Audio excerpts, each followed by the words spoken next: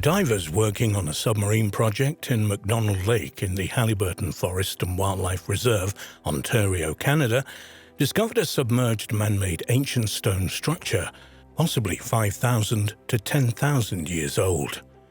For some, this is irrefutable evidence of a long-lost civilization that inhabited the region before the last ice age.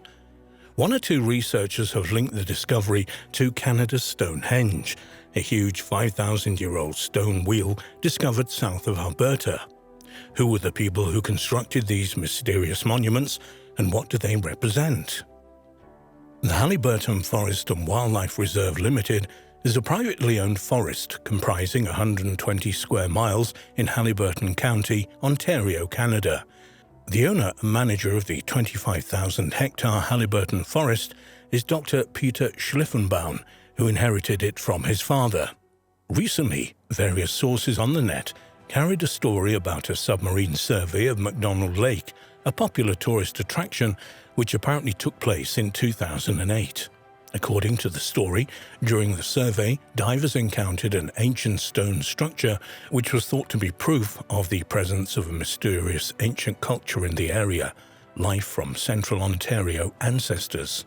Staff at the Haliburton Forest and Wildlife Reserve would often see this unusual stone structure balanced on the top of a rock ledge at a depth of about 40 feet below the present lake level, whilst in the tour submarine, which was in existence for a few years at the site.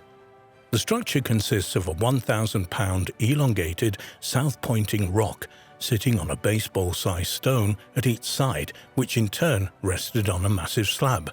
Initially, the structure was considered a complex version of a glacial erratic, rocks carried by glaciers thousands of years ago and left where they happened to melt at the end of one of the recent ice ages. However, when various geologists and archaeologists examined images on the subject, some expressed doubts about its natural origin. Their main objection was that the structure has straight edges rather than rounded, which would normally characterize rocks scoured by glaciers. One alternative was that the mysterious structure was man-made, but the problem was, how could that be established? The Haliburton Forest and Wildlife Reserve Limited decided to hire an underwater archaeologist to examine the structure more closely. Apparently, after a brief examination of the structure, this unnamed archaeologist concluded that it was undoubtedly the result of human activity rather than an accident of nature. The company also employed a statistician to calculate the probability of the 7 rocks in the lake falling on top of each other to create what looked like a structure. The statistician determined that the probability of 7 rocks falling into such positions at the right time and place was almost impossible. But if the structure was man-made, what was it?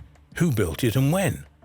Some researchers think it resembled the prehistoric stone cairns found throughout the world, which serve as monuments, burial sites, markers for ceremonial land, or even navigational aids.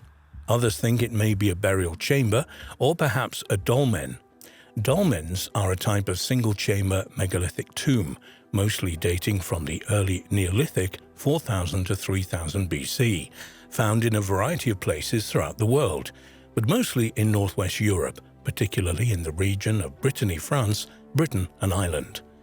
The thick layer of silt covering some of the surfaces of the structures indicate that they are very old, but beyond that, without further evidence, it was impossible to say when it was built. However, when geologists were consulted on the matter, they apparently pointed to a drought which may have hit eastern North America between 9000 and 7000 BC. At this time, conditions were so dry that water levels in the Great Lakes were as much as 165 feet lower, and inland lakes like McDonald Lake may well have been at least 40 feet lower than their current levels. If the structure of the McDonald Lake is a prehistoric monument of some kind, why was it situated in such a remote place? One theory is that the sparse local population at the time may have been attracted to the spot by lake trout, often described as glacial relics, as they are a holdover from the Ice Age and live mainly in deep, cold water habitats. One geologist suggested that in prehistoric times, McDonald Lake was not a lake at all, but part of an ancient river system, which made an ideal habitat for the trout. But no prehistoric monuments of the cairn or dolmen type exist in the USA, Canada, or anywhere else in the world dated to anywhere near 9000 to 7000 BC. Does that make this structure the oldest in the world, or should the glacial erratic theory be examined further? However attractive these explanations for the Lake McDonald structure being a prehistoric monument are, without further evidence obtained in an independent study or excavation unconnected with the Halliburton Forest and Wildlife Reserve Limited, such as contemporary artifacts or signs of man-made tooling marks on the stones, we cannot say this for sure. There are one or two researchers who have linked the underwater structure at Lake McDonald to a mysterious monument known as Canada's Stonehenge. This would make the Lake McDonald prehistoric structure later in date, say around 3000 BC, though still unique to the area. In his 2008 book, Canada's Stonehenge: Astounding Archaeological Discoveries in Canada, England and Wales, author Gordon R. Freeman puts forward the theory that the ancient structure is a prehistoric calendar. A summary of the book on Freeman's website states, "The discovery of a 5,000-year-old sun temple and an ancient time machine, Stone Age calendar, in Canada led scientist Gordon Freeman to groundbreaking discoveries in Stonehenge. During fieldwork and research from 1986 to 2006, Freeman found striking similarities between the surface geometry of the two sites. These similarities push back the boundaries of written history and have far-reaching implications for North American and European history." Could the same mysterious ancient cultures have built Canada's Stonehenge and the Lake McDonald structure? Perhaps they were both related to ancient astronomical observations. Freeman describes what he discovered at the ancient site of Canada's Stonehenge, located in Vulcan County, Alberta, in his book. "I had found an amazingly accurate year-round calendar in this sun temple, marked with rock lines pointing to sunrises and sets at critical dates. I later learned of arguments going on, mainly negative, about whether Stonehenge contained marked observation lines to the summer solstice sunrise and the winter solstice sunset. By applying what I had learned in Alberta to observing sunrises and sets through Stonehenge, I found that an accurate, entire year-round calendar exists in Stonehenge." The term Canada's Stonehenge refers to the monument known by archaeologists and historians as Majorville Medicine Wheel. There are between 70 and 150 Native American stone structures known as medicine wheels spread over the northern United States and southern Canada. Though each individual structure is unique, the shape of the most common type of medicine wheel resembles that of a wagon wheel lying on its side, with a central cairn from which lines of cobblestone radiate outwards to a surrounding ring of stones. The diameter of medicine wheels, as well as the number and length of their spokes, varies. The largest so far discovered has a diameter of around 80 feet. Occasionally, there will be a break in the outer stone circle to allow a stone pathway or entrance into the center of the structure, and sometimes one of the spokes can be considerably longer than the others, perhaps signifying the importance of the direction in which it's pointing. The dates of these medicine wheels also vary considerably, but it is acknowledged that the oldest so far investigated is the Majorville Medicine Wheel, which was started around 5,500 years ago. There is no doubt that the wheel may have served some astronomical function, but it is more probable that this would have been part of a wider ritual use, perhaps involving hunting magic or buffalo fertility. This is not to say that Native Americans were not sophisticated enough to build observatories, far from it, but in one sense, to state that the Majorville Medicine Wheel was built only to make complex astronomical calculations is to apply modern Western ideas from a 21st century technology-dominated era back into the past. This explanation reflects our own concerns with timekeeping, calendars, computers and space, not necessarily those of the Native Americans who built and used Canada's Stonehenge.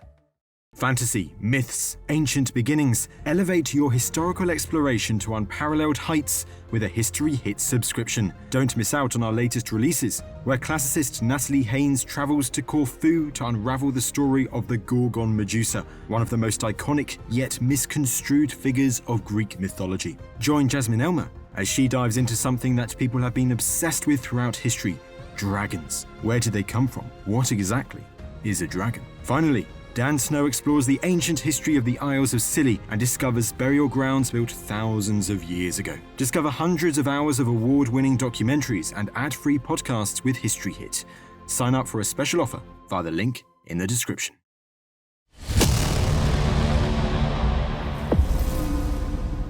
The ruins of a 2,500-year-old lost ancient civilization were recently found in a lake in Kyrgyzstan.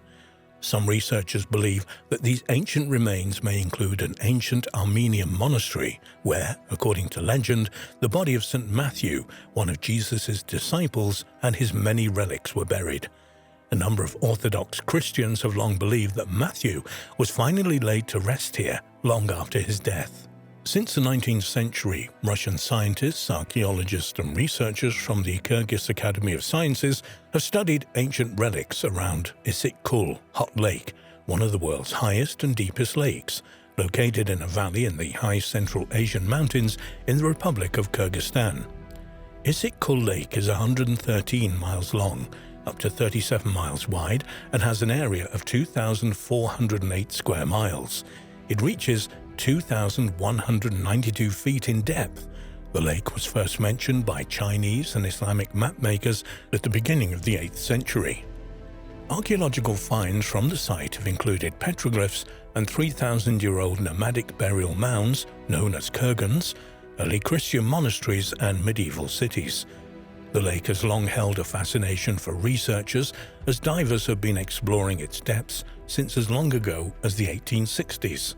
There was a significant rise in the water level of the lake at the end of the 14th century and the beginning of the 15th. As a result of this, the remains of various ancient cultures were submerged, including Bronze Age settlements, Saki Usuni burial mounds of the 1st century BC, medieval towns and settlements, and Turkic monuments. Since 1985, Professor Vladimir Flosky, Vice President of the Kyrgyz Academy of Sciences, has been directing underwater surveys and excavations at Issyk-Kul, and in 2010 he joined forces with National Geographic to explore the extraordinary history of the lake. In September 2013, scientists and archaeologists from National Geographic began investigations at the lake. The team chose this site due to its position at an important location along the legendary Silk Road, with routes running along its shores. In the past, innumerable traders, caravans and nomadic tribes and armies traveled along the 113-mile-long lake, leaving an extraordinary archaeological legacy behind. The Silk Road was an ancient trade route linking China with the West, along which goods and ideas were carried between the two great civilizations of Rome and China, and later between medieval European kingdoms and China. In the Middle Ages, the area surrounding the lake was fought over by two opposing lines of descendants from Genghis Khan, the Eastern Mongols and the city-dwelling Islamic Western Mongols. The legendary Western Mongol leader, Tamerlane, was said to have fought a battle over the lake region in the early 1400s, and there are medieval records of a palace built by the conqueror on the lake shore, Issyk-Kul. Some researchers believe it's the same structure as the 15th century palace near the town of Cholpon Ata, described by the medieval Arab historian Ibn Arab Sheikh. In December 2007, it was announced that Russian researchers had discovered important ancient remains of previously unknown culture beneath the lake. According to reports, Russian archaeologists discovered traces of a large city with an area of several square kilometers. In other words, it was a metropolis in its time. We also found Scythian burial mounds, eroded by waves over the centuries, and numerous well-preserved artifacts. Bronze battle axes, arrowheads, self-sharpening daggers, objects discarded by smiths, casting molds, and a faceted gold bar, which was a monetary unit of the time. In August of 2014, Russian news outlets published a story that divers from Tomsk State University had located another previously unknown ancient settlement beneath the lake, along with 200 artifacts. Perhaps the most fascinating find was a piece of large ceramic pot which had a stamp on it written in Armenian and Syrian scripts. This find may have been supporting evidence for the story that an Armenian monastery existed on this site in medieval times. According to Dmitry Gorn, who led the diving team, the inscribed pot fragment was truly unique.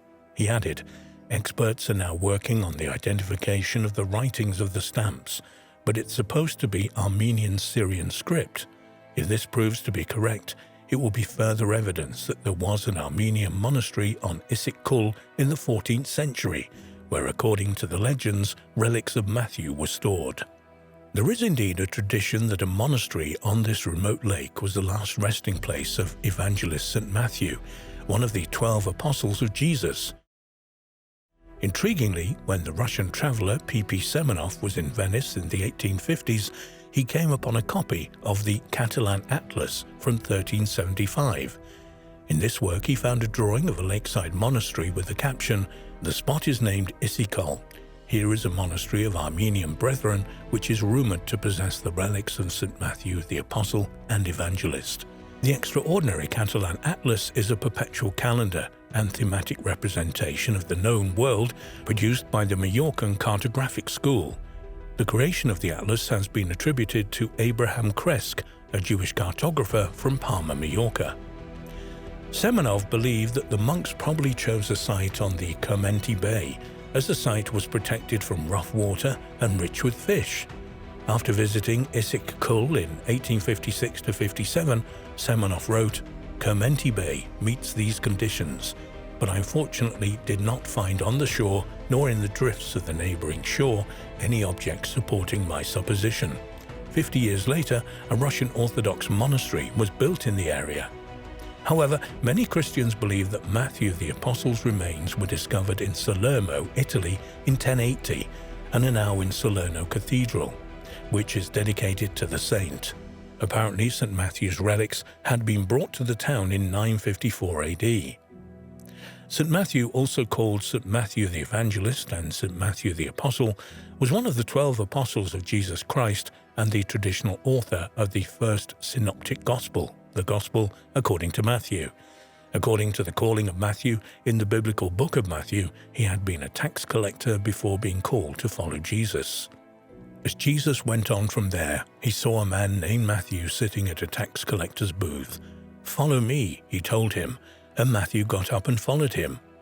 While Jesus was having dinner at Matthew's house, many tax collectors and sinners came and ate with him and his disciples.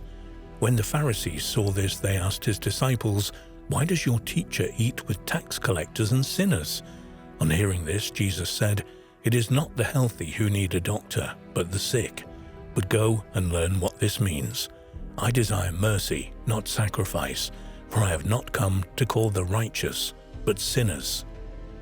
According to tradition, Matthew's missions later brought him to the east, perhaps Ethiopia and Persia. Stories differ as to whether he died a natural death or that of a martyr. According to another tradition, he died as a martyr in Syria, and his relics were kept there for 150 years. Apparently, his followers later fled from persecution to the depths of Asia, bringing the relics of the apostle with them. Yet another tradition holds that St. Matthew died while traveling to India and established several Christian communities on his way, one of which was Issyk-Kul.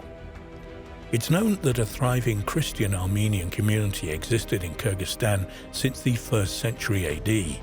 Many artifacts were found in Chu Valley, a large valley located in North Tian Shan, including an engraved stone with a cross carrying an Armenian inscription, "Jesus our Lord."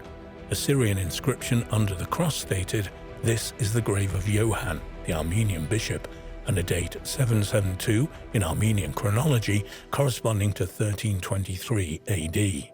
In medieval times, 2 Armenian monasteries stood near one of the villages on the shore of the lake, Svetly Mis, Bright Cape. More evidence that the remains of St. Matthew may have ended up in an Armenian monastery on the lake comes from the late 19th century, when Baron Kolbaz, Russian general and explorer of Central Asia, traveled to the site. He wrote, "It is worth noting that not far from the Trinity Monastery, at the confluence of rivers Tayup and Koisu, ruins of an ancient town are found underwater. The town hosted the Armenian monastery guarding the relics of St. Matthew." Archaeological investigation of the Kermonty settlements began in 2005, when an exploratory team visited the site of the monastery and settlement. Finds from the area include bronze crosses, a signet ring with ornamentation, coloured beads, and more than 24 crucifix necklaces. Only ongoing continuous archaeological expeditions and detailed historical research can solve the mysteries of Issyk Kul. Nevertheless, some people are convinced that this site is indeed the location of the lost Armenian monastery and possibly the remains of St. Matthew.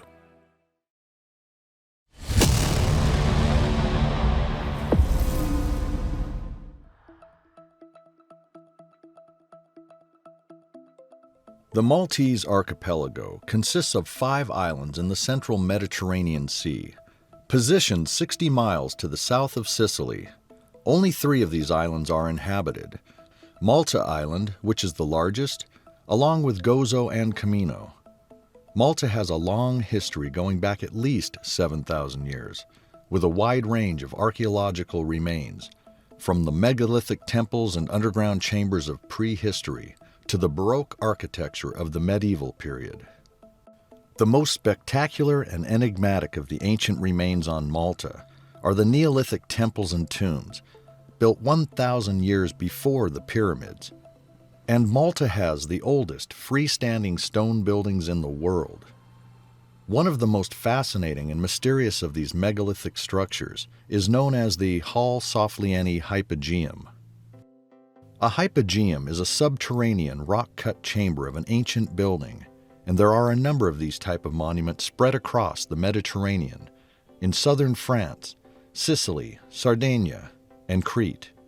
The Hall Soflieni Hypogeum is an underground tomb and temple complex, extending for around 5,380 square feet, and is located in the town of Paola, which is in the south of Malta Island. The site was discovered by accident in 1902 when workers digging cisterns for new houses above broke through the roof of one of the chambers. The first excavations at the site were performed by Father Emmanuel Magri of the Society of Jesus, and later continued by Dr. Temiz Zamit, the first curator of Malta's museums department.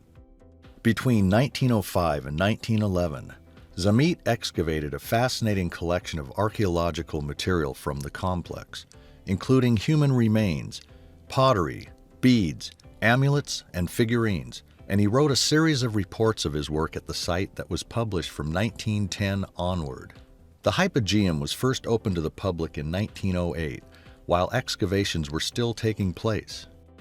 The Hall Soflieni Hypogeum consists of a series of oval chambers, halls, and niches, set on 3 levels, one underneath the other.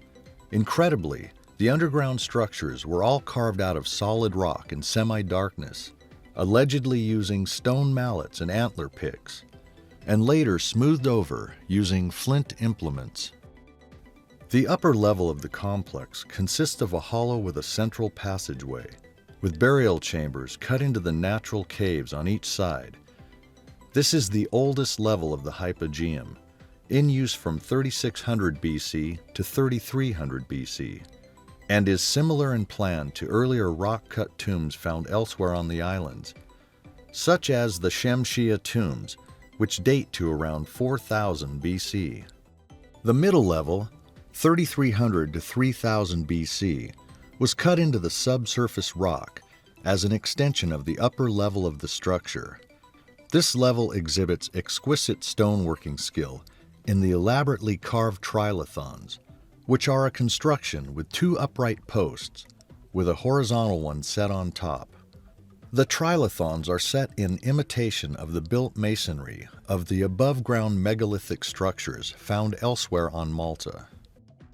This level also contains some of the most important features of the Hypogeum monument, such as the main chamber, the oracle room, and the Holy of the Holies. Most of the wall surfaces in the main chamber originally had a wash of red ochre, tracing out spiral and honeycomb designs, some of which are still visible today. The famous Sleeping Lady, a 12-centimeter long reclining terracotta figure with traces of red ochre, was recovered either from here or a nearby room which is known as the Snake Pit. Believed to date from around 3000 BC, this corpulent ceramic figure is naked to the waist and wears a fringed skirt. She appears to be in a deep, tranquil sleep on a bed with a rush mattress, along with other similar figurines from the Neolithic sites on Malta and elsewhere in the Mediterranean. The sleeping lady has been used as evidence for the theory of universal peace-loving mother goddess or great goddess worship in prehistory, proposed by a number of researchers. One interesting theory regarding the sleeping lady, whether goddess or not, is that either in a trance or asleep, she may represent a place in the Hypogeum where dreams or trance visions were interpreted by priests or priestesses. Such a dark subterranean context would have been ideal for the stimulation of such states as it would induce dreams and visions. Alternatively, because the area was used for burials, the statue may be a representation of eternal sleep. The enigmatic sleeping lady figurine is now on display at the National Museum of Archaeology in Valletta, the capital city of Malta. Also on the middle level, the roughly rectangular oracle room has an elaborately decorated ceiling of ochre-painted spirals and a fascinating side chamber, which has the property to amplify and echo a deep human voice. This is referred to as a resonance chamber. Whether this intriguing effect was intentional or not is difficult to say, though the possibility that these strange acoustics were utilized in some religious ceremonies performed in the chambers is an intriguing one. The chamber resonates at an intriguing 111 Hz, which is known to be a healing frequency. Immersing yourself in this frequency can help increase the healing process of internal and external wounds. The Holy of the Holies is perhaps the most elaborately decorated room in the whole complex, with its trilithon door frame and pierced stone or porthole entrance reflecting the architecture of Maltese freestanding Neolithic monuments. The third and lowest level at the Hypogeum is 35 feet below street level and has been dated to 3150 to 2500 BC. It consists of a maze of chambers, which were filled with water when discovered in the early 1900s. As there have been no finds of either bones or artifacts from this level, it has been suggested that these chambers here may have been designed as storage for water or grain. Water storage has also been put forward as the possible function of the Hypogeum at Knossos on Crete, dated between 2150 and 2000 BC. The primary function of the Hypogeum site was certainly as a cemetery, as around 7,000 skeletons have been found in the chambers, ranging in date from 3600 to 2500 BC. In other words, spanning the life of the site itself. This amount of human remains is significantly higher than the tombs could have housed at any one period, indicating, along with the dates of the skeletons, that the complex was used for burials over several centuries. The fact that no human remains were discovered in some rooms, such as the Holy of Holies, would suggest other functions for these parts of the site. Perhaps they were used for funerary rituals involving priests contacting the ancestors. An interesting clue to one of the original functions of the Hypogeum is the resemblance of the site to natural caves. The near darkness of the original subterranean chambers and passageways is a little difficult to imagine nowadays with the brightness of the artificial lighting at the site. But originally, whoever was allowed to venture down into the depths of the Hypogeum would only have had the dim light of animal fat lamps to help them through the maze of rooms, passageways, and niches.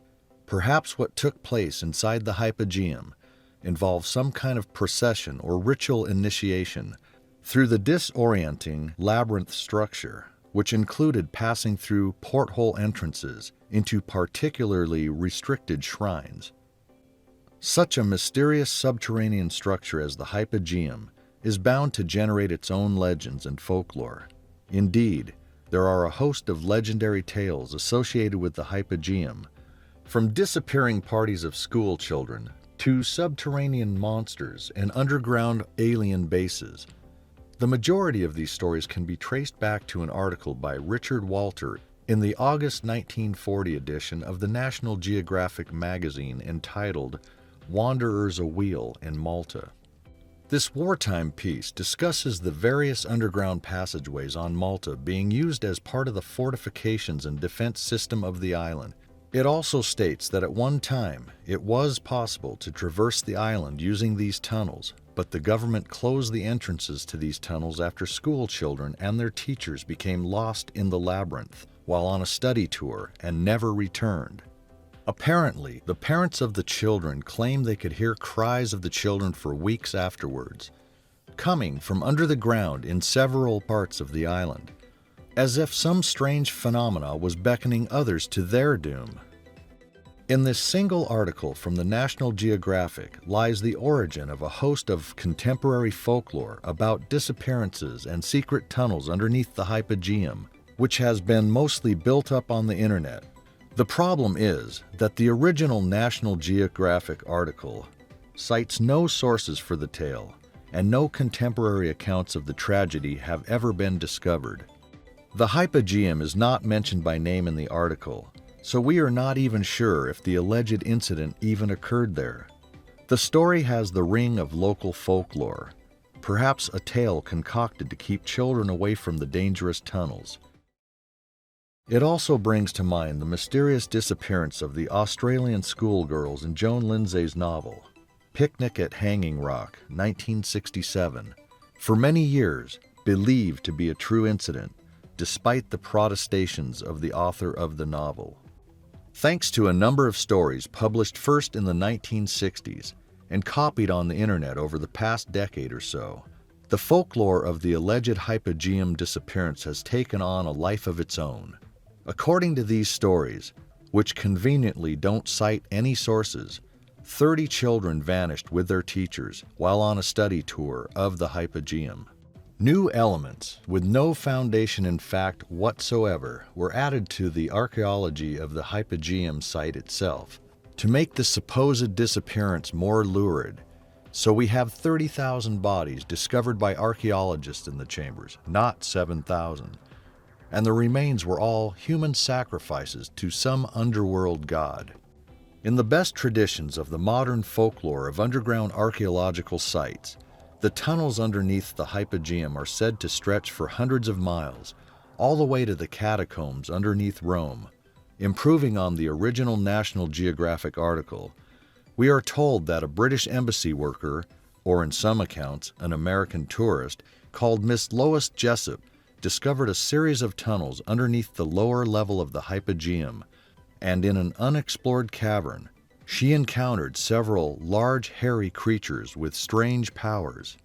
Apparently, she later learned that this was the same cavern where the children and their teachers had disappeared sometime in the 1940s, after which the entrance of the Hypogeum was sealed off and nobody was allowed to investigate the site.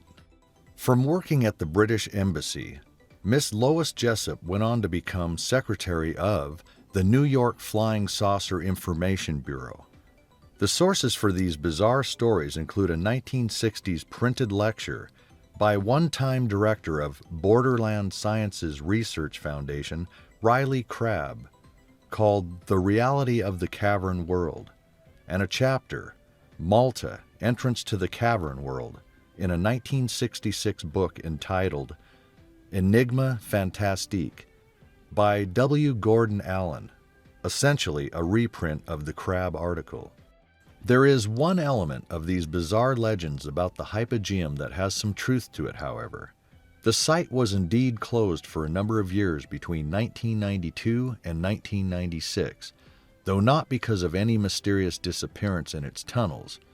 The reason was that major conservation work was being carried out due to the damage being done to the limestone walls by years of visitors exhaling carbon dioxide in the enclosed space.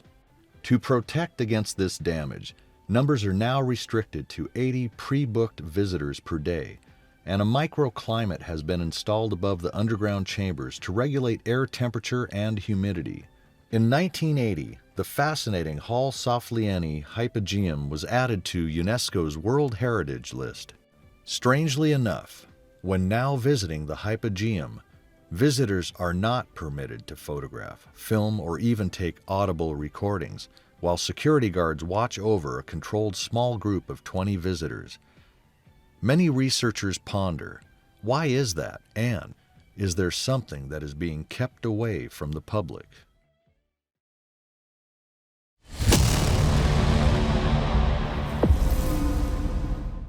Recent research in Brazil has revealed the discovery of an ancient megalithic observatory built at least 5 centuries before the European conquest of the Americas began.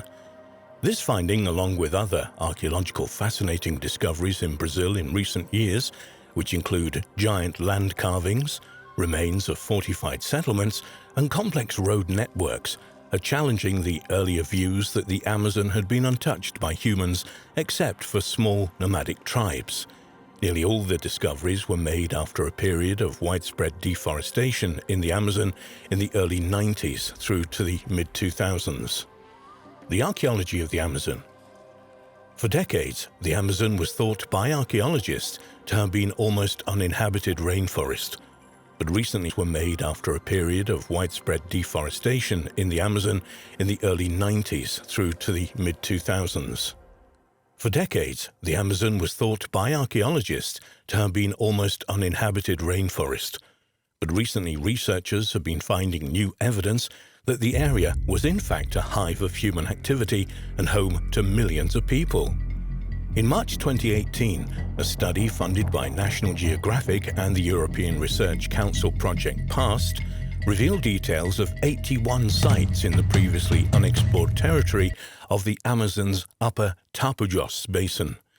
Settlements discovered in the area ranged from small villages of around 100 feet wide to a large site covering 19 hectares. The sites were first discovered by satellite imagery of the area revealed by deforestation. The remains of the settlements are represented by ditches enclosing the sites for fortification, sunken roads, and earth platforms on which houses would once have stood. Dr. Jonas Gregoria de Souza from the University of Exeter was the first author of the study. He said regarding the findings and the distribution of the sites, the idea that the Amazon was a pristine forest, untouched by humans, home to scattered nomadic populations, we already know that was not true. The big debate is how populations were distributed in pre-Columbian times in the Amazon. The idea was that in the areas that are located further away from the main rivers, populations maybe were actually smaller and they had a negligible impact on the environment. We demonstrated that these regions may have had pretty large populations as well as in the past. Wood charcoal associated with pottery fragments from one site was carbon dated to between 1410 and 1460 AD, which fits in well with the dating of many of the sites previously discovered in the southern rim of the Amazon, which showed a peak of activity between 1250 and 1500. Models based on the team's research indicate that at the time, the southern rim of the Amazon alone could have had a population of between 500,000 and 1 million people. However, this population was soon to be decimated by the arrival of Europeans. According to de Souza, diseases traveled much faster than people, and probably this population was already weakened by diseases brought by Europeans even before the Europeans set foot in the area. The Solstice Archaeological Park is located near the city of Calçone in Amapá State, northern Brazil.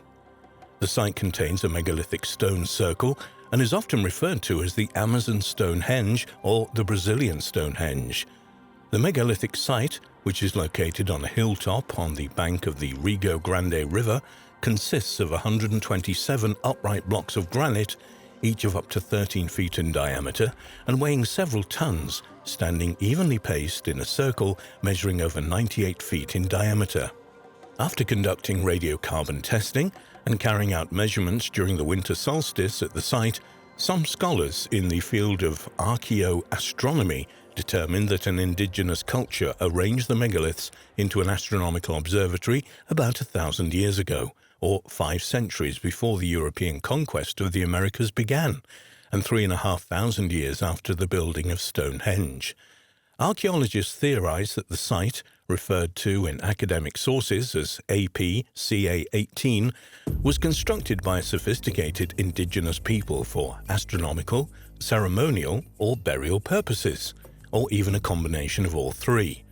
One of the stones at the site has a circular hole carved into it. During the winter solstice, the sun shines directly through this hole onto another rock, supporting the idea that the Amazonian Stonehenge was used as an astronomical site. According to the New York Times, the site was discovered by a cattle rancher named Lealsan Camilo de Silva. Apparently, de Silva was removing trees in the late 1990s to make land for his cattle to graze on when he discovered the stones. In reality, de Silva already knew they were there, having initially found them in the 60s, but he said he had avoided the site because he felt that it was sacred. Recently, hundreds of huge earthworks known as geoglyphs have been discovered in western Brazil, revealing the last remnants of land used by ancient societies before the dense foliage of the Amazon rainforest concealed them centuries ago. The peak period of forest burning to clear land happened between 2300 and 1400 years ago, during which the first earthworks are believed to have been constructed. While the form and extent of these sites can be determined using aerial observations, researchers are still not sure what the original purpose of the sites was. Many of the structures are unlikely to have been villages, as excavation at the sites has not revealed the substantial amounts of cultural artifacts which would be expected if they had been habitation sites. The layout of the sites also suggests that they weren't built for defensive purposes. One explanation which has been put forward is that the areas were used for ritual gatherings of some kind, and so would have been visited only intermittently by those who once lived in the area. Archaeologist Jennifer Watling has compared the layout of the sites with England's Stonehenge, saying, "It's interesting to note that the format of the geoglyphs, with an outer ditch and inner wall enclosure, are what are classically described as henge sites. The earliest phases at Stonehenge consisted of a similarly laid out enclosure." In November 2020, it was announced in the press that one of the world's largest collections of prehistoric rock art had been discovered in the Amazonian rainforest. The discovery, described as the Sistine Chapel of the Ancients, consisted of tens of thousands of paintings of animals and humans created up to 12,500 years ago on cliff faces stretching across nearly 8 miles in Colombia. The date of the artwork was based partially on images of now extinct Ice Age animals, such as the mastodon, a prehistoric relative of the elephant that had been extinct in South America for at least 12,000 years. There are also depictions of Paleolama, an extinct camelid, as well as giant sloths and Iron Age horses, all seen at first hand and painted by some of the very first humans ever to reach the Amazon. Other images include fish, turtles, lizards and birds, as well as people dancing and holding hands, with one figure wearing a mask resembling a bird with a beak. The incredible discovery was filmed for a major Channel 4 series called Jungle Mystery: Lost Kingdoms of the Amazon.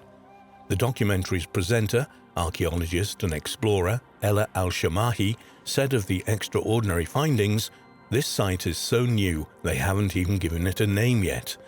The discovery was made by a British Columbian team funded by the European Research Council.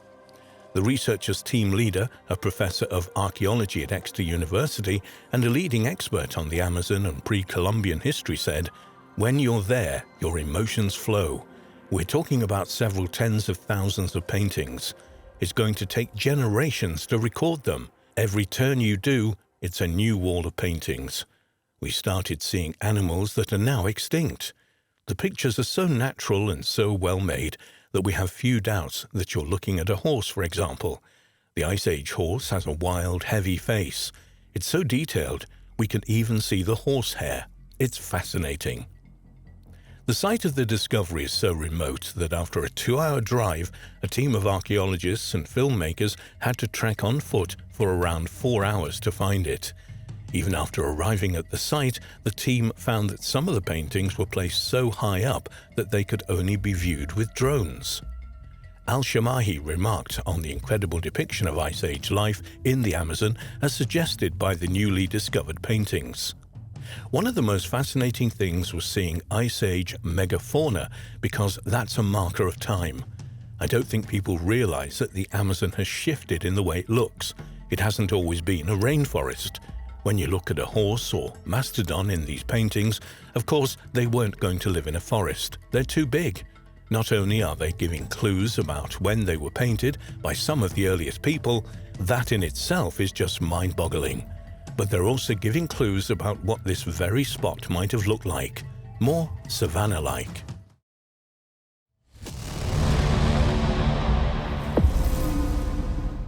The Imperial Library of Constantinople was believed to be the greatest in the world outside the Vatican.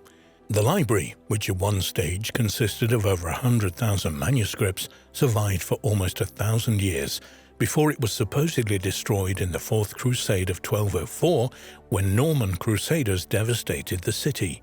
However, there are rumors that the library survived largely intact and was somehow spirited out of the city to its eventual destination in modern Moscow.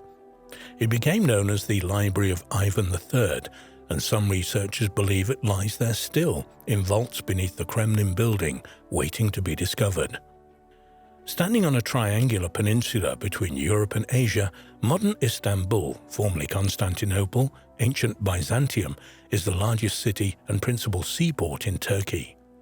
The city's original name, Byzantium, possibly derives from that of Byzas, as leader of the Greeks from the city of Megara, west of Athens, who, according to legend, captured the peninsula from pastoral Thracian tribes and constructed the town around 657 BC. In 196 AD, the Roman Emperor Septimius Severus burned the town for opposing him in a civil war, afterwards rebuilding it and naming it Augusta Antonina in honor of his son. Later, Emperor Constantine wanted to build a new capital of the Roman Empire on the site of ancient Troy, but changed his mind and located his new city at the site of Old Byzantium, claiming in 330 AD that it was a new Rome, Nova Roma. Soon afterwards, however, it was renamed Constantinople after the emperor. The great city would be Christian but governed by Roman law and adopt Greek as its primary language. Due to its unique geographic location spanning Europe and Asia, it would soon become a melting pot of peoples and cultures. In 337 AD, Constantine died, leaving the empire in confusion and the question of his successor up in the air. Finally, his son Constantius II defeated his brothers and all other challengers to become the Roman Empire's sole emperor. Constantius II expanded the governmental bureaucracy, adding quaestors, praetors, and even tribunes. According to most historians, he is credited with building the first of three Hagia Sophias, the Church of Holy Wisdom, in 360 AD. The great church was later destroyed by fire in 404 AD, after which it was rebuilt by Theodosius II. It was destroyed and rebuilt again under Justinian in 532 AD. Constantinople was the heart and capital of what became known as the Byzantine Empire, the eastern half of the Roman Empire. The empire survived for 1,000 years after the western half, centered in Rome, had crumbled into various feudal kingdoms, only to fall to Ottoman Turkish attacks in 1453. About 357 AD, Constantius II, concerned about the deterioration of a large collection of early texts written on papyrus rolls, began the formation of what was to become the Imperial Library of Constantinople. He ordered manuscripts, including the Judeo-Christian scriptures copied from papyrus, onto the more permanent medium of parchment or vellum. The person in charge of the library under Constantius II is believed to have been a man named Themestius, who supervised a team of scribes and librarians who copied the texts on papyrus rolls onto parchment or papyrus codices. It is believed by some researchers that this library preserves some of the texts that survived the burning of the Library of Alexandria, though the historical accounts of the various periods of destruction at Alexandrian are not clear on this. The 12th century epitomist Johann Zonaras Relays was quoted as stating that in 475, when the Imperial Library of Constantinople was damaged by fire, contained 120,000 volumes, which suggests that the library grew steadily during the first century after its founding. In fact, the majority of Greek classics which exist today are known through Byzantine copies originating from the Imperial Library of Constantinople. The Theodosian Code informs us that in 372 the Emperor Valens ordered the employment of 7 copyists, 4 for Greek and 3 for Latin texts, and some assistants to maintain and repair the books at the Imperial Library. Thus we know that the library housed both Greek and Latin texts, but not necessarily in separate libraries, as was the practice in Rome. It is known that the library was burnt in the year 473, though ancient sources reported that Constantius II, Themestius, and the scribes working at the library managed to save and recopy many works before they were completely lost to the fire. Some historians believe that part of the collection housed in the library was later obtained by Emperor Charlemagne in the 8th century, though there is no solid evidence to support this. What is beyond doubt is that the Imperial Library is known to have been at least partially destroyed in the Fourth Crusade in 1204, when Norman Crusaders sacked Constantinople, almost completely destroying the city.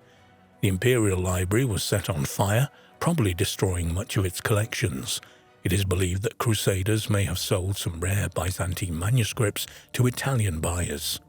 At Constantinople, shortly before the city fell to the Ottoman Turks in 1453, we get a glimpse of what may have been the last remaining part of a great library there from a Spanish visitor to the city who sought a reading room in the imperial palace.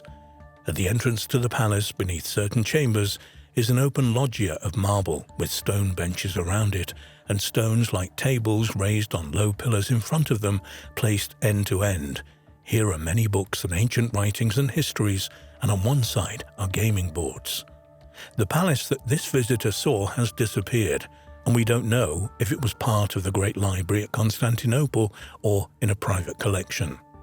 Zoe Paleologina, who later changed her name to Sophia around 1449, the 7th of April 1503, was a Byzantine princess who became Grand Princess of Moscow as the second wife of Grand Prince Ivan III. Known as Sophia of Byzantium, she was the niece of the last 2 Byzantine emperors, and her marriage was proposed by Pope Paul II in 1469, either in the hope of strengthening the influence of the Catholic Church in Russia or of unifying the Orthodox and Catholic Church. Some researchers believe that when Sophia and her entourage left Constantinople and travelled to Moscow, she carried with her as her dowry some of the treasures of Byzantine, among which were the remains of the Imperial Library. The Vatican and many other wealthy inhabitants of Rome apparently offered to purchase the whole collection, but Ivan III, realizing its value, kept it. But worried about the power of Rome, Ivan had the manuscripts hidden away in a secret location. This location became known as the Vaults of Liberia. Liberia comes from the Latin word liber, meaning book. It is believed to have been located underneath Moscow, possibly in a large tunnel network beneath the Kremlin. The collection was subsequently expanded by Ivan IV the Terrible, who sent his men all over Europe to collect rare folios and manuscripts. After his death in 1584, the library seems to have disappeared without a trace. The earliest reference to the lost library comes from 1518, when scholar and translator Mikhail Tripolis, known as Maximus the Greek, was in Russia and came into contact with Moscow Grand Prince Vasily III, the son of Ivan III. In a meeting between Mikhail and Vasily, it is said that countless multitudes of Greek books were shown to Mikhail by Vasily III. The rest of history, apart from a few lines in European chronicles from the 16th to the 18th centuries, is mostly silent on the subject. However, in the 19th century, an Estonian historian named Christopher von Dabilov claimed to have seen a list of folios from the missing collection, though he never provided proof of this. But the majority of scholars believe that the library of Ivan IV is nothing more than a legend. Even if the library of Ivan the Terrible had existed, it would probably have been destroyed by now, perhaps in one of 3 fires which ravaged Moscow during the 16th and 17th centuries. There are, of course, some researchers who believe that the Kremlin is hiding the existence of the library. Indeed, every few years, believers, apparently acting on leaked secret information, undertake clandestine excavations in the Russian capital in the hope of chancing upon the long-lost library of Ivan IV.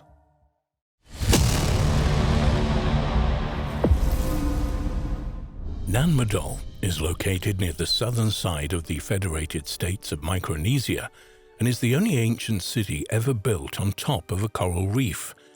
The ruined city is one of today's great archaeological mysteries and is sometimes interpreted as the remains of one of the lost continents of Atlantis, Lemuria or Mu.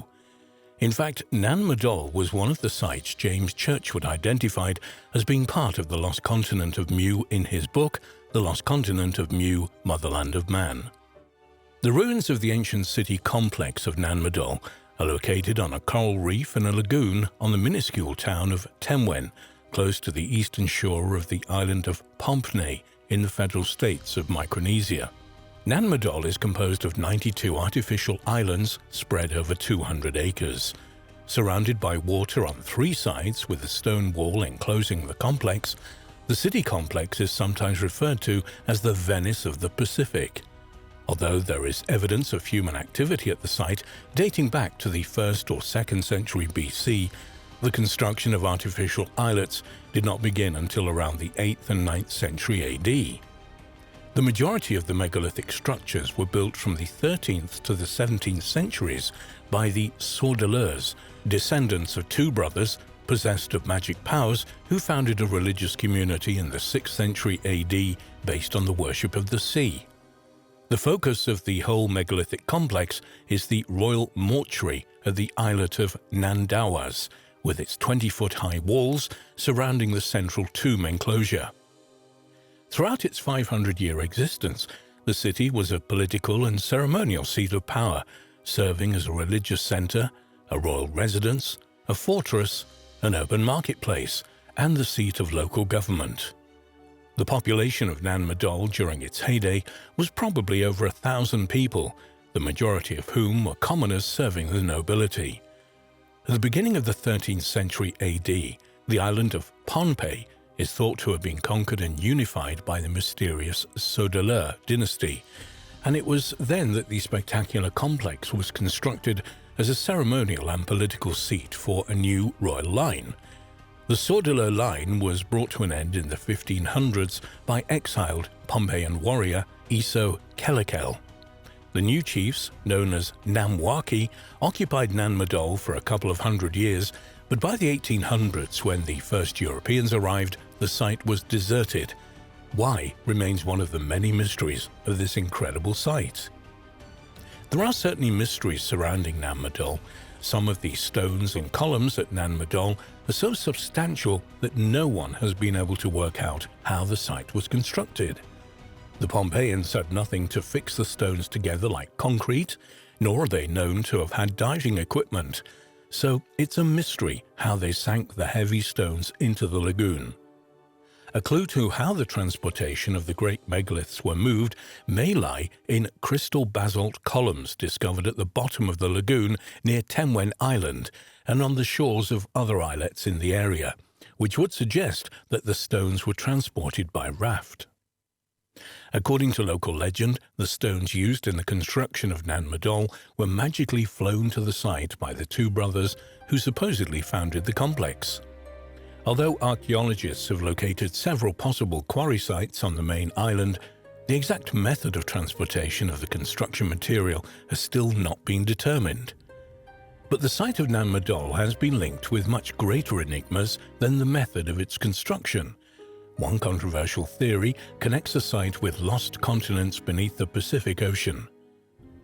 Lemuria and Mu are interchangeable names given to the lost land believed to have been located somewhere in either the southern Pacific or Indian Oceans. This ancient continent was apparently the home of an advanced and highly spiritual culture, perhaps the mother race of all mankind, but it sank beneath the waves many thousands of years ago as a result of a geological cataclysm of some kind. The thousands of rocky islands scattered throughout the Pacific, including Easter Island, Tahiti, Hawaii, and Samoa have been claimed by some to be the only surviving remains of this once great continent. Lemuria, the alternative name for the lost continent, also originated in the 19th century. Ernst Heinrich Haeckel, from 1834 to 1919, a German naturalist and supporter of Darwin, proposed that a land bridge spanning the Indian Ocean separating Madagascar from India could explain the widespread distribution of lemurs, small, primitive tree-dwelling mammals found in Africa, Madagascar, India, and the East Indian archipelago. More bizarrely, Haeckel also suggested that lemurs were the ancestors of the human race and that this land bridge was the probable cradle of the human race. Other well-known scientists, such as the evolutionist T.H. Huxley and the naturalist Alfred Russel Wallace, had no doubt about the existence of a huge continent in the Pacific millions of years previously, which had been destroyed in a disastrous earthquake that submerged it between the waves, much as Atlantis was thought to have been drowned. Before the discovery of continental drift, it was not unusual in the mid-late 19th century for scientists to propose submerged land masses and land bridges to explain the distribution of the world's flora and fauna.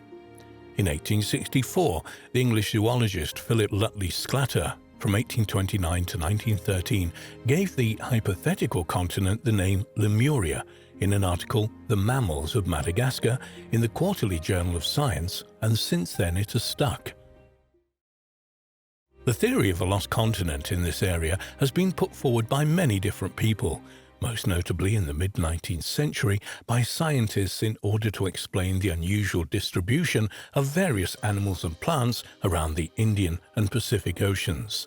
The idea of Lemuria as something more than a physical place, or at least somewhere which had been inhabited by non-human entities before the appearance of man, derives from the writings of a colorful Russian occultist, Helena Petrovska Blavatsky, from 1831 to 1891. Blavatsky was the co-founder, together with lawyer Henry Steele Olcott, of the Theosophical Society in New York in 1875. The society was an esoteric order designed to study the mystical teachings of both Christianity and Eastern religions. In the late 19th century, occultist Madame Blavatsky reincarnated the idea of Lemuria as a lost continent, spiritual homeland, and influenced a host of subsequent occultists and mystics, including well-known American psychic healer and prophet Edgar Cayce. The popularization of Lemuria, Mu, as a purely physical place began in the 20th century with ex-British Army officer Colonel James Churchward, and the idea still has many adherents today. The lost civilization of Lemuria, Mu, was brought dramatically back to public attention in 1931 with the publication of Colonel James Churchward's bizarre The Lost Continent of Mu, the first in a series of 5 books by Churchward about the lost continent. In the book, he claimed that the lost continent of Mu had once extended from an area north of Hawaii southwards as far as Fiji and Easter Island. According to Churchward, Mu was the original Garden of Eden, and a technologically advanced civilization which boasted 64 million inhabitants. Around 12,000 years ago, Mu was wiped out by an earthquake and submerged beneath the Pacific. Apparently, Atlantis, a colony of Mu, was destroyed in the same way 1,000 years later. All the world's major ancient civilizations, from the Babylonians and the Persians to the Maya and the Egyptians, were the remains of the colonies of Mu. Churchward claimed he received this sensational information when, as a young officer in India during a famine in the 1880s, he became friendly with an Indian priest. The priest told Churchward that he and 2 cousins were the only survivors of a 70,000-year-old esoteric order which originated on Mu itself. This order was known as the Nakal Brotherhood. The priest showed Churchward a number of ancient tablets written by the Nakal order in a forgotten ancient language, supposed to be the original language of mankind, which he taught the officer to read.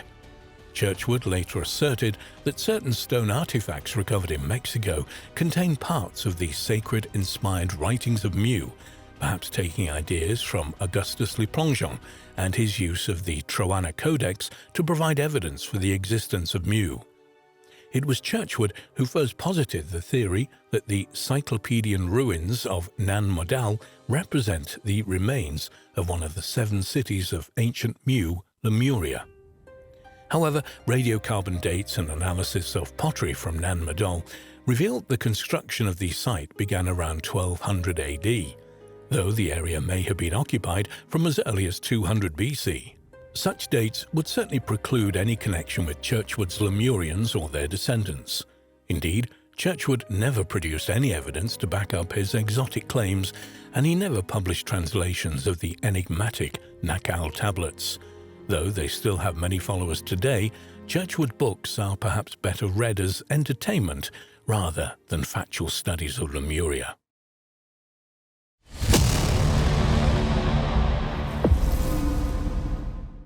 A 2nd century map of Germania by the ancient Egyptian Greek scholar Ptolemy has always baffled scholars, who have been for centuries unable to relate many of the places depicted to known settlements. But recently, a team of researchers based in Berlin has managed to crack the code, revealing that half of Germany's cities are at least 1,000 years older than previously believed.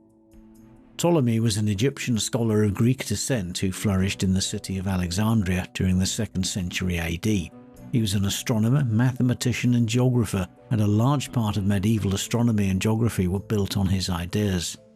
His astonishing world map, published as part of his treatise Geography in the 2nd century, was the first to use longitudinal and latitudinal lines.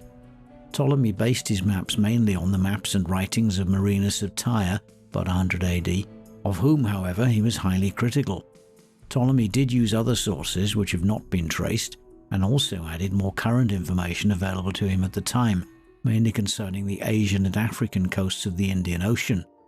He would also have made use of astronomical and geographical specialist literature available in the Great Library of Alexandria. Ptolemy is also well known today for his geocentric or Earth-centered model of the universe, now known as the Ptolemaic system. In Ptolemy's great 13-volume work, the Syntaxis, also known as the Almagest, Ptolemy made some startling observations. When compared with modern astronomical tables, some of them are so accurate that Isaac Newton claimed he couldn't have made them with the instruments he said he used. Frustratingly, some of Ptolemy's other observations are full of errors. Ptolemy also wrote a treatise on astrology called Astrological Influences, in which he stated his belief that astrology was a legitimate science which describes the physical effects of the heavens on life on Earth. Ptolemy's geography was written around AD 150 in 8 volumes and contained 26 maps in coloured ink on dried animal skin. It was essentially what today would be called an atlas, though unfortunately his maps have subsequently disappeared and nothing remains of the work but his index. His work was painstakingly copied by hand at the time and redistributed, but many of his maps were not redrawn when copies were made. The majority of copies known to exist today do not include Ptolemy's original drawings. Instead, the books include maps made hundreds of years later based on his descriptions. However, over the years, various scholars have been able to redraw Ptolemy's maps accurately from the longitudes and latitudes in degrees for roughly 8,000 locations on his world map. So in essence, what we have in Ptolemy's map is a clear and thorough picture of the world as it was known by an inhabitant of the Roman Empire at its height. This vast world extended from the Shetland Islands north of Scotland to the sources of the Nile in Uganda in the south, from the Canary Islands in the west to China and Southeast Asia in the east. Ptolemy believed the world as it was known then covered about a quarter of the Earth's surface, and in this he was fairly accurate. Like numerous ancient books and scholarly works, especially those housed at the now disappeared library at Alexandria, Ptolemy's geography was lost for over a millennium to Western scholarship. But towards the end of the 1400s, during the Renaissance period, his work was rediscovered and translated into Latin, the language of Western scholars at the time. The work became popular once again and over 40 editions were printed. In fact, it wouldn't be going too far to say that the new edition caused a sensation, challenging the very foundation of medieval map-making, which had been that map-makers up until then had based the sizes of countries and cities on their importance rather than on mathematical calculations. Therefore, the more important a country was perceived as being, the larger it would appear on the map. Ptolemy's geography is an astonishing achievement when one considers that for over 15 centuries it was the most detailed topography of Europe and Asia available, and the best reference on how to collect data and draw maps. The most authentic copy of Ptolemy's map still in existence is an edition produced around the year 1300 and kept by the Vatican. Ptolemy's incredible atlas was in the news again recently when a new study of it was made by a team of classical philologists, mathematical historians, and surveying experts at Berlin Technical University's Department for Geodesy and Geoinformation. The early histories of the majority of German towns east of the Rhine, an area that the Romans were never able to occupy permanently, are largely unknown, and the places themselves are not stated in documents until the Middle Ages. Logically, this should mean that the cities date back no more than 500 years or so. However, the researchers from Berlin Technical University Science have been able to challenge this assumption by producing an incredible map of Central Europe as it was 2,000 years ago, based on Ptolemy's geography. One of Ptolemy's maps was Germania Magna, a territory that must have been completely unknown to someone living in the distant Egyptian city of Alexandria on an estuary of the Nile. According to Ptolemy, this area is bordered by the Rhine in the west, the North Sea and the Baltic Sea in the north, the Danube in the south, and the Vistula and the Western Carpathian Mountains in the east. Curiously, Ptolemy lists 94 settlements in Germania, while the far more accessible 3 provinces of Gallia had only 114 settlements in total. Ptolemy also doesn't attribute any of these Germanic settlements to a tribal group, though he notes their latitude and longitude accurately to within a few minutes. If this was unknown non-Roman territory, where was Ptolemy getting his information? There's also the major problem that if the Ptolemaic coordinates of a place are compared to its coordinates in the modern geographic reference system, they're usually completely different. There are a number of reasons for this, but among them is the different zero meridians of the Ptolemaic and modern reference systems. There are also various errors in the Ptolemaic coordinates.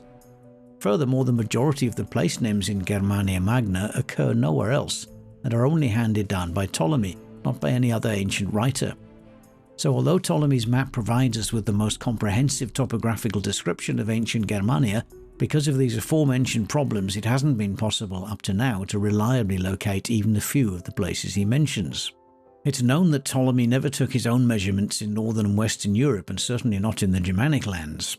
Researchers believe he may well have drawn on long-lost Roman traders' travel itineraries and sailors' notes, or even consulted maps used by Roman legions operating in northern Europe in the form of war reports and maps. But the answer to the puzzle of Germania's ancient settlements has never been found. Until now, that is. For the first time, a team of experts combining skills in the field of surveying and mapping came together to try and solve one of Ptolemy's map's many mysteries. The Berlin-based team examined the data on Ptolemy's map of Germania Magna for 6 long years, developing a so-called geodetic deformation analysis that would hopefully correct the map's mistakes. One of the results of their work is the pinpointing of the hometowns of the legendary Germanic figures Siegfried and Arminius to within 6 to 12 miles. The team even produced a book, Germania and the Island of Thule, about their fascinating project.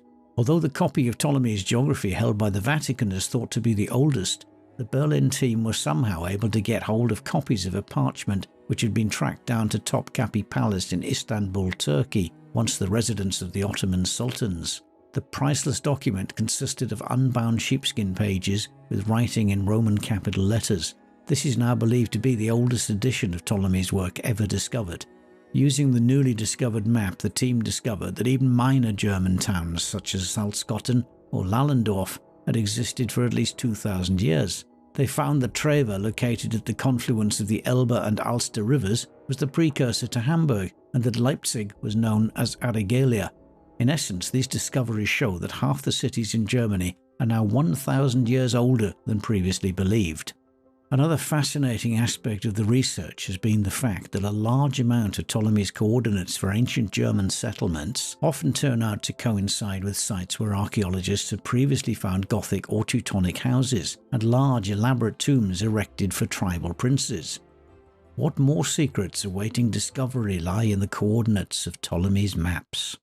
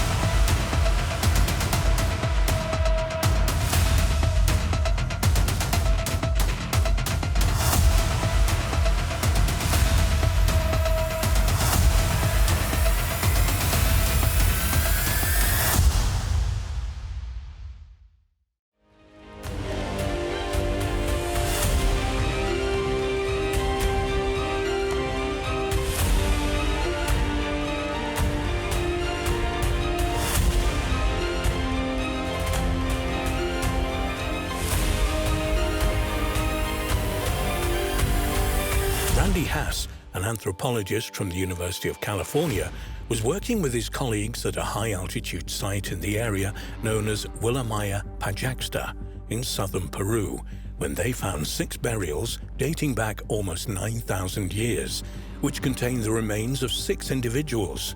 During their work, the team collaborated with the local Amara community. Teenage female huntress buried with her tools. One burial pit was not like the others. Based on the hunting toolkit found with the deceased, the team initially thought that the burial was of a male hunter. However, the bones were very slender, light, and appeared to be those of a female. Science quotes one of the team members, bioarchaeologist Jim Watson, as saying, "I think your hunter might be female." Indeed, the grave contained the remains of a young woman who died between the ages of 17 and 19. Her gender and age were determined based on an analysis of proteins in her teeth. Anthropologist Randy Haas has told Sky News that the female hunter had been buried with stone projectile points for felling large animals, a knife and flakes of rock for removing internal organs, and tools for scraping and tanning hides. The stone points would have been attached to shafts and used as spear throwers and hurled at animals with great force. A pigment chunk was also found with her, which was used in the treatment of hides. Was the discovery an outlier? The female hunter was found near the grave of a male who was also buried with a hunting toolkit. The team of researchers also found evidence of animal bones in the sediment of the burial ground, including Andean deer and visuna. Haas told Science News that these 2 animals were the main targets of ancient hunters in that part of the Andes. However, many believe that the find was a one-off and that the female big game hunter was an outlier. Science quotes Meg Conkey, an archaeologist who didn't take part in the study, as stating that skeptics may say it's a one-off. Moreover, the presence of hunting gear in a grave does not necessarily mean that the deceased was a hunter. Haas and his team set out to prove that there had once been other female hunters in the Americas. Haas and his colleagues were prepared for this and conducted an exhaustive study of the research literature on 107 burial sites in the Americas. All of these sites are between 6,000 and 12,500 years old. In total, the researchers found 10 women who had been buried with hunting toolkits. Their research has led them to conclude that women routinely participated in big game hunts. The researchers wrote in Science Advances that the findings are consistent with non-gendered label practices in which early hunter-gatherer females were big game hunters. Based on their study of other sites, the research team believes that females accounted for between 30 and 50% of ancient American big game hunters, reports Science News. They're convinced that the evidence is strong for their theory. The researchers also consider that archaeologists did not recognize that females were big game hunters in the past because of sexism. Gizmodo quotes the researchers as saying that modern gender constructs often do not reflect past ones. In other words, just because women in the recent past were not big game hunters, this does not mean that there weren't any female big game hunters in the Americas 9,000 years ago. Up until recently, the man-the-hunter hypothesis was widely accepted according to science. This held that women did women's work and that males engaged in activities such as hunting and as a result were the dominant gender. This was based in part on modern studies of hunter-gatherer groups such as the Hasda of Tasmania. Inspired by their groundbreaking discovery in Peru, the researchers argue that this was not the case. Big game hunting would have required teamwork, a group of people working together and a great deal of labor. Therefore, women would have had to have cooperated with men to ensure success in hunting expeditions. Quoted in Gizmodo, the researchers argue that there was a broad participation from both females and males in the hunting of big game. Ashley Smallwood of the University of Louisville in Kentucky tells Science News that it's time to stop thinking of ancient female large-game hunters as outliers. The discovery of the ancient female huntress in Peru could transform our knowledge of gender roles in the past. If women hunted, this would imply that there was more equality between the genders in prehistoric societies. However, some have argued against these findings and state that the researchers cannot prove their arguments about female hunters because the sample that they investigated is simply too small. However, the research is aligned with recent discoveries that challenge the traditional assumptions about gender roles in prehistory. Archaeologists have found evidence of a 5,000-year-old female warrior in California, while other finds suggest that there were female fighters in both Mongolian and Viking societies in the distant past. A team of Spanish researchers theorizes, based on grooves and nicks on the teeth of Neanderthals, that gender roles among that species were similar to gender roles of modern Homo sapiens. Neanderthal men prepared the cutting tools and weapons, while women saw to the leather garments and clothing. But there was at least one duty that men and women may have shared. Neanderthal women, these researchers think, hunted big game with the men. Almudena Estalrich, a researcher at the Spanish National Museum of Natural Sciences, said, "We believe that the specialization of labor by sex of the individuals was probably limited to a few tasks, as it is possible that both men and women participated equally in the hunting of big animals." Another researcher on the project, Antonio Rosas, along with the museum, told phys.org, "The study of Neanderthals has provided numerous discoveries in recent years. We have moved from thinking of them as little evolved beings to know that they took care of the sick people, buried their deceased, ate seafood, and even had different physical features than expected. There were red-headed individuals and with light skin and eyes. So far, we thought that the sexual division of labor was typical of sapient societies, but apparently that's not true." A study of ancient DNA by other researchers showed a mutation that may have resulted in red hair and light skin among Neanderthals, according to the Smithsonian Museum of Natural History. An article on the Smithsonian's website says 2 Neanderthals, one from Spain and one from Italy, had a mutation in a gene controlling skin and hair color. The mutation changes an amino acid, making the resulting protein less efficient. Modern humans have other MCR1 variants that are also less active, resulting in red hair and pale skin. The less active Neanderthal mutation probably also resulted in red hair and pale skin, as in modern humans. Phys.org says that one of the main conclusions of a study of 99 incisors and canines of 19 Neanderthal people showed that their communities divided work according to sex. The study, by the Spanish National Research Council, was published in the Journal of Human Evolution. The Neanderthals' teeth came from sites at El Sidron, Asturias, Spain, Spy, Belgium, and Lourdes, France. The study said grooves in the teeth of women appeared to follow the same pattern. The pattern of the grooves in women's teeth differed from that in men's. Analysis shows that all Neanderthals, regardless of age, had grooves in their teeth. This is due to the custom of these societies to use the mouth as a third hand, as in some current populations, for tasks such as preparing the furs for chopping meat, for instance. The researchers found that the grooves in men's teeth were longer than women's and made the assumption from this that the tasks the two sexes performed differed. Also, they found tiny nicks in the enamel and dentin of the upper teeth of men and in the lower teeth of women. Researchers are unable to make rock-solid conclusions about which tasks men performed and which tasks women performed, but they said in modern hunter-gatherer society, women typically prepare furs and other garments, and men retouch the edges of stone tools. They say this may have been how it was among the Neanderthals they studied.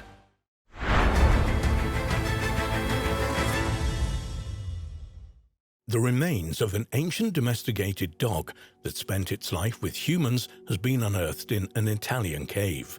Believe it or not, this ancient domesticated dog is now considered to be Europe's earliest pet dog and might be 20,000 years old.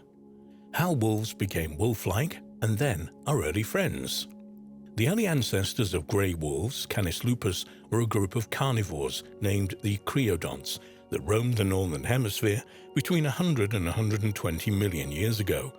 About 55 million years ago, this ancient species gave rise to the carnassials, a group of wolf-like animals that had specialized jaws and razor-sharp teeth for tearing and eating meat. One member of this family, Myakis, is thought to be the common ancestor of all present-day wolves, bears, raccoons, weasels, and dogs. Researchers hope this incredible discovery in Italy will provide new information on how and when dogs diverged from wolves and became domesticated human pets. Dr. Francesco Boschkin heads the team of archaeologists from the University of Siena in Italy that published the study on the Italian canid and wolf remains found in the caves. According to an article in Scientific Reports, he stated it might be the oldest ever remains of a domesticated pet dog found in Europe. The animal remains are expected to be somewhere between 14 and 20,000 years old. This was the time when humans and canines first began a mutually beneficial relationship that eventually made our dogs our best friends. Solving the hows and whys of early canine domestication. For millions of years, humans and wild wolves shared the same hunting landscapes. While it's unknown exactly when domesticated dogs, Canis familiaris, evolved from the great wolves, we do have some important scientific clues. A 2009 study published in the Molecular Biology and Evolution journal cites an analysis of ancient dog mitochondrial DNA that suggests they evolved alongside wolves over 100,000 years ago.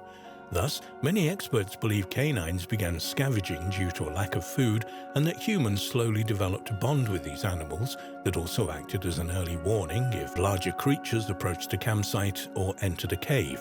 Some scientists believe wolves and early humans hunted together, and this is how the relationship was formed.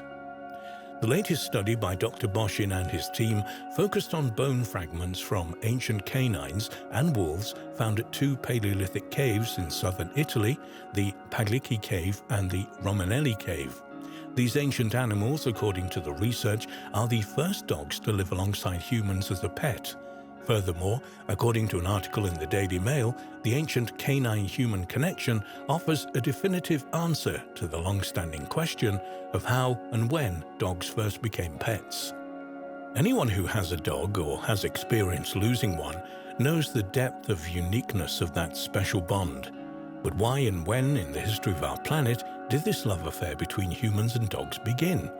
Discover the history of dogs and human interaction. The earliest known ancestors of grey wolves, a major figure in the history of dogs, are called creodonts. They roamed the northern hemisphere between 100 and 120 million years ago. By 55 million years ago, these pack-hunting carnivores gave rise to the carnassials, wolf-like animals that had jaws for tearing and devouring meat. One member of this family, known as Myakis, existed between 60 and 55 million years ago and is thought by mainstream scientists to be the common ancestor of all present-day wolves, dogs, bears, and raccoons. About 45 million years ago, up to around 2 million years ago, a massive species known as bear dogs roamed across North America, Europe, Africa, and Asia, sharing hunting plains with Canis lupus, one of the closest relatives to the modern grey wolf. Around 25 million years ago, a species called Cynodictis split in two evolutionary branches, resulting in African hunting dogs and Eurasian wolves and dogs. At this time in North America, the plains were dominated by the fearsome Tomarctus, equipped with razor-sharp claws, a powerful biting jaw, and a long tail for balance while hunting and fighting. Up until 2010, most experts believe domestication occurred about 14,000 years ago, but studies of dog mitochondrial DNA strongly suggest they evolved alongside each other 100,000 years ago. Supporting this new paradigm, in 2009, several ritually buried dog skulls were discovered in a cave in the Czech Republic, which dated to 30,000 BC. Furthermore, in 2011, a Paleolithic dog skeleton dated to 30,000 BC was found biting a large mammoth bone, and its brain had been carefully removed sometime after death, suggesting it held ritual significance. Another dog skull dated to 31,000 BC was found buried with a human body in a cave in Siberia, not only telling archaeologists that the man had domesticated hunting dogs, but they had played an important role within his supernatural belief system. The relationship between humans and dogs was cemented at the dawn of farming, when people realized just how quickly a wolf could be domesticated with starch. Having sharp teeth, strong jaws, and speed, semi-tamed wolves were used to protect small hunting stations and in return were rewarded with companionship, protection, shelter, and a reliable food source. By 6000 BC, dogs were being trained as effective farming tools and weapons used at times of intertribal fighting, and these inherent ancient skills are still evident today in different dog breeds, for example guard dogs, police dogs, military dogs, sheepdogs, and rat catchers. The rise of organized religions led to the ritualization of dogs, and they were generally associated with the human soul's journey in the afterlife. Canine deities were worshipped in ancient China, Egypt, and South America, where they were carved into statues and temples and featured centrally in mythologies and legends. Evidence of the ritualization of dogs was found in the skeleton of a male husky-like dog that lived 7,000 years ago in Siberia that had worked alongside humans throughout his lifetime, ate human food, and was ritually buried as though it were a human. What is more, a wild wolf was ritualistically buried nearby, perhaps once perceived as protecting human souls on their journey through the afterlife. Around 2000 BC, the Iron Age saw Romans, Egyptians, Greeks, and Britons increasingly using dogs in warfare, blood sports, and violent entertainment. Larger breeds such as the Mastiff and Wolfhound were found to be effective in war, and the ancient Roman history Strabo reported in 38 AD of large British dogs which were bred in their homeland of Britannia to hunt dangerous game as war dogs. In 43 AD, at the Roman conquest of Britain, a procurer called Synege was recorded as selecting dogs for exporting to Rome to either compete in the amphitheatre or to join the Roman army as war dogs. He mentioned a wide-mouthed giant dog that surpassed the Roman Molossus dog. What does the future have in store for dogs and us? Today, like in so many aspects of life, dogs have become extremely polarized, and we have specially trained medical dogs that detect cancers and smell when diabetic patients are suffering hypoglycemia, low blood sugars.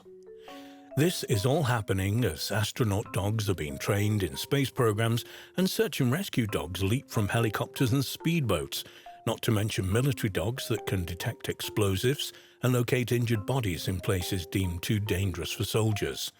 A highlight in research for this article was learning that in 1943, during World War II, the American Army began a war dog training program which parachuted puppies into war zones to sniff out enemy tunnels and bunkers.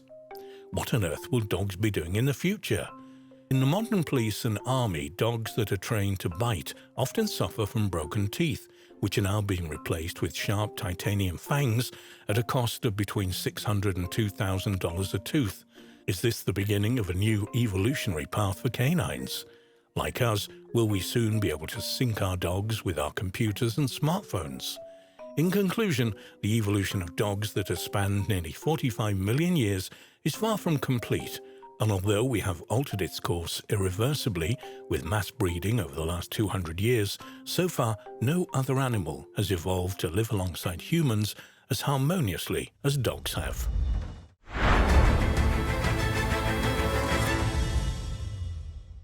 Scientists have uncovered decorated artifacts dating from between 40,000 and 75,000 years ago from Tanzania and the southern tip of South Africa that show that man developed the capacity for symbolic thought long before previously believed.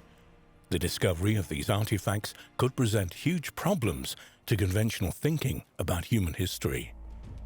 The earliest kind of decoration used by humans was probably ochre, which we know was used over 200,000 years ago in the Middle Stone Age and Middle Paleolithic. The earliest evidence of its use in Africa dates back 285,000 years. Ochre is an umbrella term for a range of earthy, iron-rich rocks composed of iron oxides or oxyhydroxides such as shales, sandstones, mudstones, and specularite.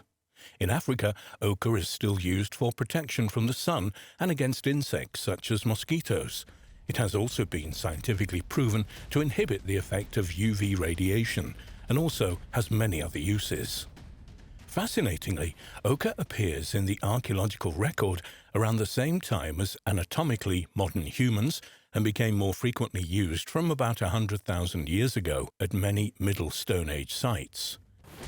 One of the most often debated questions in the study of early man is, when did the origins of modern human behavior begin? When and where did our common ancestors first begin to behave in ways similar to ourselves?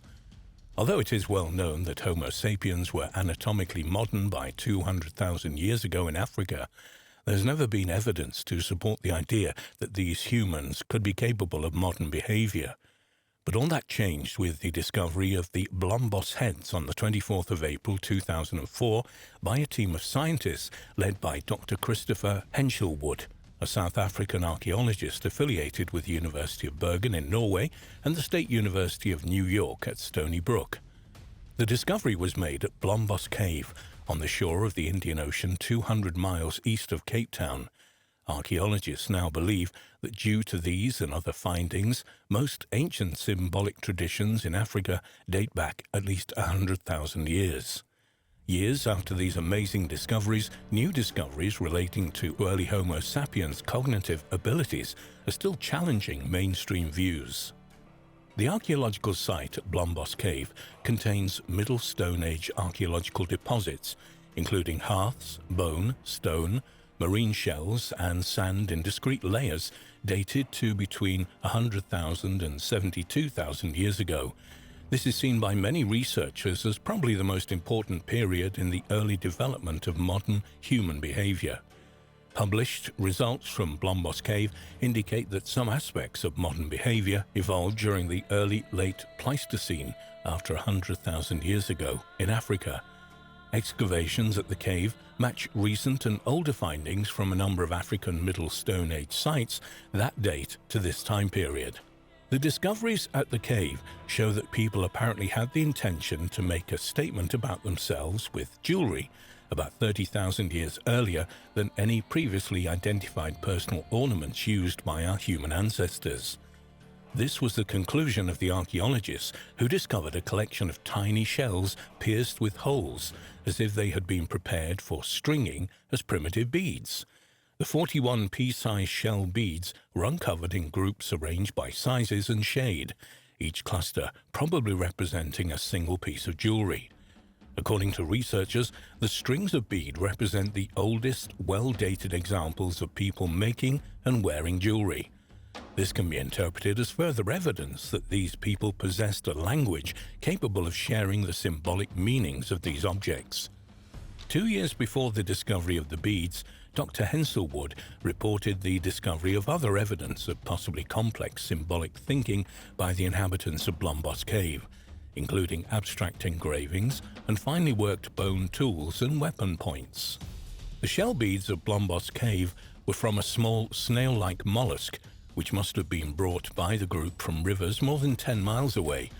All the recovered shells from Blombos Cave were carefully pierced around 75,000 years ago using a bone tool to create a keyhole perforation. These were then strung and worn as a personal ornament. Archaeologists discovered signs of repeated rubbing on the beads, a sign that they had been rubbed against one another and against the cord, resulting in discrete use-wear surfaces on each bead. Such patterns of wear are not present on the shells in their natural environment. Microscopic residues of ochre discovered inside some of the beads probably resulted from deliberate coloring by the wearer or perhaps by transfer when worn. Henshelwood and other researchers believe that this small but growing record of very early artistic artifacts from Africa are vital evidence that modern behavioral traits, such as the use of external symbols, developed slowly over a couple of 100,000 years, not abruptly after our ancestors emerged from Africa, as some archaeologists have suggested. However, not all researchers agreed with Dr. Henshelwood's interpretation that these mysterious artifacts were expressions of a modern type of creativity. Indeed, a few of them have even questioned whether the shells were actually used as beads. Archaeologist Randall White of New York University, for example, does not believe that humans made the holes in the snail shells, saying, "I'm disturbed by the fact that there are no tool traces." Up until the discoveries in Blombos Cave, the earliest African personal ornaments were 13 ostrich eggshell beads from Kenya, dated to 40 to 45,000 years ago. Other, slightly more recent evidence includes a 43,000-year-old perforated teeth from Bulgaria and 41,000-year-old marine beads from Turkey. Discoveries in Tanzania. In 2000, archaeologists reported finding ostrich eggshell beads as well as ochre pencils and fish bones at a site in the Serengeti National Park of Tanzania. The archaeologists were not able to date the two carved donut-shaped pieces of ostrich shell precisely, but they came from the same layer as tools from the African Middle Stone Age between 280,000 and 45,000 years ago. For some reason, the mysterious discovery was not announced until 4 years later, in March 2004, at the Paleoanthropology Society meeting in Montreal. Despite the uncertainty over their exact age, one of the archaeologists who discovered the beads, Curtis Marian, from the Institute of Human Origins and Department of Anthropology at Arizona State University, stated that they were unambiguous examples of symbolic behavior. What is modern human behavior? But why do decorated beads mean that we may have discovered the earliest examples of modern human thinking? Research has shown that symbols cannot exist in isolation, but generally form a part of interlinked systems. Modern human behavior is usually defined as behavior that is caused by socially constructed patterns of symbolic thinking, actions, and communication. The capacity for symbolic thought is not the main defining factor for modern human behavior, but rather it is the use of symbolism to organize behavior that defines us. So, early humans were first behaviorally modern when symbols became an inherent part of their daily lives. In basic terms, this means that people were using the artifacts that they made to organize their social world in a similar way as we do today. Within each group of people, such as those at the Blombos Caves, artifacts may have had meanings that could be understood only by members of that group. A good example is the design of the bead necklace discovered in the cave, which may have carried a significant meaning that was not understood by people outside the group. The findings from Blombos Cave and from Tanzania, and the subsequent reanalysis and excavation of other relevant sites have resulted in a clear change in our understanding of the timing and location of the development of modern human behavior. Archaeologists believe that these discoveries undoubtedly reflect the acquisition of completely modern cognitive abilities by southern African populations at least 100,000 years ago. Although scientists are aware that these are vastly important discoveries in terms of early man, they still seem to be a little reluctant to believe very early dates. Randall White commented, "If the dates hold up, we now seem to be seeing a trail of representational objects that is increasingly older as we move back from Europe into Africa."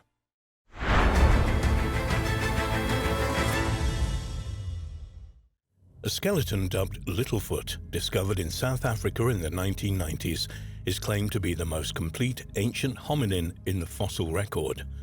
The results of recent analysis into the skeleton have caused controversy, as researchers claim that Littlefoot actually lived some 3.67 million years ago, about a million years earlier than previous claims, and that the fossil probably represents a previously unknown species related to humans. In 1994, Ronald Clark, a paleoanthropologist at the University of Witwatersrand in Johannesburg, South Africa, was examining boxes of fossils at a field laboratory at the Sterfontein Caves, about 25 miles northwest of Johannesburg. The collection had previously been thought to contain nothing but ancient monkey bones. When he came upon a group of small bones in the collection, he immediately realized that they belonged to an early hominin. Clark later established that the bones seemed to have belonged to an ancient species of ape-like hominins that were present in Africa between about 4 million and 2 million years ago, before the human genus Homo became dominant. In 1997, Clark came upon more bones from the skeleton at a nearby medical school and decided he would search for more of the Littlefoot skeleton in the cave itself. But it was to take until 2012 to locate and remove all traces of Littlefoot from the cave. Study researcher Robin Crompton A musculoskeletal biologist at the University of Liverpool in the United Kingdom said that the excavations proved much more difficult than at first thought. This was mainly because the bones themselves were softer than the rock surrounding them. Once in possession of the remains, though, even more difficult work lay ahead. Clark said of the recovery of the skeleton, "We used very small tools like needles to excavate it. That's why it took so long. It was like excavating a fluffy pastry out of concrete." In December 2018, it was finally revealed that after 20 years of excavating in South Africa, researchers had completely recovered and cleaned the most complete skeleton of an approximately 3.67 million-year-old hominin nicknamed Littlefoot. Initial theories were that the Littlefoot fossil is a female who exhibited some of the earliest signs of human-like bipedal walking. Fascinatingly, she may also belong to a distinct species that most researchers haven't previously recognized. The nickname Littlefoot came from the small size of the foot bones that were among the first parts of the skeleton to be discovered. The newly discovered Littlefoot specimen is more than 90% complete, which far exceeds the amount of remains of its more famous cousin Lucy, whose skeleton is about 40% complete.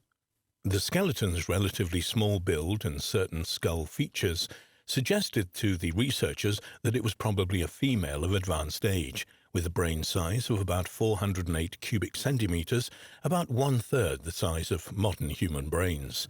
The woman seemed to have suffered a forearm injury early in life, and her comparatively long legs in proportion to her arms means that she had similar proportions to those of modern humans. Littlefoot is the oldest known hominin to have this feature, which suggests that she probably walked upright more than she swung through trees. Researchers stated that Littlefoot was probably 4 foot 3 inches tall and also vegetarian. According to Robin Crompton, "My analysis of her skeleton shows that she and the rest of the local population of her species at that time were under active natural selection for an ability to walk efficiently, fully upright on the ground over medium to long distances." Examination of the skeletal remains showed that Littlefoot had sustained an arm injury early in life. However, this injury had healed long before she fell into the cave where she was found and died. The fatal fall may have been during a struggle with a large monkey, as the skeleton of one was found very close to her, said Crompton. Based in part on the examination of her teeth and hips, researchers believe Littlefoot represents a new species. The name had previously been given to a hominin skull fragment found in South Africa in 1948, but it was withdrawn after researchers decided that the skull probably belonged to an unusual Africanus. However, Lee Berger, an archaeologist at the University of Witwatersrand, who was not involved with the latest research into the skeleton, but is working on publications about Littlefoot, stated that if Littlefoot is actually a newly identified species, which he is far from convinced is the case, then she should have a new species name, and not reuse an old undefined one. But Crompton disagreed. After the Australopithecus africanus specimen was properly named, Clark began using that name for other bone fragments found in the cave. He said on the naming issue, "It's a bad practice and against the International Code of Zoological Nomenclature to create new names where a valid name already exists, and no good argument for separation into a different species exists." So as Professor Clark did not have evidence that Littlefoot was part of a different species, and he continued to use that name for the fossils in the published scientific literature, it was entirely appropriate that he used the existing and valid name. Berger is also concerned about the lack of solid information in the recently published papers on the Littlefoot skeleton. He believes there should be more detailed measurements of the fossil bones. For instance, there's no data. There are almost no measurements of the fossils, he says. Berger hopes one day to provide the missing data in his own publications, although he is still at an early stage of the analysis. The researchers suggest that these specimens are potentially an ancestor of a group of hominins called the Paranthropus 4, which coexisted with early Homo species for about 1 million years. Much more controversy has arisen over the dating of the Littlefoot fossil. Based on the age of the sediments around the fossil, the researchers have dated Littlefoot to around 3.67 million years ago, about a million years earlier than previous dates for the skeleton. This would mean Littlefoot was alive about 500,000 years before Lucy in Ethiopia. The date would mean that our ancient ancestors were almost certainly scattered across Africa. Some researchers are unconvinced that the skeleton itself is as old as the sediments in which it was found. Fred Grein, a paleoanthropologist at Stony Brook, New York, quipped, "We buried a dead squirrel in our backyard in November 2014, but I think the sand surrounds it dates back to the last glacial retreat on Long Island." He argues that millions of years after the sand crystals washed into the cave, a larger opening could have formed, allowing an ancient human ancestor to fall in. Dal Granger, however, is aware of the dating problems. Dating cave sediments and their fossils is difficult. We know so much about the timing of hominid evolution in East Africa because there are many datable volcanic ashes associated with the fossil sites. In places like South Africa, there are no volcanic ashes to date. The cave sediments themselves can be very complicated, with sediment falling into multiple entrances, collapsing into lower sections, and overlapping each other. In March 2020, it was reported in the media that a high-resolution micro-CT scanning of the skull of Littlefoot has revealed some aspects of how this species used to live more than 3 million years ago. The work was undertaken by University of Witwatersrand team, which included lead researcher Dr. Amélie Boudet. By comparing the Littlefoot with other fossils from South and East Africa, as well as living humans and chimpanzees, the team showed that it was capable of head movements that differ from modern humans. In the summary of the paper, the doctor states, "In particular, the nearly complete atlas of Littlefoot has the potential to provide new insights into the evolution of head mobility and the arterial supply to the brain in the human lineage. Our study shows that it was capable of head movements that differ from us. This could be explained by the greater ability of them to climb and move in trees. However, a southern African specimen younger than Littlefoot, probably younger by about 1 million years, may have partially lost this capacity and spent more time on the ground, like us today." One aspect of the new research appears to contradict, to some extent, earlier conclusions about Littlefoot's movement. The new study found that the overall dimensions and shape of the atlas, the topmost bone sitting just below the skull of Littlefoot, are similar to living chimpanzees.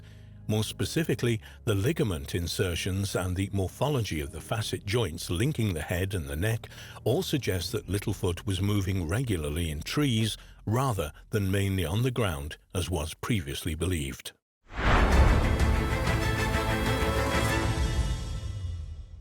Ancient hominin bones discovered in northern Spain's Atapuerca Mountains have pushed back the arrival of humans in Europe to roughly 1.2 million years ago, around 500,000 years earlier than once believed.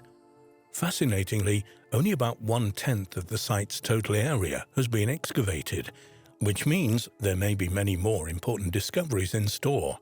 One mystery of the site the archaeologists have so far been unable to solve is how the remains of 32 individuals accumulated at the bottom of a narrow cave shaft at the site. The discovery of Atapuerca. Atapuerca is the site of a number of limestone caves near Burgos in northern Spain, known for the abundant fossil record of the earliest human beings in Europe, dating back almost 1 million years. The sites at Atapuerca have been known since the end of the 19th century, but it was not until the 1950s that any details of the site became known, when the Edelweiss Caving Club, ECC of Burgos, northern Spain, began to catalogue and map Cueva Maya at Atapuerca. In 1962, ECC members reported fossils in the railway cutting to the local authorities. A decade later, the ECC discovered the Gallery of Flint, and in 1976 they located hominid skulls in the Pit of Bones.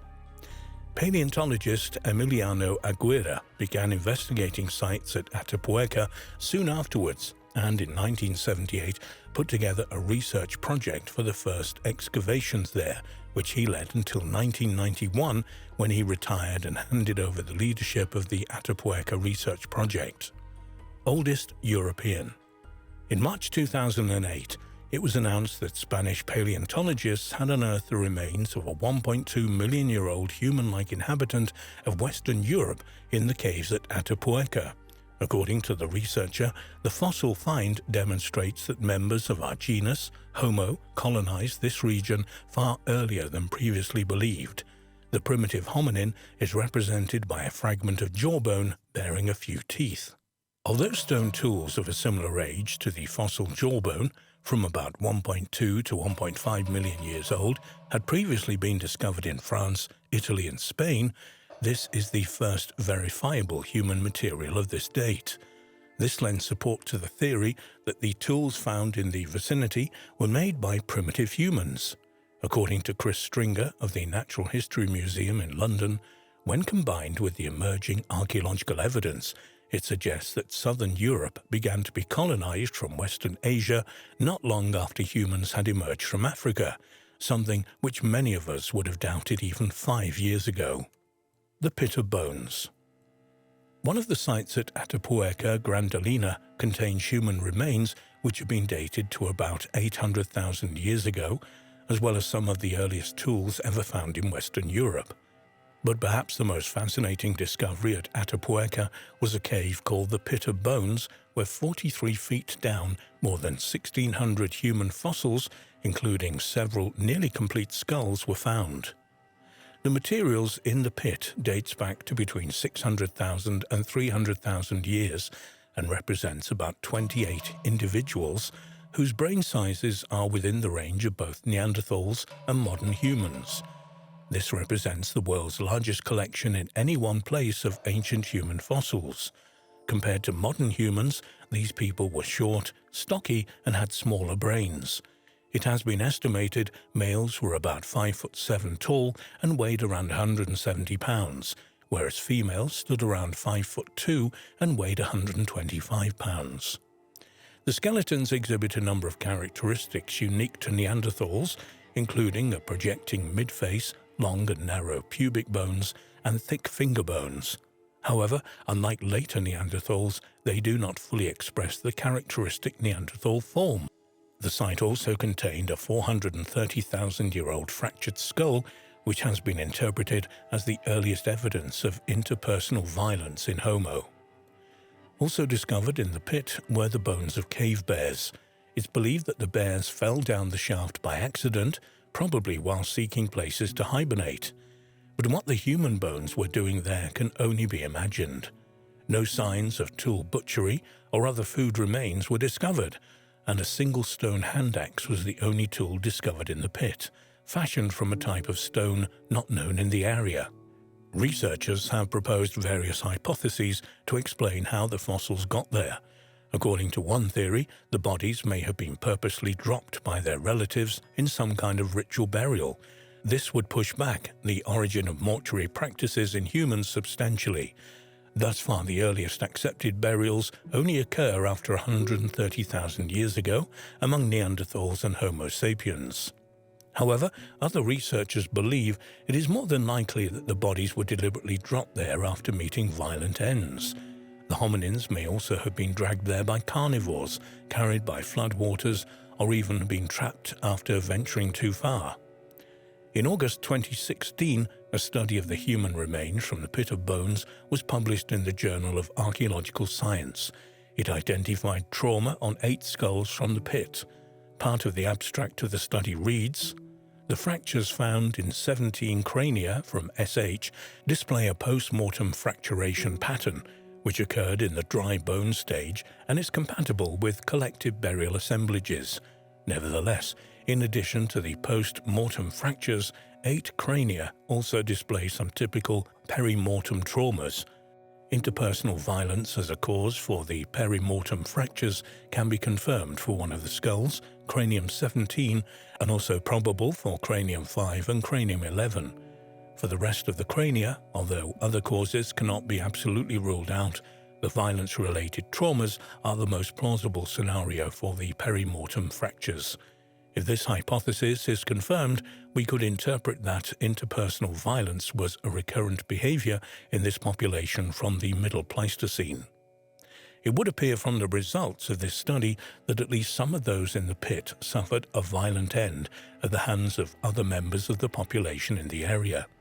However, this still doesn't explain how and why the dead bodies were taken into the cave chamber. Perhaps the perpetrators wanted to hide their victims, or maybe relatives interred the corpses in the pit. We shall probably never know for sure. DNA evidence. In December 2013, it was revealed that a thigh bone from the pit of bones had yielded 400,000-year-old DNA, by far the oldest human DNA ever sequenced. Previously, the oldest human DNA sequenced came from bones that were less than 120,000 years old.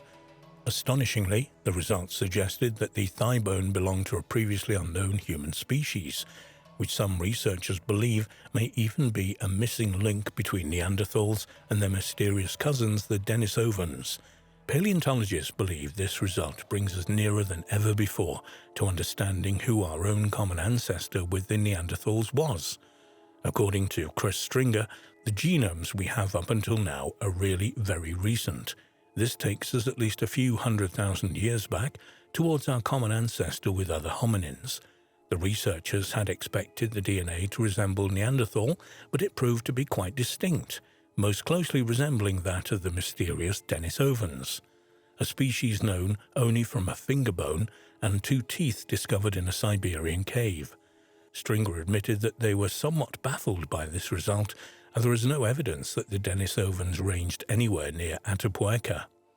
One possibility considered by the researchers is that the fossils belong to the common ancestor of Neanderthals and Denisovans, and some of their descendants later traveled east and became the Denisovans.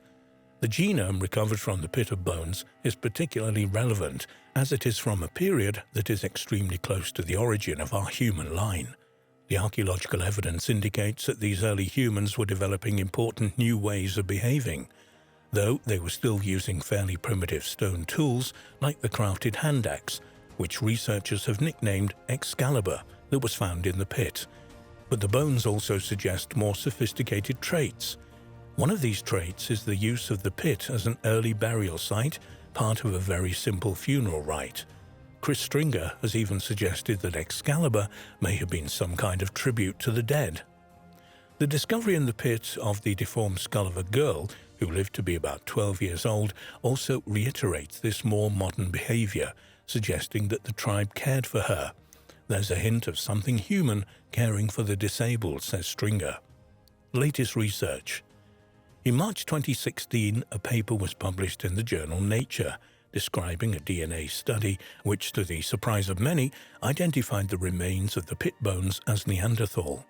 Using this information, the researchers were able to push back the date when the separation between our family branch and that of Neanderthals to sometime between 550,000 and almost 800,000 years ago. In 2019, a comparative study was published of the dental evolution of a number of human species, including the Neanderthals of the pit of bones. These results revealed that the divergence between modern humans and Neanderthals must have occurred at least 800,000 years ago.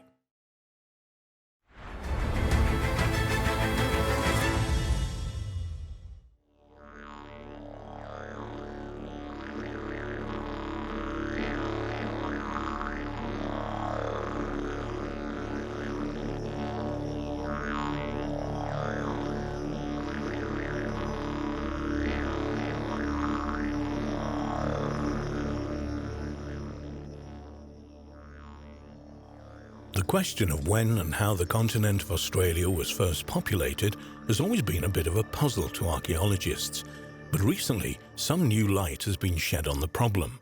An international team of archaeologists, geographers, ecologists and computer scientists mapped the probable superhighways that led to the first peopling of the Australian continent around 50,000 to 70,000 years ago. The team generated a fascinating map which reveals these migration superhighways traversed by early humans in Australia, which mysteriously bear striking similarities to Australia's modern highways and stock routes.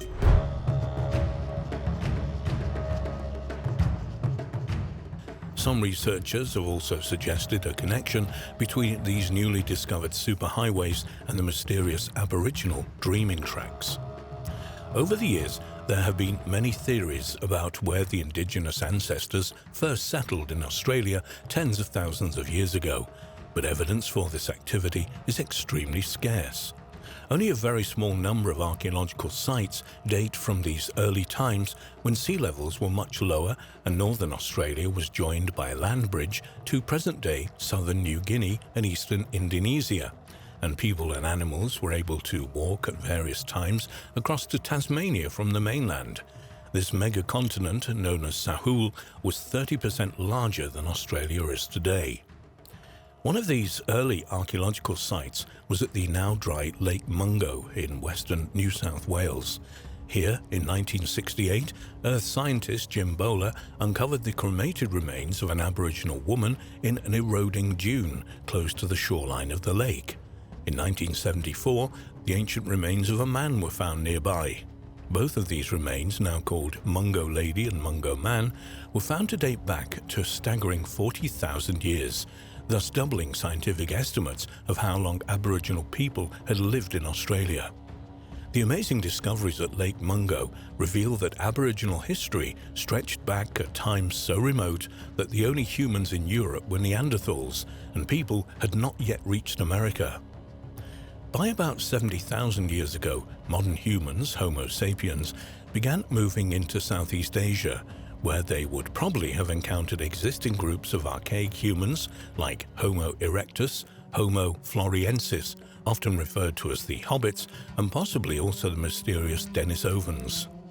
In May 2021, it was announced that researchers had used supercomputers to simulate 125 billion possible travel routes and reconstruct the most likely superhighways.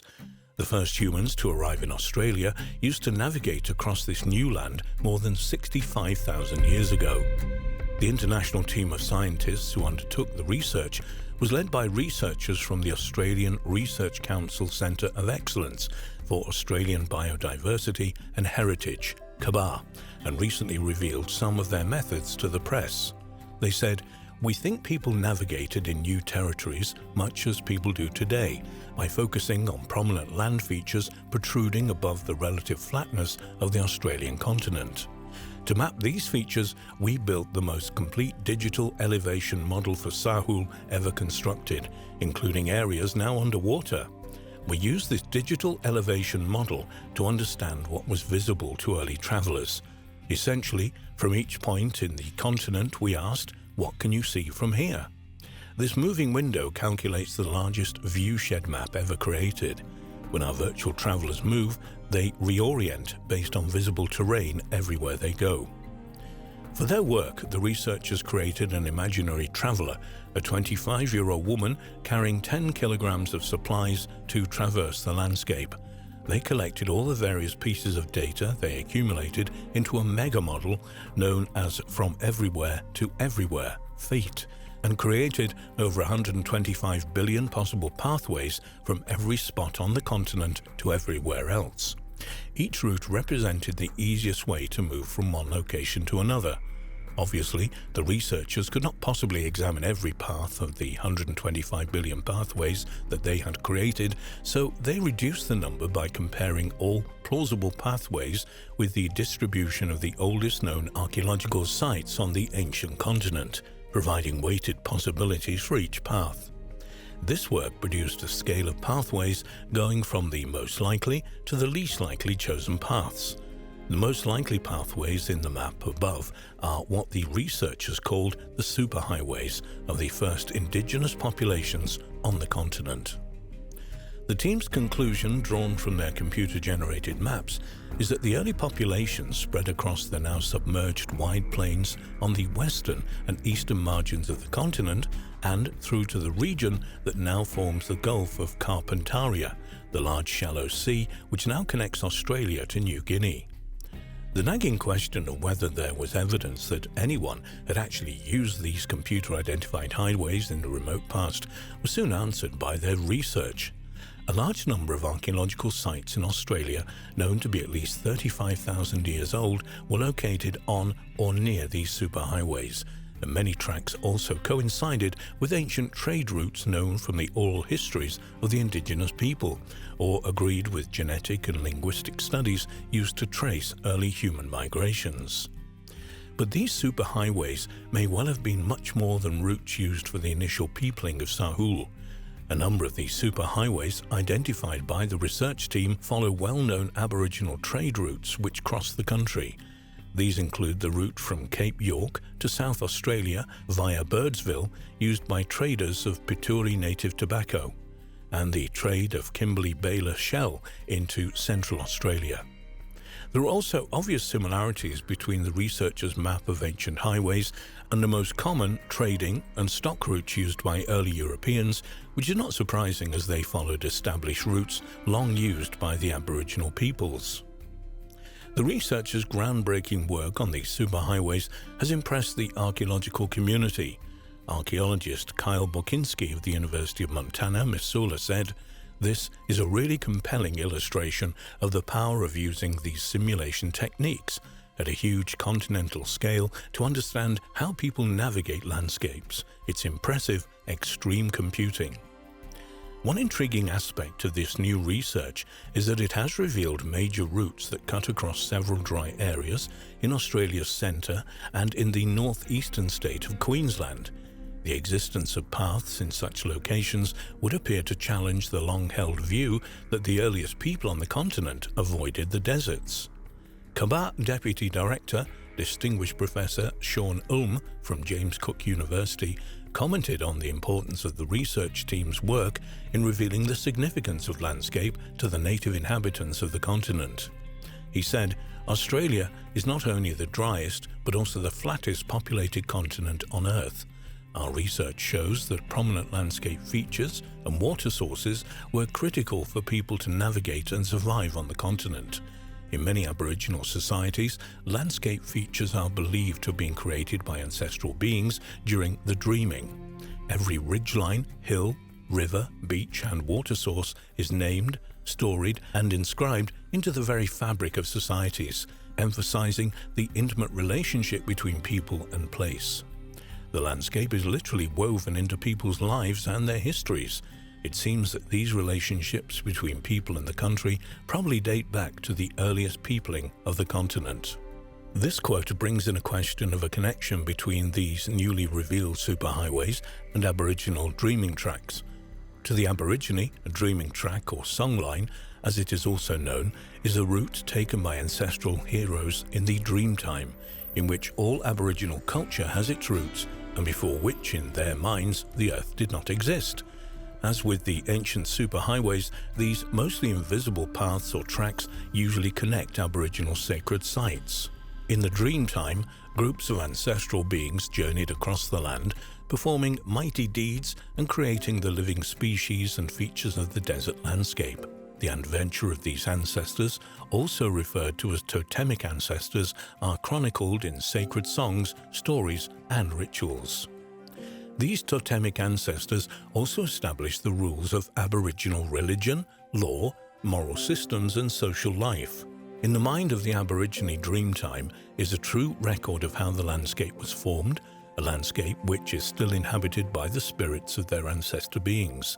By reenacting the myths in the dreamtime in song, story, and ceremony, the Aborigines keep their ancestors' rules, beliefs, and relationships with the landscape alive.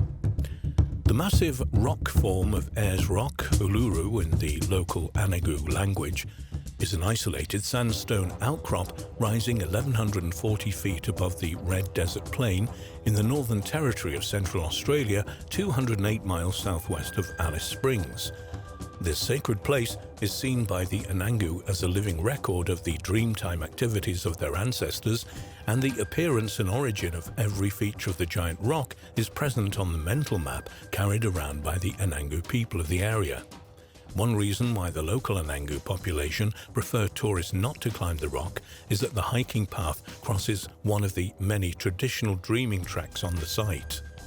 Hopefully, future work on possible connections between these fascinating superhighways and Aboriginal dreaming tracks might reveal important insights into the spiritual nature of both.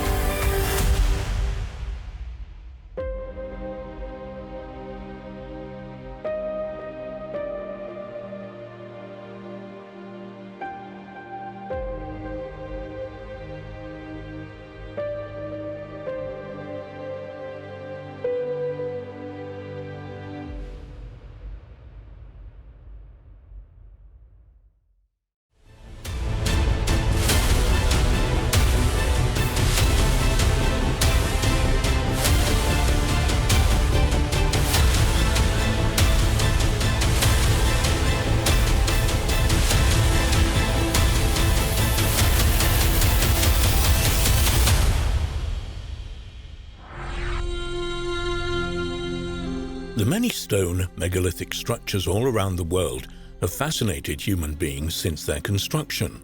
Dates that, regardless of official estimates, we're not entirely certain of. Perhaps above when these respective stone monuments were built is why and how. There is also the idea to consider that many of these stone megalithic monuments and structures, at least parts of them, are quite literally data storage units. Many ancient sites are known to use stone with a particularly high crystal content, and why there could be, and are various potential reasons for this, it's claimed by some researchers, particularly those in ancient civilization and astronaut circles, that crystal was a known means of storing data to those in antiquity. If we look at the pyramids of Giza, for example, we know that quartz crystal is featured heavily in the stone used. There have been various reasons put forward for this, not least of which is perhaps strength. However, might it be that within this mammoth structure is a whole host of data just waiting to be discovered and unleashed into the public arena? The Hall of Records, for example, has long been considered to be near the paw of the Sphinx. Might it be that this apparent Hall of Records, in fact, is a chamber made from stone containing crystal? Perhaps it even holds various crystal tablets that just might hold information from a long bygone age in much the same way that crystal storage chips work now and will work in the future. Staying with ancient Egypt for a moment, we might note the connection of Abydos, where alabaster crystal, and the place of the gods. Although it is said that portals exist here and that they would allow the pharaoh to communicate with the gods, might it be that this crystal was some means of advanced communication system with entities from elsewhere? As we have already seen, it appears very likely that advanced civilizations did once exist on Earth, and perhaps clues as to this advancement reside in one of the most mysterious and iconic sites on the planet. It is perhaps also worth noting that stones that make one of the oldest and well-known, if somehow overlooked, constructions on the planet, Stonehenge in Salisbury, England. These mammoth blocks of bluestone are comprised of sand-sized quartz grains which make up an interlocking mosaic of quartz crystals. This is important as it once more fits in with this potential collective and widespread knowledge of the ancients. While it is known that this structure of the stones is what makes them so impervious to crumbling or erosion, might there have been another additional reason that such stones were used? Might it have been so that storage could be stored here, or so that communication with entities from elsewhere could be achieved? Might it even be evidence, tentative and speculative as it is, like other ancient sites, a potential portal can be activated there? A portal that might have been activated many times in the distant past. Taking that idea a stage further, and given that many of the points that these ancient sites exist on connect with each other through alignment, might these portals, perhaps created through the manipulation of naturally occurring energy with crystals, be able to transport someone from one such site to another? For example, from Stonehenge to the pyramids of Giza. Might this also explain why civilizations that history tells us have never met share many of the same creation stories and astronomical know-how? There might also be another thing to consider with regards to the use of crystal in many of the megalithic stone structures around the world. And what's more, if there was any accuracy to the suggestion, then it could explain how such huge structures were built in the first place. Researcher David Hatcher Childress addressed this in the book The Disinformation Guide to Ancient Aliens, Lost Civilizations, Astonishing Archaeology and Hidden History, in which he told of a telephone conversation he had in the early 2000s where the idea that quartz crystals, when connected in a series and given high voltages, will bend. Essentially, if quartz crystals are put under significant pressure, even by being struck with a large hammer, it will result in a piezoelectric force that makes the stone become weightless. As such, it is able to be moved as if it was nothing more but a cardboard box of air. Might the electrification of the crystal content inside these mammoth pieces of rock allow them to be moved as if they had no weight whatsoever? Many legends from around allude to this very notion. Many have postulated that this might have been achieved using some kind of ancient sonar-type technology. However, might it be the physical makeup of the stones themselves that was the key? We might note that there have been signs of electrification noted in the Great Pyramids of Giza, and while this has been suggested by, perhaps rightly so, that is an indication that these ancient structures were in fact ancient power stations. It might be that this electrification was used to bring the pyramids together in the first place. That so many of the megalithic stone structures have such crystal content within them at least makes such a suggestion reasonable and possible. And furthermore, we might consider if the location of these sites, essentially along ley lines and energy vortexes, might have also played a part in this electrification resulting in weightlessness. Might that be why such ancient sites all lie along these lines? Because the energy there is required to build such huge monuments and buildings to begin with. It is perhaps worth examining some of the legends and suggestions of how some of the ancient megalithic stone sites might have been constructed, and how that might tie in with such intriguing writings as the Voynich manuscript.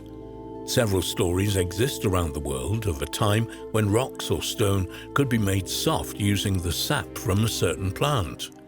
Many legends of the Inca civilization, for example, contain many legends of melting rock so as to make it workable. Writing in the book The Disinformation Guide to Ancient Aliens, Lost Civilizations, Astonishing Archaeology and Hidden History, David Hatcher Childress relays how Hiram Bingham, the person who discovered the Incan site Machu Picchu, was told of a plant whose juices softened rock so that it could be worked into tightly fitted masonry. It wasn't just Bingham who heard such accounts of this apparent long-lost knowledge of making it possible to fashion rock and stone as easily as you would clay. Childress, in the same book, goes on to tell how Colonel Fawcett also heard these same stories while in Peru of a liquid that softened stone to the consistency of clay. What's more, Fawcett's son Brian would tell of his own account in the footnotes of his father's book, Exploration Fawcett, while editing it. According to Brian, a colleague of his who was working in central Peru discovered an ancient sealed jar in an Incan grave. At first, he believed the jar would contain some kind of drink, possibly containing alcohol. However, before he had the chance to see, the jar was knocked onto some rocks and liquid spilled out. Unbelievably, when Fawcett's friend looked down at the rocks, they were now as soft as wet cement. Elaborating, it was as if the stone had melted, like wax under the influence of heat. Although he wasn't certain, he would claim that the plant in question had dark red-coloured leaves. Might the plant he be referring to be somewhere in the Voynich manuscript? Might such a plant have existed in ancient times that when the ground and its liquid released onto the stone made soft, it could be manipulated? And if so, might that plant be somewhere in the Voynich manuscript? Might this book indeed contain past wisdom from ancient times? We might consider just how many plants, fruits, and even animals that will have become extinct and will remain completely unknown to us simply because there were no records of their existence, at least none that have been taken seriously. And if this plant has long since ceased to exist, might scientists be able to recreate its effects in the laboratory? Might such know-how not only help in potentially explaining just how such huge, mammoth structures were built in the past, but also assist in the construction of buildings in the future? Ones, like the ones of ancient times, have such structural integrity that they last thousands of years, largely undamaged from the elements.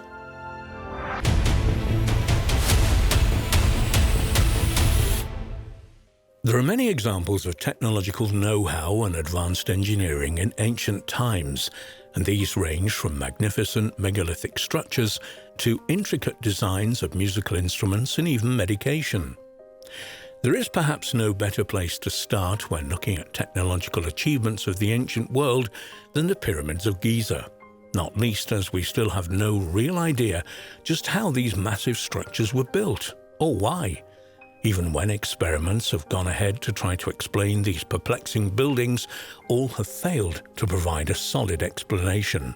And as well they might, given that the pyramids are made up of millions of huge stone blocks, each weighing multiple tons. And what's more, the sheer precision with which these stones are being placed only makes their construction all the more mysterious. Whether the truth of just how the pyramids were constructed ever comes to light remains to be seen. For now, though, they remain a complete mystery. Across the Atlantic Ocean on the outskirts of Cusco in Peru lie Inca ruins, some of which are just as perplexing as the pyramids of Giza. In particular, a fort named Sacsayhuaman, which is made up of equally huge stones that weigh around 100 tons each. Furthermore, the precise nature with which these stones are being placed are equally as advanced as the stone placements at Giza. Even more remarkable is the fact that these stones appear to have been treated so they have a smooth, polished surface, something that could only realistically have been achieved in a huge kiln much larger than has ever been known to exist. Much like the pyramids of Giza, there have been many theories put forward to explain how the stones were positioned and treated. None have been able to show conclusively that they are correct, and the fort's construction remains unexplained. If we cross back over the ancient lands of Europe, there is the Antikythera mechanism, which was discovered off the coast of the Greek island of Antikythera in 1901. Upon examination, it appears clear that the device is some kind of advanced mechanical reproduction of the solar system. This device is said to date back to around 200 BC, leaving those who have investigated it completely at a loss as to how such a device was built almost 2,000 years previously. In total, almost 40 separate intermeshing gears are contained within the device, which is entirely accurate in its workings and is truly a peek into the past and the technological know-how that was clearly present in antiquity. Although it is something that has been well documented between the years of 600 and 1200, a weapon of the Byzantine Empire known as Greek fire still cannot be replicated today. According to the many reports of this deadly weapon, pipes were fitted to the masts of warships, which, when activated, fired a thick fire at enemy ships and soldiers. And what's more, this strange fiery substance was able to continue to burn for some time on the surface of the water.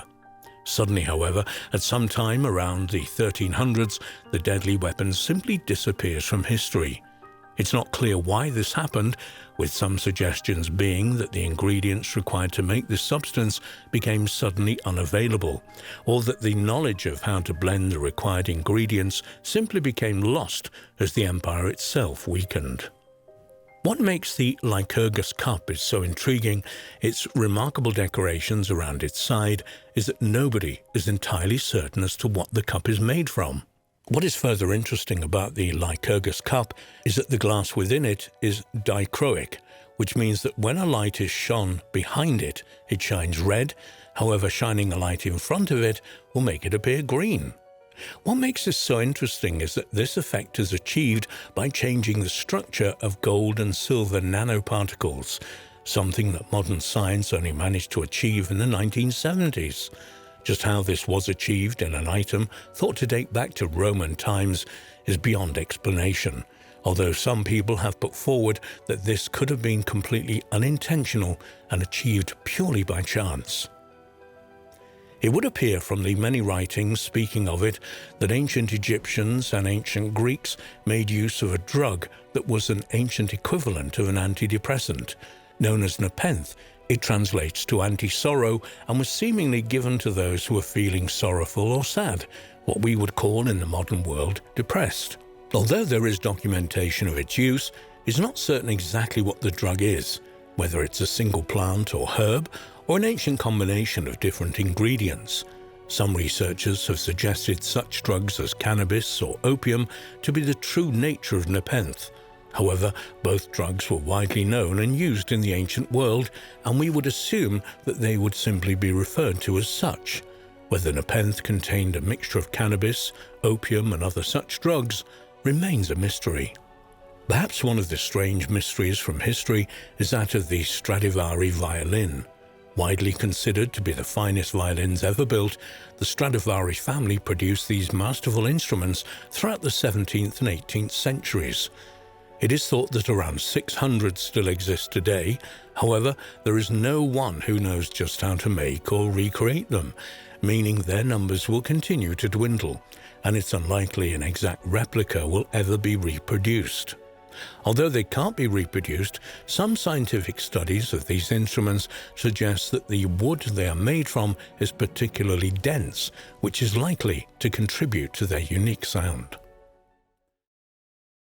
Another substance that the modern world has collectively forgotten how to produce is Damascus steel, a particularly hard and strong metal used in the Middle Ages throughout the Middle East. Its ability to be shaped into particularly sharp edges made this metal ideal for making blades for swords and other weaponry. Like the Stradivari violins, although there are plenty of examples of these blades made from Damascus steel in the modern world, the knowledge to make the metal itself has been lost, and despite several attempts to recreate it, all have fallen short. While this knowledge was likely lost as empires fell and demographics changed, there was also likely an element of keeping such knowledge secret, meaning even in the Middle Ages, only a select few would have been privy on how to produce the metal. In 1940 in the United Kingdom, an experiment was set up that is largely referred to as the Oxford electric bell, which involved two brass bells being buried beneath two dry piles and then sealed. This apparent makeshift battery then produces enough power to create an electrical charge that swings a hammer of sorts that chimes the bell. What is particularly amazing about this is that this battery has remained charged ever since and continues to chime the bell today. Scientists are not certain when the charge will run out, if indeed it will, as they don't wish to interrupt this generational experiment by delving beneath the dry pile. They will have to wait until the battery runs out before they can examine it further. Without a doubt, one of the most remarkable technological achievements of the ancient world is Da Vinci's tank, otherwise referred to as Leonardo's fighting vehicle. When we examine the designs and blueprints of this vehicle, it's clear that Da Vinci was light years ahead of his time, both in this design and in general. Perhaps what makes this vehicle even more intriguing is that the gear system appears to have been designed and placed in reverse order. This could be one of the quirks that truly makes Da Vinci a unique and one-off individual. It could, though, particularly if we subscribe to such notions as being able to look into the future or even time travel to explain this advanced know-how of some kind of reverse engineering. Indeed, the ancient world remains a mysterious place indeed.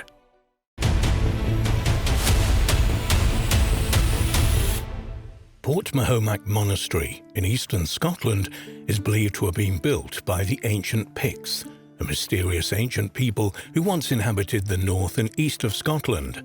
Recent research has revealed that the construction of this monastery appears to reflect the golden ratio or divine proportion, as it became known during the Renaissance hundreds of years later.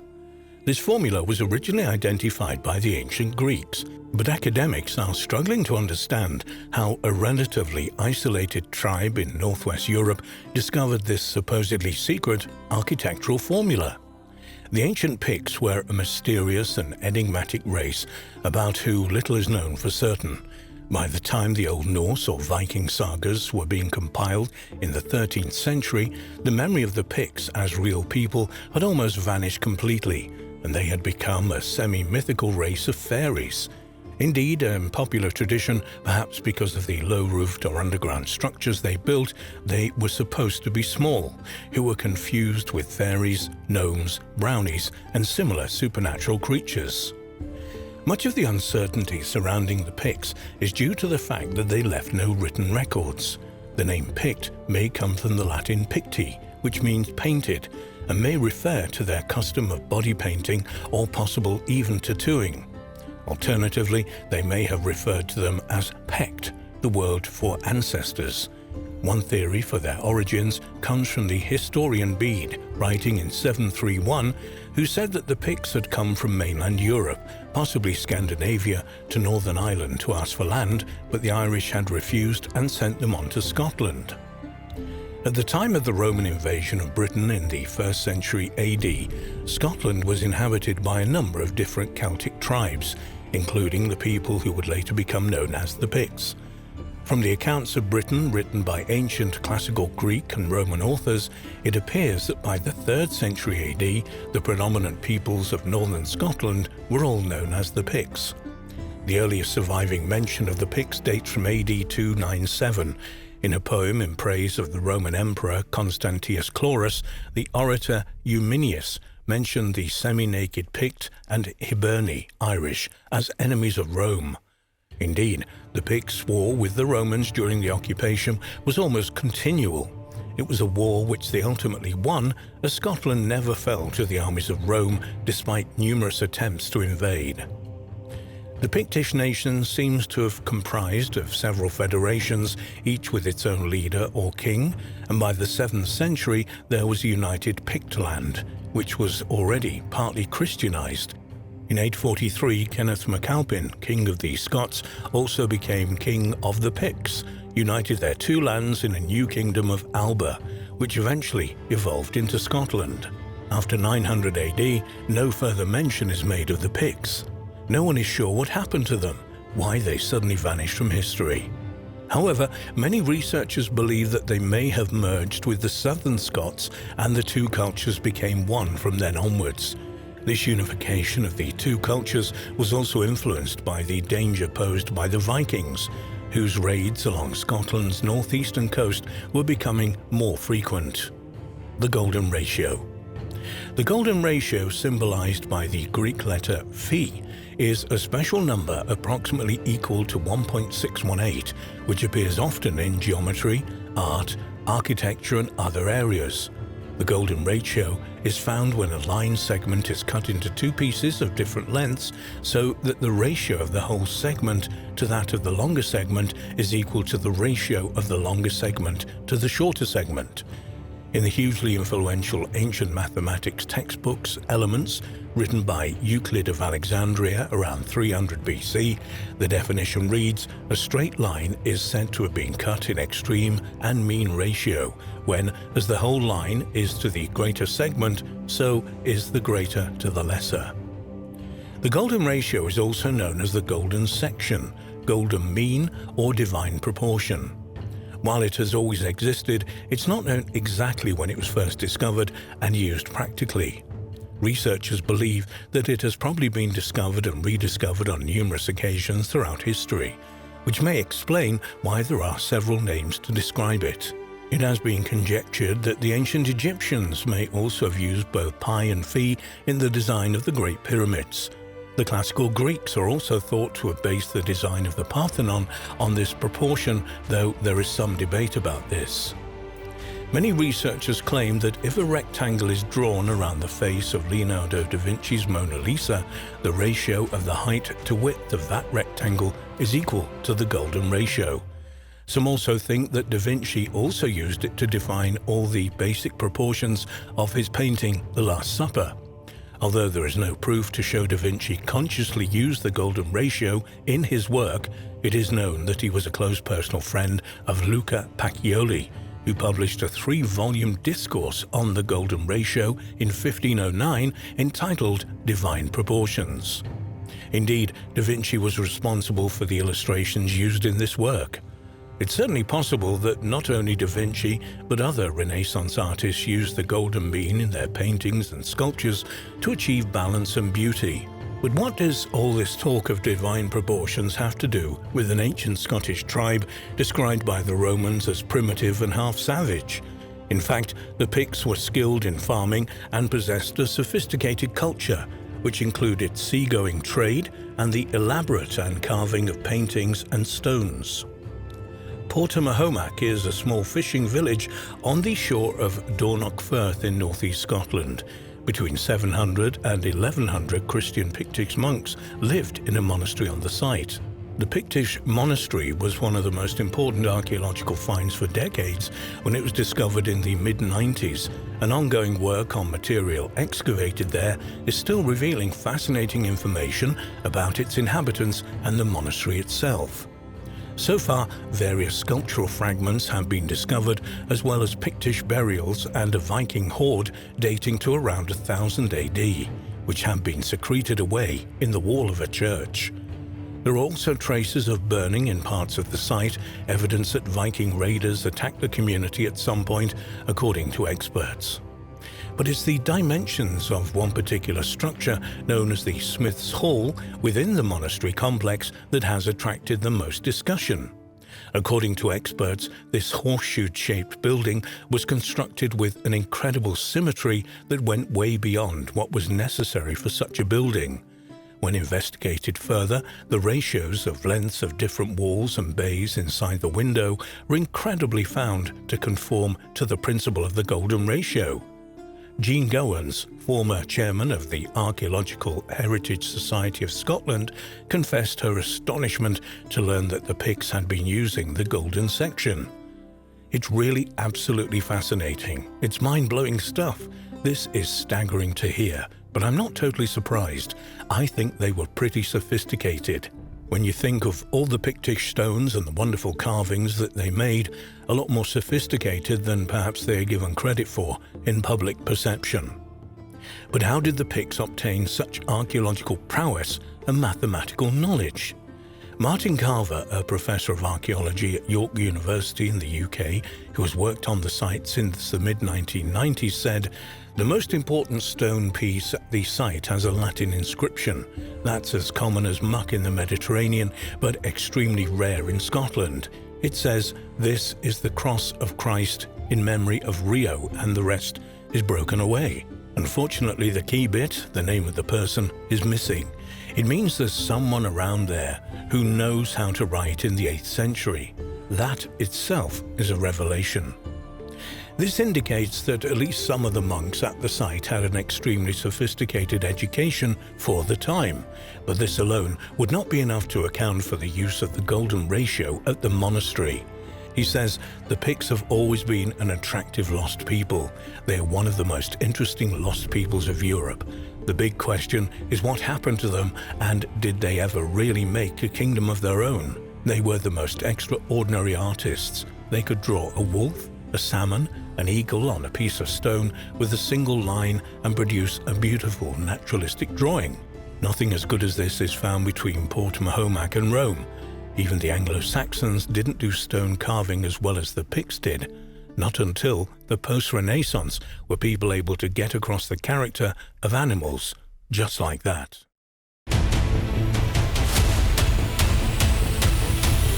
The recent discovery of Roman coins during excavations of a castle in Japan have prompted the question of how in the world they got there. Perhaps Rome's empire stretched much further than previously believed, or there were Romans trading with the ancient inhabitants in Okinawa 1800 years ago. Numerous Roman coins have also been discovered in southern India and Sri Lanka that are evidence of direct links with the Roman world. Could there have been direct links with Japan too? Could the Roman legions themselves have even traveled that far east? The vast Roman Empire was at its maximum extent in the 2nd century AD, from the Antonine Wall in central Scotland to the deserts of Arabia in the Middle East and the Sahara in North Africa. But the commercial and diplomatic influence of the Roman Empire reached far beyond the physical borders of the empire. This trade was absolutely vital to ancient Rome. The empire cost a huge sum of money to run, and trade brought in a large amount of money. The population of the city of Rome at its height may have reached 1 million people, and such a vast population required numerous amounts which could only be obtained via trade with other areas. It's no exaggeration to say that trade was such a vital part of the success of the Roman Empire that once the empire collapsed, trade throughout the lands that had once made up that empire collapsed too. A very obvious sign of such trade is the presence of Roman coins. Indeed, coins are the most durable example of such contacts. Roman coins were first produced in the late 4th century BC in Italy and continued to be minted for another 800 years across the vast lands of the empire.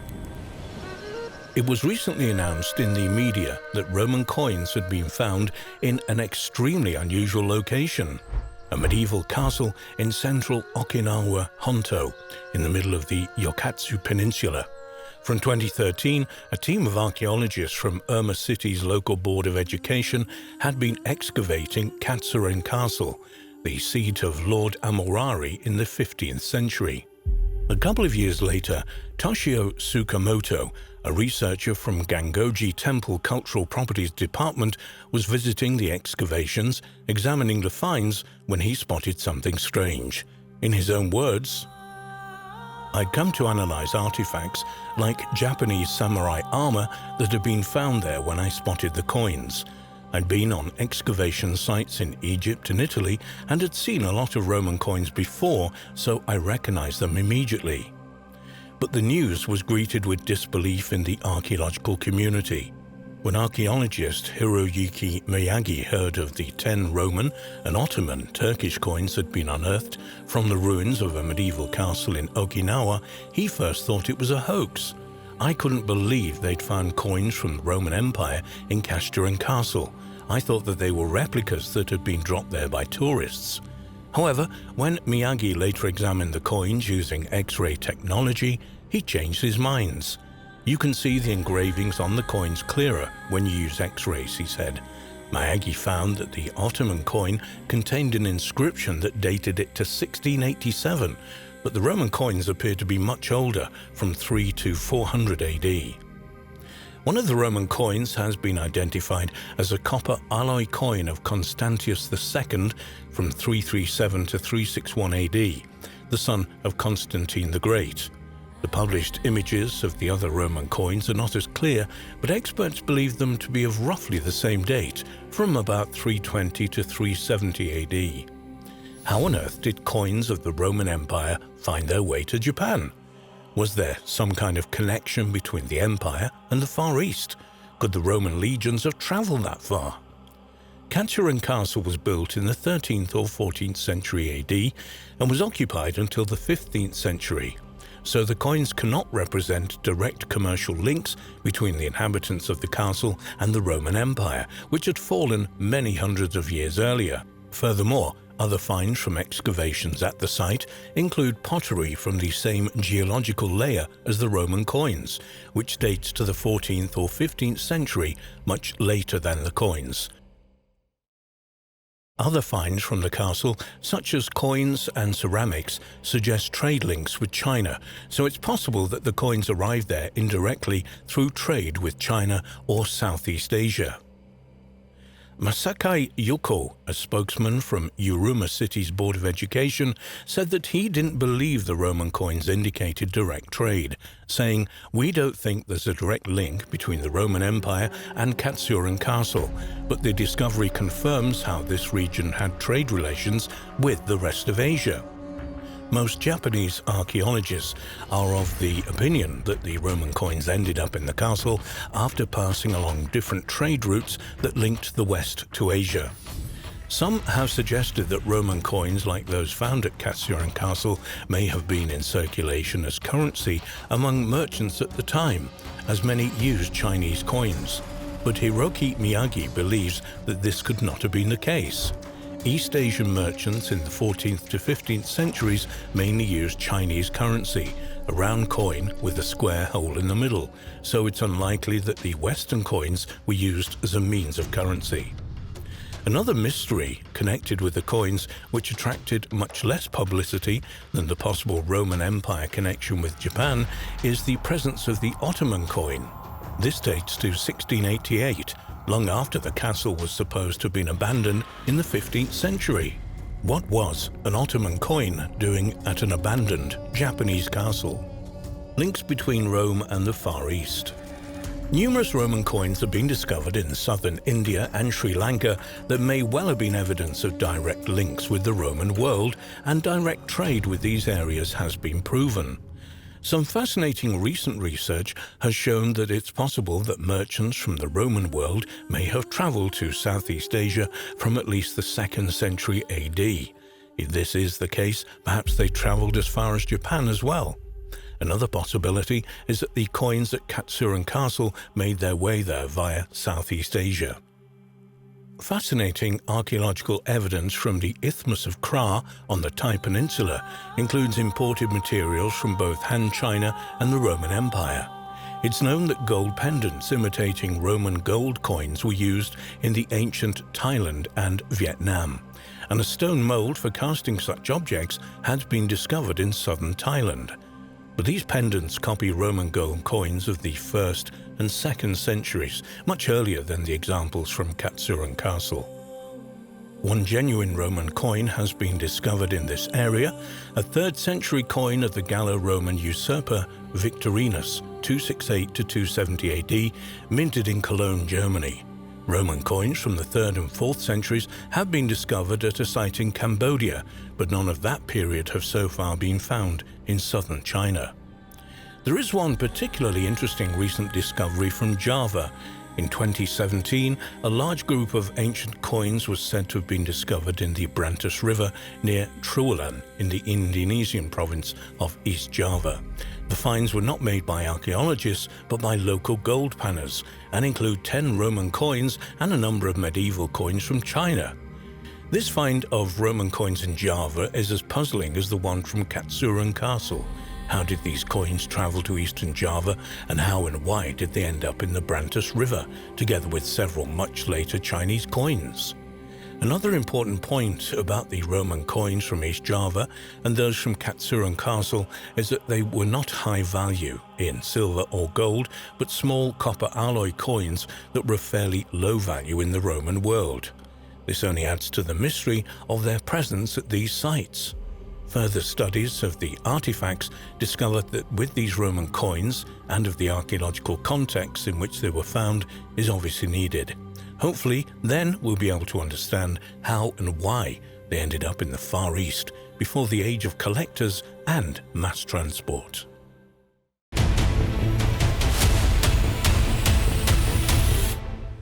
The Antikythera mechanism is an ancient Greek mechanical model of the solar system and has been described as the oldest example of an analog computer. As it's the only one of its kind, its origins are a complete mystery. However, recent research has indicated that the Antikythera mechanism might in fact be the famous planetarium made by the Sicilian astronomer, engineer and mathematician Archimedes. However, ancient sources mention that Archimedes made 2 of these machines, which means that the other one is out there somewhere, waiting to be discovered. At Easter 1900, Elias Stadiatos and his party of Greek sponge fishermen were fishing off the coast of the tiny rocky island of Antikythera between the southern Greek mainland and Crete. Surfacing after one of his descents, Stadiatos began babbling about a heap of dead naked women on the seabed. Further investigation by the fishermen revealed the 164-foot-long wreck of a sunken Roman cargo ship over 140 feet down. The buried objects from the ship included 1st century BC marble and bronze statues, the dead naked women, coins, gold jewellery, pottery, and what looked like lumps of corroded bronze which broke into several pieces shortly after being brought to the surface. The shipwreck has subsequently been dated to 70 to 60 BC. The finds from the wreck were later examined, recorded and sent to the National Museum in Athens.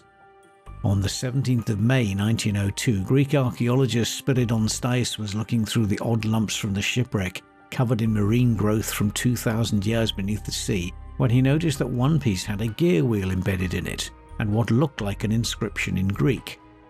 There'd been a wooden case associated with the object, but this, as well as the wooden planks from the ship itself, had subsequently dried out and shriveled up.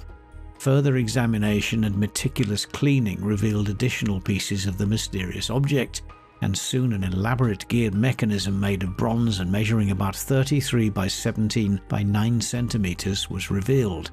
Stais believed the strange mechanism to be an ancient astronomical clock, but the prevailing opinion at the time was that it was too intricate a device to belong to a wreck dated by the pottery on board to the early 1st century BC. Many researchers thought that the mechanism was the remains of an astrolabe, an astronomical device for observing planetary movements used for navigation, the earliest known example of which is from 9th century AD Iraq. But no general agreement on the date or purpose of the artifact was reached, and the enigma was soon forgotten. In 1951, English physicist Derek de Solla Price became fascinated by the complexity of the shipwreck mechanism and began what was to be 8 years of detailed study using X-ray photography. In June 1959, the conclusions of his analyses were published as an article in Scientific American, entitled An Ancient Greek Computer. X-rays of the mechanism had revealed at least 20 separate gears, including a differential gear previously thought to have been invented in the 16th century.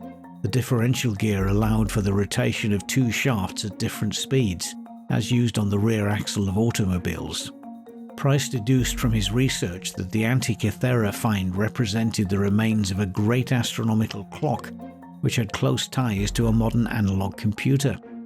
These conclusions met with some unfavourable reactions from scholars at the time. A certain professor refused to believe in the possibility of such a device and hypothesized that the object must have been dropped into the sea in medieval times and somehow made its way into the wreck. The discovery and reconstruction of the Antikythera mechanism has also persuaded scholars to look at descriptions in ancient texts of such devices in a different light. Roman orator and writer Cicero, writing in the 1st century BC and living at the time of the Antikythera shipwreck, mentions an invention of his friend and teacher Posidonius. Cicero notes that Posidonius had recently constructed a device which at each revolution reproduces the same motions of the sun, the moon, and the 5 planets that take place in the heavens every day and night. Cicero also mentions that the Sicilian astronomer, engineer, and mathematician Archimedes, about 287 BC to 212 BC, is said to have made a small planetarium. Apparently Cicero saw it in the 1st century BC and said, "The invention of Archimedes deserves special admiration because he'd thought out a way to represent accurately by a single device for turning the globe those various and divergent movements with their different rates of speed. The moon was always as many revolutions behind the sun on the bronze contrivance as would agree with the number of days it was behind it in the sky." Some researchers have even proposed that it was an astronomical device designed and built by Archimedes that was rescued from the Antikythera shipwreck. Credited with the first calculation of pi, the volumes of spheres and the distance from the Earth to the Moon, Archimedes may well have had the skill and knowledge to craft something like the Antikythera mechanism. But could the Antikythera mechanism have been designed, built, or even owned by Archimedes? A number of other ancient writers also refer to Archimedes' planetarium, both in prose and in verse.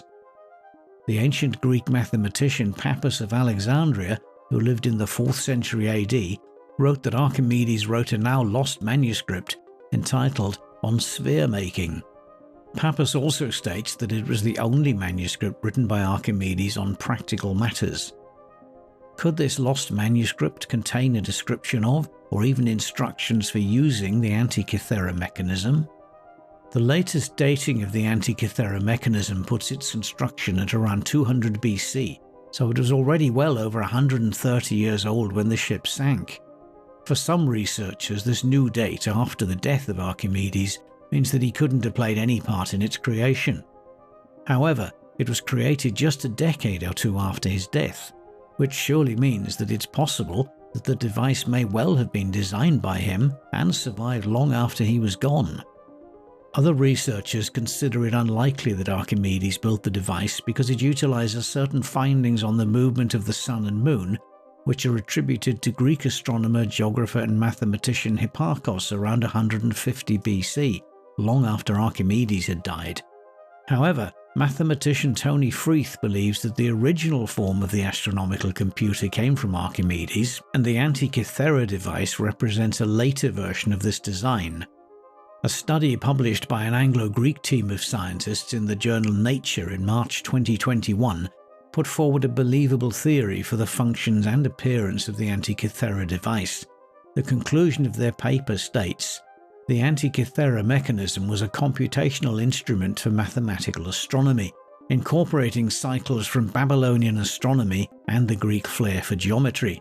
It calculated the ecliptic longitudes of the moon, sun, and planets, the phase of the moon, the age of the moon, the synodic phases of the planets, the excluded days of the Metonic calendar, eclipses, possibilities, times, characteristics, years and seasons, the heliacal risings and settings of prominent stars and constellations, and the Olympiad cycle, an ancient Greek astronomical compendium of staggering ambition.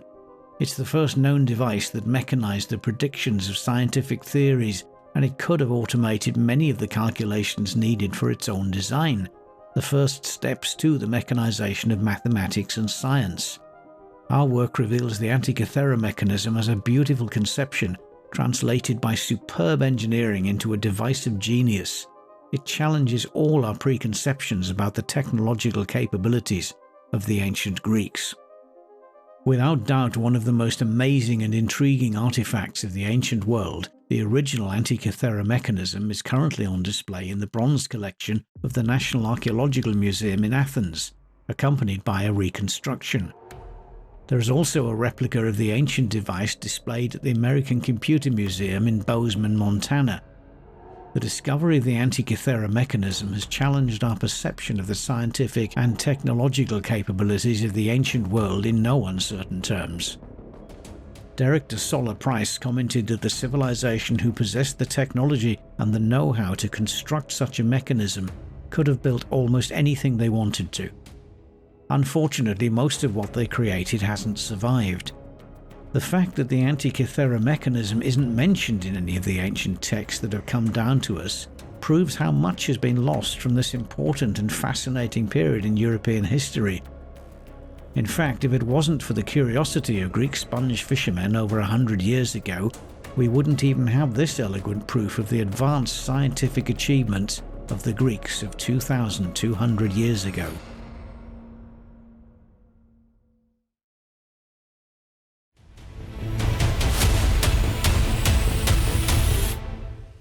The Vikings were one of the most mysterious and brutal groups known in history. They kept few historical records, but passed down their tales of battle and bravery through oral traditions. Legends of Viking artifacts, Norse gods, and horrific methods of torture still intrigue modern minds today. One of the most mysterious legends in the Vikings is the existence of the elusive Sunstone. The stone has been mentioned in countless stories, passed down through generations. It's believed that seafaring Vikings would have used the stone to guide them on their voyages. To this day, we don't know precisely how this stone would have worked. While roaming the seas, the Vikings likely used several methods of navigation. Some researchers believe Vikings would have used the sun, as well as the paths of migratory animals such as birds or whales to guide their way. These animals most likely would have helped guide them to Iceland, Greenland, and as far as North America. Though recent discoveries also suggest that they may have also used sundials or other rudimentary inventions to navigate. But none of these methods have captured the interest of Viking researchers as much as the Sunstone. The original stories of this mystical stone date back to the reign of Norwegian King Olav II. The many stories about the stone suggest that it would have harbored some sort of magical power. However, it's possible that the stone may have simply been some sort of crystal used to manipulate light. One theory claims that the stone could have been a special cut of calcite crystal. In modern times, replicas of these crystals have become popular for their ability to split light into several wavelengths, creating a rainbow effect. If this is true, the Vikings may have used the sun's rays and the color spectrum to guide themselves around the ocean when there was no land in sight. This may also explain why people throughout history thought the stone was magical. To primitive people, the properties of the sunstone seemed impossible to explain. This could be where the stories of the mysterious sunstone originated. People simply couldn't understand how light could be projected from a stone in such an incredible way. Maybe the mysterious sunstone is not so mysterious after all. The weapons of the Vikings are legendary. One particular style of sword, known as the ulfberts, was especially unique. The craftsmanship applied to these weapons was hundreds of years ahead of its time. The privilege of having such a sword belonged exclusively to the elite. Because an Ulfberht sword, unparalleled strength, could only be had at high cost. The sharpness and durability of the blade made it possible to cut through bone or a lower quality weapon with one blow. The quality of these swords was so remarkable that other societies would not be able to forge such a weapon until over 700 years later. Scientists have been mystified as to where these swords were created until recently, when new information became available. A previous theory held that the swords may have their origins in the Middle East or Asia, but surprisingly, it seems that the materials were sourced closer to where they were found, in Central Europe. A sword found in 2012 was studied for its chemical composition, and it was revealed that this sword had a high manganese content, which implied that it didn't come from the East. The guard was made of iron with a high arsenic content, which suggests it may have originated from a European deposit. The pommel was covered with a sheet of tin-lead alloy. It was determined that the pommel plate lead had come from a site in the Taunus region just north of Frankfurt, Germany. The lead would not have likely been mined and transported elsewhere for processing, since the deposit was already largely depleted in Roman times.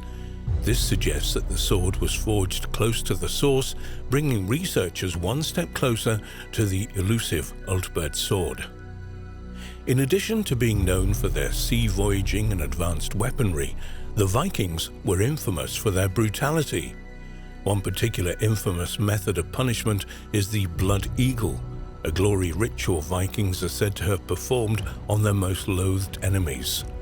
The ritual involved carving the victim's back open and cutting their ribs away from the spine before the lungs were ripped out through the wounds.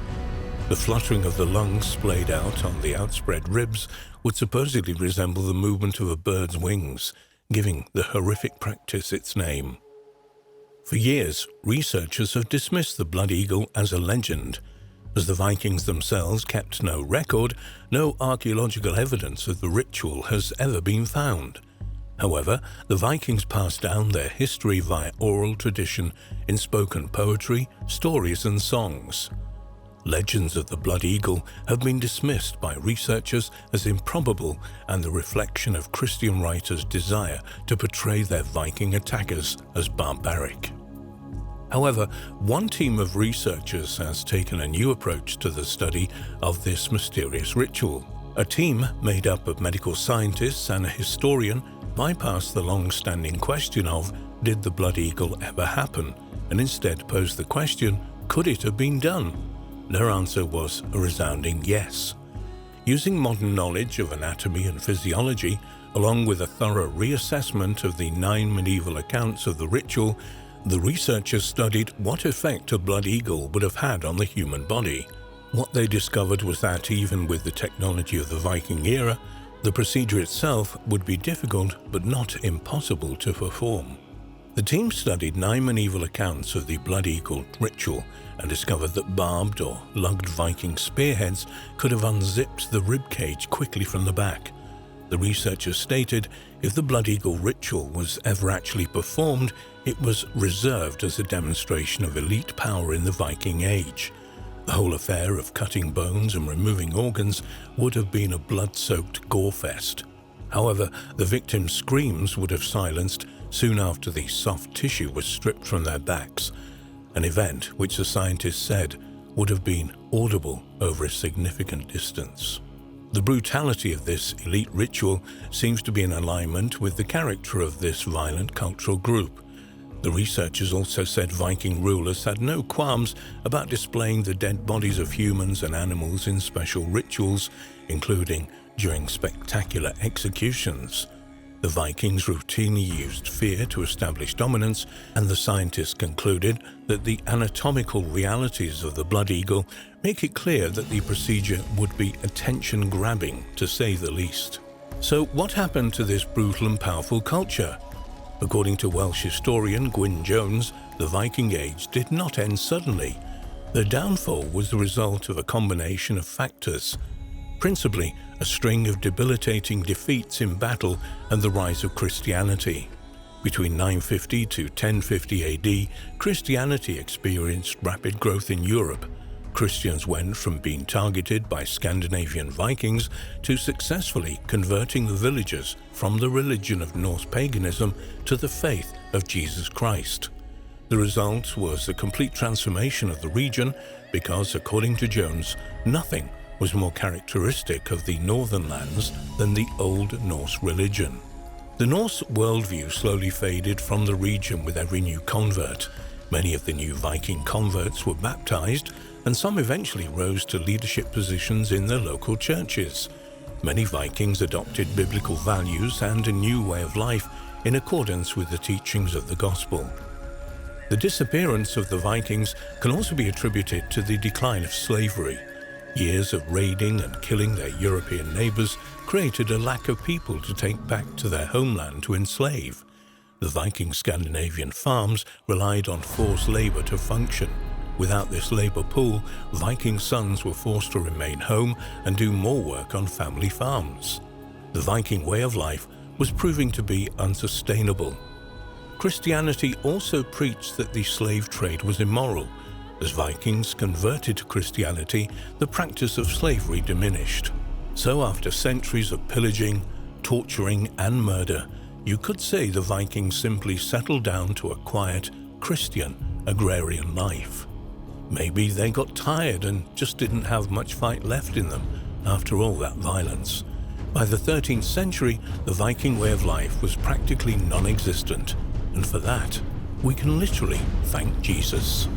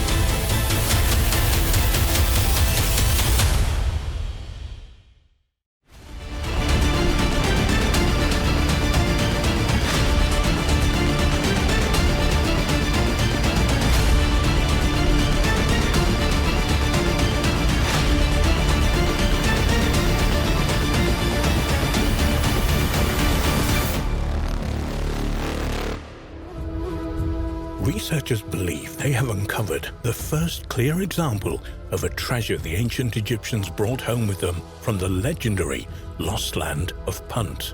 It is a 3,300-year-old baboon skull, a remnant of animal that was revered in ancient Egypt but was not native to the land of the pharaohs. The legendary treasures of Punt. The ancient Egyptians wrote about the land of Punt and depicted it as a prosperous location from 2450 BC to 1155 BC. They went to Punt, which they referred to as God's land, to acquire gold, African blackwood, ebony, ivory, aromatic raisins, wild animals, and slaves. One of the most famous artworks created about this location is the Punt Colonnade on Hatshepsut's temple at Deir el-Bahri, demonstrating that her people brought her myrrh trees, gold, ivory, panther skins, and apes back from Punt. The travels to Punt for treasures also demonstrate the ancient Egyptians' nautical skills. Nathaniel Dominy, a primatologist at Dartmouth College, a lead author of the new study, explained that the long-distance seafaring between Egypt and Punt, two sovereign entities, was a major milestone in human history because it drove the evolution of maritime technology. Trade in exotic luxury goods, including baboons, was the engine behind early nautical innovations. Archaeologists believe that the land of the Punt was a real place. However, there is still a debate about where it was actually located. Ethiopia, Eritrea, and Somalia are just a few of the proposed locations. This is why researchers have taken a particular interest in the 3,300-year-old baboon skull. If this baboon really did come from Punt, and they could identify its homeland, the mystery may be solved. Domini states in a press release, "Many scholars view trade between Egypt and Punt as the first long maritime step in a trade network known as the Spice Route, which would go on to shape geopolitical fortunes for millennia." Other scholars put it more simply, describing the Egypt-Punt relationship as the beginning of economic globalization. Baboons were central to this commerce, so determining the location of Punt is important. For over 150 years, Punt has been a geographic mystery. Domini says, "Our analysis is the first to show how mummified baboons can be used to inform this enduring debate."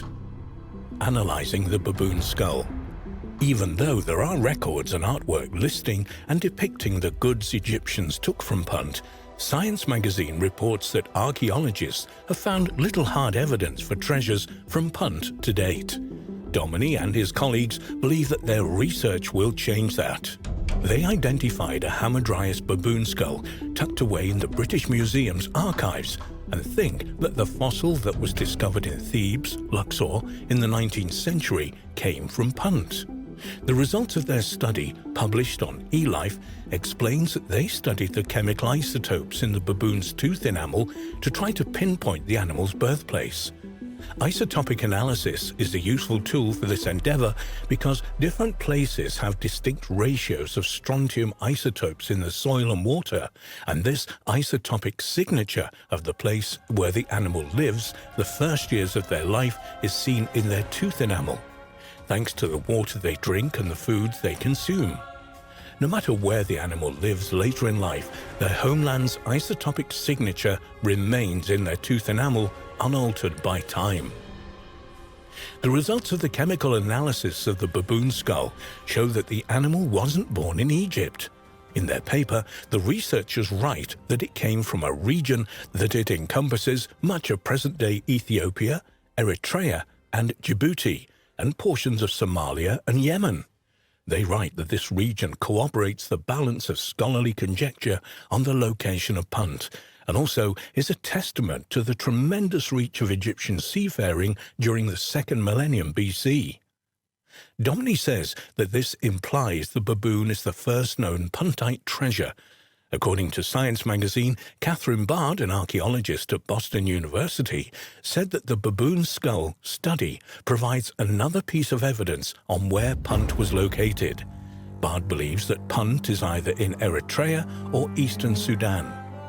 She also tells Science magazine that this isn't the first example of a treasure from Punt because her excavations at Mersa Wadi Gawasis unearthed obsidian ebony fragments, which she asserts came from Punt. Domini disagreed, saying that ebony, for example, was widely distributed across Africa, so Bard's discovery was not necessarily a treasure from Punt. The ancient Egyptians linked Hamadryas baboons to their god of wisdom and the creator of hieroglyphics, Thoth and Amun-Ra, the sun god. They considered the animals sacred and depicted them in their sculptures, reliefs, and paintings, even though they're not native animals to Egypt. Egyptologist Dr. Geraldine Pinch has also noted that baboons were connected with Duat, the underworld in ancient Egyptian religion, saying, "The image of the Thoth baboon beside a Wedjat eye occurs on magic wands as early as the 20th century BC. Two baboon form of the god Khons control the Book of the End of the Year. These contain lists of those who were destined to die and those who would live." Anaut Balaji has written that baboons were associated with ancient Egyptian kings too. For example, King Nama is shown as being transformed into a baboon known as the Great White One as part of a rejuvenation festival scene. Bajaji noticed that some scholars opine that the title of this god is derived from the silver-grey mane of a dominant Hamadryas, and individual ancestors were ritually deified in the form of baboons and received cultic offerings. When archaeologists were excavating a dried-up lagoon known as Mersa Goasis, they discovered traces of an ancient harbour that had helped launch early voyages, like Hatshepsut's, onto the open ocean. Man-made caves in the area contain timber, rigging, limestone anchors, steering oars, reed mats, cedar planks, and the remains of one of the oldest sea-going ships ever discovered. These artifacts have offered proof of the Egyptians' nautical skills and also provided important clues to the location of Punt. A more recent discovery adds weight to the evidence that Punt was located somewhere in Africa and not on the Arabian Peninsula. Science in Poland reports that archaeologists and ornithologists have identified a depiction of a bird on the portico of Punti in the Temple of Hatshepsut as a secretary bird, Sagittarius serpentarius, a very large bird of prey found only in Africa, particularly around coastal regions in Sudan. For centuries, the land of Punt has been delegated to the realm of myth and folklore, but more and more recent findings are making it clear that Punt was not a mythical place, it's a real location that is still waiting to be found.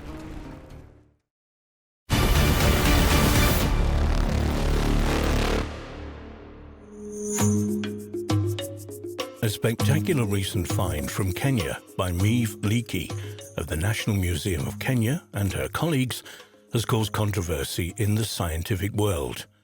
The find, a damaged but almost complete skull and face, is claimed to be 3.5 million years old and belonged to an entirely new breed of early human. However, many scientists have objected to this identification due to apparent damage to the fossil, and the debate over whether it is indeed a new species is still continuing. Born on the 28th of July 1942 in London, English paleoanthropologist Dr. Meave Leakey is part of a family that has gained worldwide renown for decades of pioneering hominin research in Eastern Africa. She is the daughter-in-law of Lewis and Mary Leakey and wife of Richard Leakey, the famous paleontologists who have made several significant hominid finds in the last 50 years. In 2002, Meave Leakey, along with her daughter Louise, was named an Explorer in Residence by the National Geographic Society. In 2007, Leakey was a lead author of a study in the journal Nature that went against the predominant view of the ancestral lineage of Homo sapiens, namely that the species Homo habilis evolved into Homo erectus in linear succession. Currently, Dr. Leakey is a research professor in the Department of Anthropology, Stony Brook University, New York, director of Pleistocene research at the Turkana Basin Institute, Kenya, explorer in residence at the National Geographic Society, and co-leader with her daughter Louise of the Kubifora Research Project, the KFRP. In 2001, Meave and her daughter Louise and colleagues reported on the discovery of a 3.5 million-year-old skull that they believed belonged to a previously unknown hominin genus and species, the Kenyan flatface. Research assistant Justus Eris had made the find 2 years earlier while working with members of the Leakey family near the Lomkwi River in northern Kenya.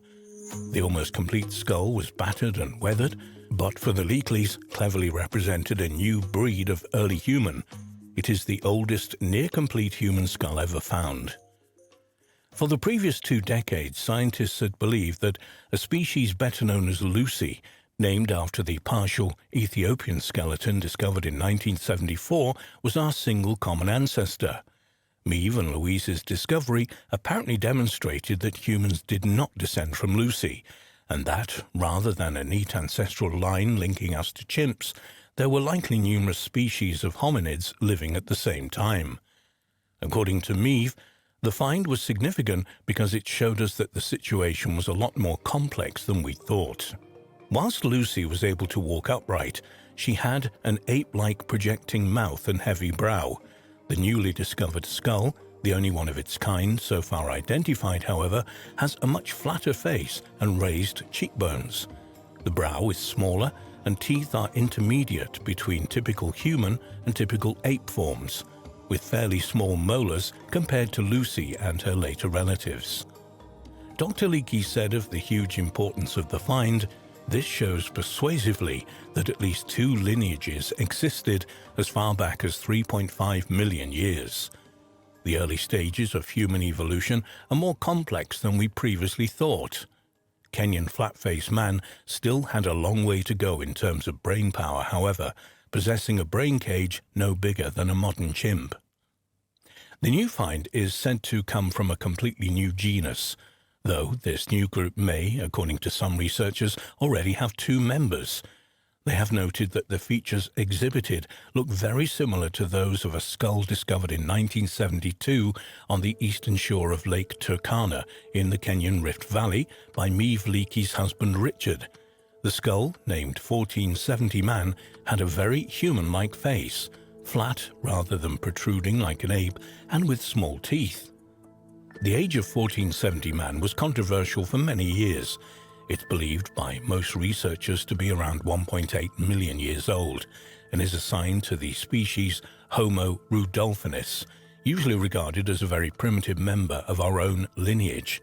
However, a few people believe the skull should not be attributed to Homo rudolphinus and needs to be re-examined. In Leakey's studies of the finds published in 2012, she stated that the specimen from Lake Turkana is a different species from the early Homo varieties previously known to have inhabited the area.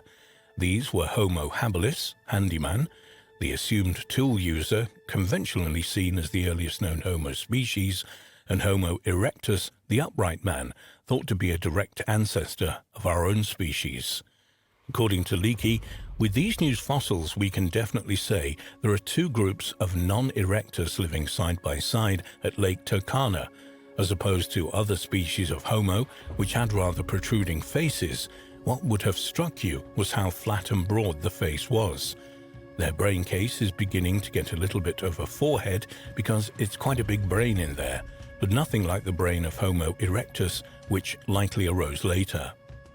The study team wanted to avoid the previously proposed names for the flat-faced species Homo rudolphinus, as the relationships between the fossil specimens and the species names is still uncertain. The study team wanted to avoid the previously proposed name for the flat-faced species Homo rudolphinus, as the relationships between the fossil specimens and the species names is still uncertain. One fascinating question is how the three early humans would have coexisted without friction over food supplies, for example, existing between them. According to physical anthropologist William Kimball, given the facts that they were all terrestrial bipeds of one sort or another, differences in how the three species made a living and where they chose to live would have come down to diet, as opposed to, say, climbing ability. Perhaps it may just be that these early human species simply had no problems getting along with each other. Modern primates are generally very good at living together, Leakey commented. You can see troops of monkeys composed of at least two species, if not more. The study of the origins of man is understandably a controversial and complex area. Since Meave Leakey's initial discovery, the picture has been complicated even more by the identification in 2000 of a hominin now called Oronin tugenensis. This creature could represent an entirely new group of hominids and is claimed to be the oldest human-like creature known to science, taking our lineage back to an astonishing 6 million years ago. In 2000, the research team of Bridget Sennett and Martin Pickford discovered fossil material consisting of a partial humerus, femur and mandible, a distant thumb bone and some teeth in the Tugen Hills of Kenya. The molars were covered with thick enamel like those of later hominins and were small like our own. The discovery was nicknamed at the time Millennium Man due to its discovery date and was dated to 6 million years ago and given the taxonomic classification Ororin tugenensis, original man from the Tugen Hills. Initially, paleoanthropologists were skeptical of the find, with many remaining so to this day, especially as the fossils were not made available to the scientific community. Although there is still a heated debate over the fossil, it is increasingly presented in published texts as hominin. Millennium Man lived around the time when genetic analysis suggests our oldest hominin ancestor split from the oldest ancestor of the great apes. This means there's a chance that Ororhyntuganensis could be the fabled missing link, or at least one of them. In March 2003, paleontologist Tim White of the University of California, Berkeley, questioned the heritage of Meave Leakey's find. He argued that it was more likely to be a Kenyan variant of Lucy.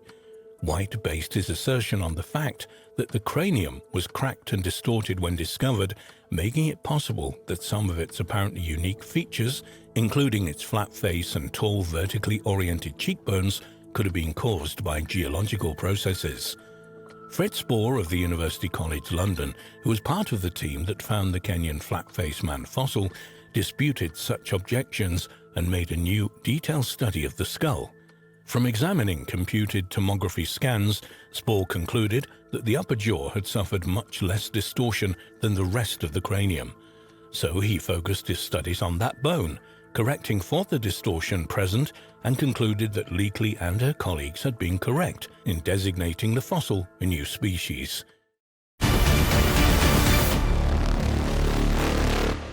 A mysterious small clay figurine of a human found in 1889 at Nampa, Idaho, has remained a controversial artifact since its discovery.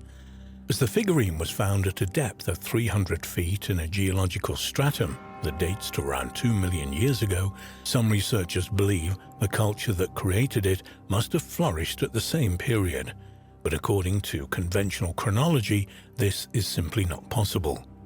In 1887, 5 gentlemen, James A. Pinney, Nathan Falk, Joseph Perrault, John Bernard, and M.A. Kurtz, formed a company to locate artesian water at the new town of Nampa, southwest Idaho. By July of 1889, their sand pump had reached a depth of over 300 feet. According to Mr. Kurtz, he was at the sand pump checking the contents coming out when, in his own words, he had the clay image in his hand and supposed it was a twig. I dipped it into a barrel of water standing near, washed it off, and saw at once what it was. The tiny baked clay artifact was about 1.5 inches long, in the shape of a human. American amateur geologist George Frederick Wright later wrote about the discovery in his book, The Origin and Antiquity of Man. The record of the well shows that they had penetrated first about 50 feet of soil, then about 15 feet of basalt, and afterwards passed through alternate beds of clay and quicksand, down to the depth of about 300 feet when the sand pump began to bring up numerous clay balls, some of them more than 2 inches in diameter, densely coated with iron oxide. 2 million years old. Wright went on to describe the mysterious figurine. It was a female figure and had the lifelike lineaments in the parts which were finished that would do credit to the classic centers of art. American archaeologists at the time noticed that the apparent similarities between the Nampa figurine and those of Upper Paleolithic Europe. But how had the figure ended up in a geological formation from the Pliocene-Pleistocene transition dating to approximately 2 million years ago? The oldest known example of a depiction of a human being is the Venus of Hohlfels from a cave in the Swabian Alps of Germany, which is dated to between 40,000 and 35,000 years ago. Does the incredibly ancient Nampa figurine challenge the evolutionary scenario, as some independent researchers have suggested? What mysterious culture existed in North America 2 million years ago who could have been sophisticated enough to craft such an object? Perhaps the figure shows that intelligent humans might have existed on Earth far earlier than originally believed by science. The Nampa figurine has been held up by some as a perfect example of an out-of-place artifact, objects found in contexts that are way out of sync with the accepted chronology of human history. For some researchers, such artifacts place a huge question mark against what we think we know of the world and its history. Some argue that these discoveries offer persuasive evidence that in remote antiquity mankind was significantly more advanced than we could ever imagine. They insist that at various times in prehistory we have reached a high level of civilization only for it to be subsequently destroyed without a trace by natural or man-made catastrophes.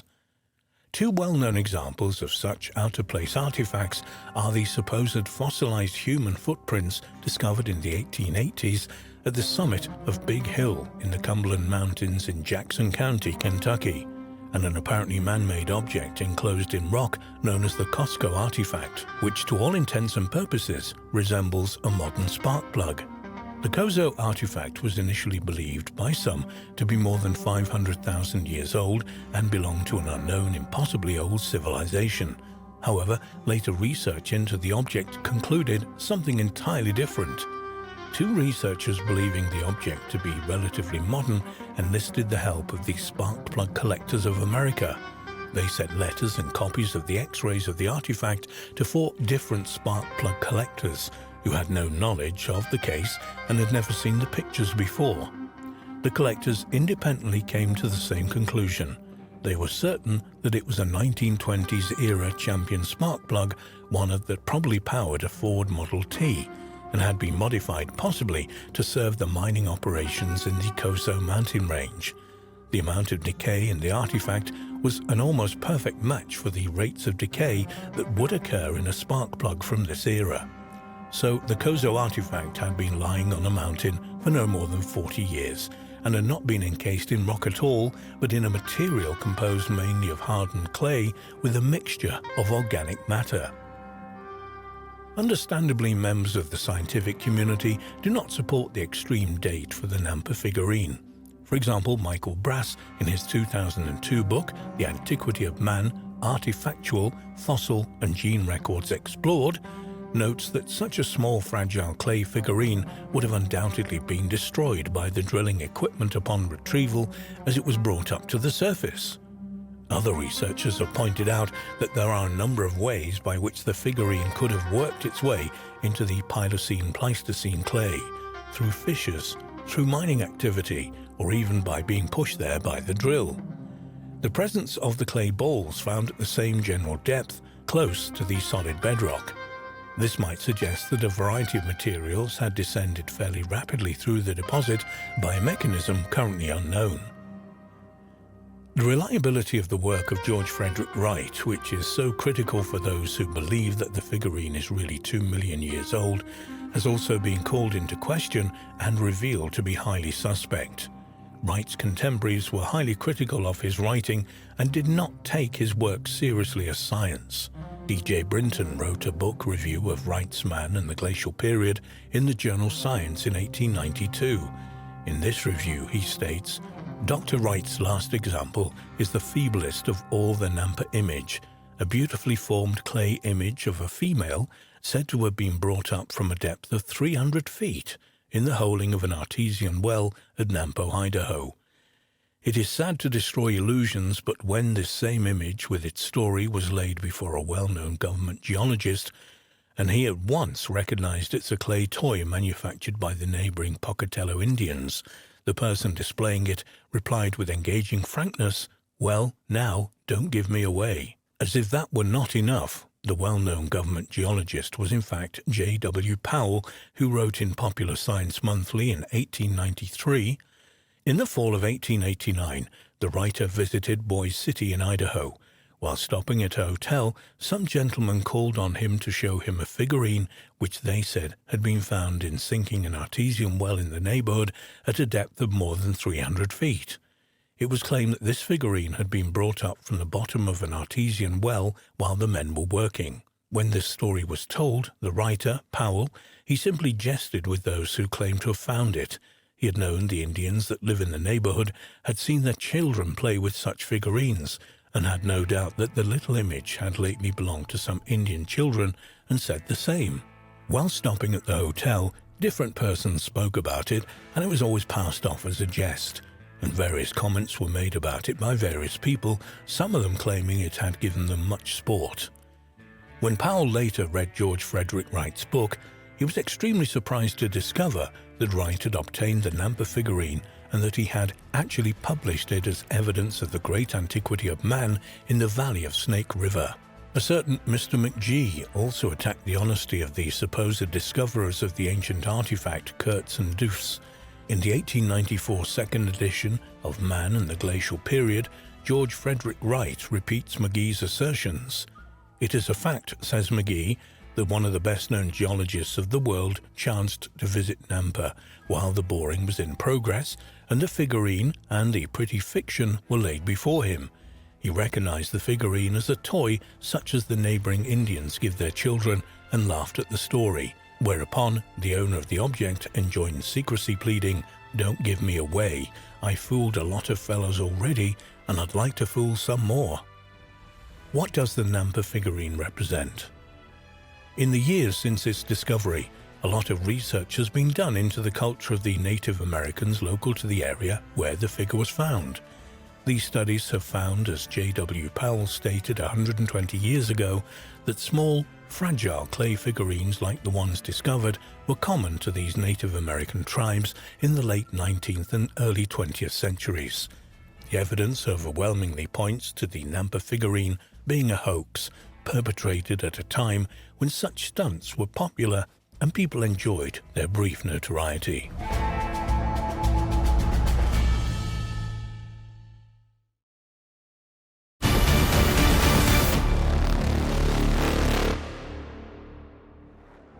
The scientific discovery of fossilized trees dating back more than 260 million years has shocked the scientific community. Together with other recently discovered fossilized plant and tree discoveries on Antarctica, these finds suggest something that should not be, that the world's coldest, driest continent was once green and forested. Amongst other things, scientists have had to come up with an explanation of how trees were able to survive within a few degrees of latitude of the South Pole itself, where it's dark for 6 months of the year. But what does all this mean for scientific theories about Antarctica? Will they have to be changed? An ancient forested Antarctica. Over 100 years ago, Royal Naval officer and explorer Robert Falcon Scott's ill-fated expedition to Antarctica discovered fossils of plants on the Beardmore Glacier less than 310 miles from the South Pole. The expedition's chief scientist, Edward Wilson, recorded these remarkable findings in his diary, writing that most of the bigger leaves were like beech leaves in shape and venation. At the time, these discoveries were dismissed by scientists as mistaken or exaggerated, their significance almost completely ignored for over 100 years. However, over the last decade or so, a few scientists have begun to suspect that Edward Wilson may have been onto something. Even so, when proof was finally discovered, they were as shocked as anyone. The fact is that Antarctica has not always been a forbidden land of ice. Millions of years ago, when the continent was still part of the huge southern hemisphere landmass called Gondwana, forests grew near the South Pole. From around 400 million to 14 million years ago, the southern continent was a very different and much greener place than Antarctica is today, with a much warmer climate. The warmth came from the size of the landmass itself, with Gondwana land keeping away the cold currents that encircle Antarctica today. Professor Jane Francis of the University of Leeds in the UK has spent 10 field seasons in Antarctica collecting fossil plants and received the Polar Medal from the Queen in 2002. She is still in awe at the thought of a green Antarctica. I still find the idea that Antarctica was once forested absolutely mind-boggling. We take it for granted that Antarctica has always been a frozen wilderness, but the ice caps only appeared relatively recently in geological history. One of the professor's most important fossil discoveries was made in the Transantarctic Mountains, where, high up on glaciated peaks, she and her team found a sedimentary layer packed full of fragile leaves and twigs. Analysis showed that these fossils were the remains of stunted bushes of beech dating back to mere 3 to 5 million years old. Consequently, they were some of the last plants to have lived on Antarctica before the deep freeze set in. But other fossil discoveries from the continent reveal the incredible fact that truly subtropical forests existed on Antarctica during much earlier times, during the age of dinosaurs. According to Dr. Vanessa Bowman, who works with Francis at the University of Leeds, Go back 100 million years ago, and Antarctica was covered in lush rainforests similar to those that exist in New Zealand today. We commonly find whole fossilized logs that must have come from really big trees. But the strangest and most inexplicable characteristic of these polar forests was their adaptation to the Antarctic light regime. Close to the pole, in winter, it is always night, while in the summer the sun shines even at midnight. Professor David Bierling of the University of Sheffield explained the problem that these Antarctic trees must have faced. During prolonged periods of warm winter darkness, trees consume their food store, and if this goes on for too long, they will eventually starve. To understand how these Antarctic trees survived against such seemingly insurmountable odds, Professor Bierling investigated the types of plants that once grew on Antarctica. What we did was grow seedlings of these trees in blacked-out greenhouses where we could simulate Antarctic light conditions. We also raised temperature and CO2 concentration to match ancient growing conditions. We found that trees made so much food during the summers that this eventually caused photosynthesis to slow down. As a result, they couldn't fully take advantage of the long hot summers for photosynthesis. So, Professor Bierling's experiments demonstrated that trees were able to cope extremely well with the highly unusual environment. These hardy ancient trees were also able to withstand alternating months of pure sunlight and darkness, before eventually succumbing to history's greatest mass extinction. The discovery of fossil trees. In 2016, Eric Gulbranson, a paleoecologist from the University of Wisconsin-Milwaukee, and his team discovered the oldest polar forest on record from the southern polar region. Although the forest has not yet been precisely dated, Gulbranson believes it probably flourished about 280 million years ago before being swiftly buried in volcanic ash, which fortunately preserved it down to the cellular level. In Gulbranson's words, "They're actually some of the best preserved fossil plants in the world. The fungi in the wood itself were probably mineralized and turned into stone within a matter of weeks. In some cases, probably while the tree was still alive. These things happen incredibly rapid. You could have witnessed it firsthand if you were there." Ancient fossil trees that date back 100 million years can also be found in a small part of Alexander Island on the west coast of the Antarctic Peninsula, with logs up to 23 feet high still standing upright. Incredibly, the roots of these coniferous trees are still attached to the carbonaceous soil deposits today. Scientists from Rice University in Houston, Texas, undertook research on fossilized from the Antarctic Peninsula, and were extremely surprised to discover that the region was covered in tundra up to 12 million years ago. The continent's gigantic ice sheets began forming about 38 million years ago, with the Antarctic Peninsula the last area to be covered in ice. There has always been controversy in the scientific community about how quickly this glaciation took place. Scientists have now determined the exact species of plant that existed on the Antarctic Peninsula 12 million years ago, and concluded from fossil record that there was a long, gradual process of glaciation over the peninsula. In 2018, more new forests were discovered by researchers from the University of Wisconsin-Milwaukee on the frozen slopes of the Transantarctic Mountains. Here, they discovered gray rocks containing fossils from Antarctica's ancient forested past. The team discovered fossil fragments of 13 trees that are well over 260 million years old, showing that this forest flourished at the end of the Permian period, before the first dinosaurs walked the Earth. Then came the Permian extinction. Many geologists and paleoecologists believe that the Permian extinction occurred over the course of 15 million years during the latter part of the Permian period, 299 million years to 252 million years ago. What caused this great extinction of 90% of the world's species at the time is still shrouded in mystery, though we know it was triggered by a volcanic event. However, the team from the University of Wisconsin actually discovered 5 new fossil forests that would have lived into and beyond the Permian extinction interval. These forests may give us vital information about this mysterious extinction event, according to Eric Gulbranson. These new findings tell us how these organisms were reacting or responding to the climatic or environmental changes that were taking place during the extinction crisis. Having a fossilized record of the extinction interval is our only understanding of how life on the planet goes through such an event. A rainforest during the age of dinosaurs. In April 2020, it was revealed that scientists had discovered the remains of temperate rainforests which flourished in Antarctica around 90 million years ago. Fossil remnants of this forest were discovered on the ocean floor in the Amundsen Sea off the coast of West Antarctica. The significance of the find lies largely in its location, as 90 million years ago this West Antarctic forest would have been a mere 560 miles from the then South Pole. Ulrich Salzman, a professor of paleoecology and paleoclimatology at the Northumbria University in the UK, commented, "The numerous plant remains indicate that 93 to 83 million years ago, the coast of West Antarctica was swampy landscape in which temperate rainforests grew, similar to the forests that can still be found, say, on New Zealand's South Island. In order for such a landscape of dense vegetation to have existed in Antarctica, there would have had to have been little or no ice sheet present, and carbon dioxide levels would need to have been higher than previously thought." And this exactly is what scientists now believe was the case 90 million years ago on the continent. Antarctica continues to provide the scientific world with surprises, which must surely mean they have to constantly update many of their theories about its history and prehistory. Who knows what other revelations about this strange continent lie in wait?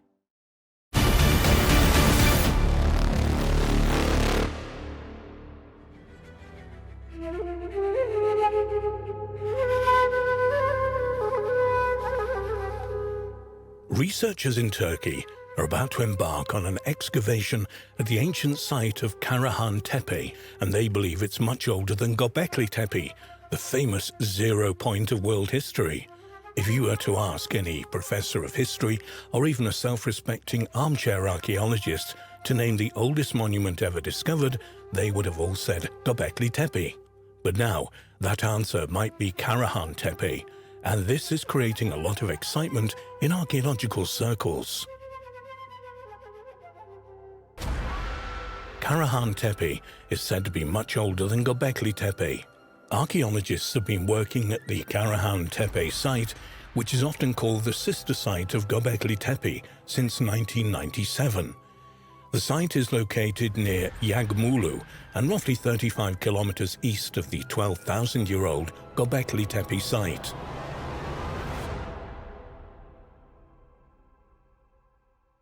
Over the years, archaeologists have made a series of amazing discoveries at the Karahan Tepe site. In particular, tons of buried T-shaped obelisks, similar to the ones carved with wild animals at Göbekli Tepe, have led researchers to conclude that Karahan Tepe is much older than its younger sister, Göbekli Tepe. Head of excavations at Karahan Tepe, Dr. Nesmi Karul, said that 12 spots estimated to be in the same period as Göbekli Tepe are now known in the region, one of which is the Karahan Tepe.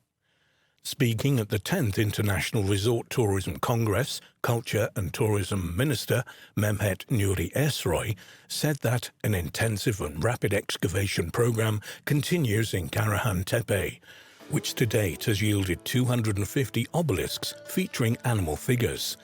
Ersoy claims that planned excavations will prove the settlement at Karahan Tepe will be much older than the 12,000-year-old Göbekli Tepe. A 2016 National Geographic article recounted the fascinating story of the discovery and preservation of Göbekli Tepe. Professor Klaus Schmidt, a German archaeologist who led excavations at the site, argued before he died in 2014 that a vast labor force needed to build the enclosures, and that this construction project pushed people to develop agriculture as a way of providing predictable food and perhaps drink for workers. At the 2015 World Economic Forum in Davos, Switzerland, Turkey's Dogus Group announced that they plan to spend $15 million over the next 20 years in partnership with the National Geographic Society on the Göbekli Tepe site. And Dogus Group chairman Ferit İhsanek said in a press release that the reason so much cash was being spent on Göbekli Tepe was because this prehistoric temple was the 0 point in time. Karahan Tepe may well be Göbekli Tepe's older sister. While Göbekli Tepe holds the world record in media headlines and elsewhere as the earliest temple of its type ever discovered, there are several other contenders for this crown in Turkey. According to Jens Nottroff, an archaeologist at the German Archaeological Institute, who is working on Göbekli Tepe site, smaller versions of the pillars, symbols and architecture carved into stone at Göbekli Tepe have been found in settlements up to 125 miles away, including Karahan Tepe. Professor Notrov told National Geographic that Göbekli Tepe probably served the region as a cathedral, and therefore the surrounding sacred sites were like parish churches. The scientist also thinks hunter-gatherers traveled long distances to meet, worship, and help build new monumental structures through vast community projects that included grand feasts to display wealth. Returning to Karahan Tepe, according to a report in Daily Sabah, many more years of excavations and research must be conducted to determine what exactly it was used for. However, while it does happen, scientists seldom make big claims without equally big proof, and in this instance, the researchers think that when they ultimately get to Karahan Tepe's excavation center, it will be much older than 12,000 years. The archaeologists at Karahan Tepe are also convinced that they have a new zero point in world history. The mayor says the site will become a priority in place of Göbekli Tepe, and it will become a new focus of national, archaeological and tourist attention. Karahan Tepe is the sister to the enigmatic Göbekli Tepe that sits around 23 miles southeast of Göbekli upon an elevated limestone ridge. It has many striking similarities to Göbekli. Firstly, it consists of T-shaped pillars, 266 of them that mostly form parallel rows. The pillars have relief carvings, and the site appears, like Göbekli, to be deliberately buried under a great artificial mound, although this could be natural, as after 10,500 years of accumulation of dirt, combined with high winds, could have covered it back up. The comparisons do not end there. It also has serpent relief carvings, strange rock indentations, large cup marks, porthole stones, and an unfinished T-shaped pillar still in the quarry, the focus of this article.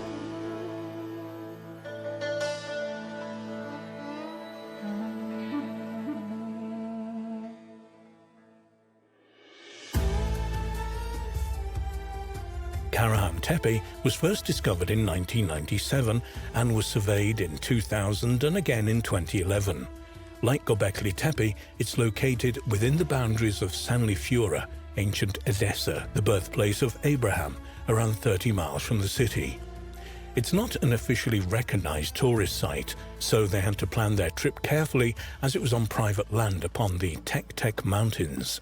Fortunately, a well-placed, probably modern standing stone marked the entrance to the track that led to the farm that is located behind. When Andrew Collins visited there in 2004, the person who showed him around was warned he would get a beating if they found anyone had visited there. 10 years later, and the owners welcomed the occasional visitor with tea and information. No beatings entailed, just sweet hot beverages and conversation after the morning visit. The dating of the site is impressive, as it's dated to 8,500 BC, contemporary with the now submerged Navali Quarry and the later stages of Göbekli Tepe. There are obvious similarities to these and other sites in the vicinity, but we've heard that there was a quarry on site where an unfinished T-shaped pillar still sits within the bedrock. Kevin Fish diligently searched for it with only one clue, that it was directly to the west of the main enclosure, as mentioned in the 2011 report. Kevin eventually converged at the impressive monolith. It lies on a rock face sloping 30 degrees towards the setting sun. At 18 feet long, it would probably be the largest monolith at the site. The site is not excavated yet, so this can't be confirmed, and weighs in at around 30 to 40 tons. Its downward angle on the slope on natural exposed rock face may have been why this was a preferred spot to quarry from. As archaeologist Bahattin Selik explains, this is quite a practical technique, with roughly chiseling on the side of the rock to produce a T-shape, whilst carving the other side 40 centimeters wide and 1 meter deep. The solid pillar separated from the bedrock with this technique and can easily be removed from the quarry with the help of a slope. Andrew Collins decided to measure it and discovered it was indeed 18 feet, 5.5 meters in length, with a maximum width of 6.6 feet, 2 meters, across its T-shaped head. This is similar in size to the twin monoliths at the center of Göbekli's enclosure, C and D. The weathering was very bad, much like the exposed parts of the pillars on the main hill. However, what lies underneath could be as well preserved as Göbekli Tepe. Altogether, Karahan Tepe is a fascinating site that begs excavation, as the significance of the nearby Göbekli Tepe has now hit the headlines. After leaving the site, the visitor wondered if the location of the choice of rock was significant. Was the direction of the quarry from the main temple an indication of a tradition that existed as far back as 10,500 years ago? Andrew Collins discussed the possibility that, indeed, it could be the case, as bringing quarried stone from the west to the east may represent bringing it into the light, sunrise, from darkness, the sunset. However, the remaining 14-foot pillar still on the eastern slope had further avenues slightly further east of it, so again it showed a possible west to east movement. Alternatively, it could also represent an east to west direction from the smaller quarry to the main enclosure. After searching through some Masonic texts, a reference was found to a ceremony where the initiate had to move in that direction, east to west. Why this is, perhaps, could represent facing one's own death, as initiation rites such as these are often about facing deep-rooted fears. Whether this was on the minds of the builders of Karahan Tepe, we'll never know, unless, of course, the site gets excavated and evidence emerges. From now, we can only speculate. Another aspect that grabbed Andrew's attention was the fact that the parallel rows appeared to be serpent-like, weaving up or down the main hill or from the main enclosure. In his initial report, Andrew stated, "It's even possible that these zigzagging pairs of stones making up the stone avenues, located on the northern, eastern sides of the tepe, signify the path of snakes, which are seen to descend like living energy into the valley below." This idea is given credence through the fact that carving on the stone seems directed up the hill, as if the direction of movement is downwards through the various sets of gateways.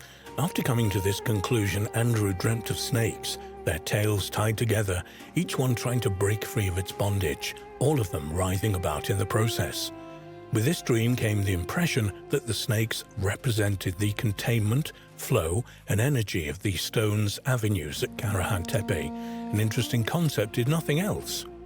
Earth energy springs to mind, as it has been found in Avebury, Brittany and Cornwall that stone avenues mark the path of telluric earth energy currents, with a crossing point often at the center of the complex, which would naturally congregate on a hilltop.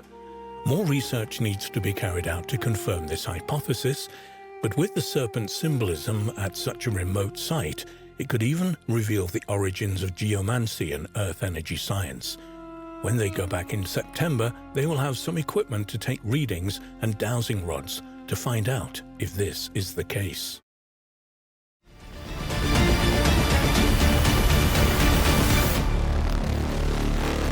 A woman's skull, the oldest known human remains ever found in Antarctica, discovered lying on Yamaha Beach at Cape Sheriff in Antarctica's South Shetland Islands, has become one of the continent's biggest mysteries. No surviving documents have ever been discovered to explain how or why a young woman came to be in Antarctica during this era. But now, new evidence may have finally been found to solve the case. Antarctica is about 5.5 million square miles in size, and thick ice covers about 98% of the land. The continental ice sheet contains about 7 million cubic miles of ice, making up about 90% of the world's ice and 80% of its fresh water. Although Antarctica has a fascinating history of human activity in the region, it extends back only about 200 years. Indeed, the majority of what is known about Antarctica has been discovered in the last few decades. Remote, inaccessible, and hostile, Antarctica was the last continent to be discovered, and knowledge of the South Polar region was collected slowly. The real nature of Antarctica was shown for the first time as long as the 18th century by the second voyage of the English navigator, Captain James Cook. Mariners who followed Cook into high southern latitudes of the icy continent did so because of his reports of huge numbers of whales and seals. On the 16th and 17th of November, 1820, American seal hunter Nathaniel Brown Palmer, then 21 years old, commanded the 47-foot-long sloop Hero, which entered the Orleans Strait and came very close to the Antarctic Peninsula. Palmer and his men became the first Americans and the third group of people to discover the Antarctic Peninsula.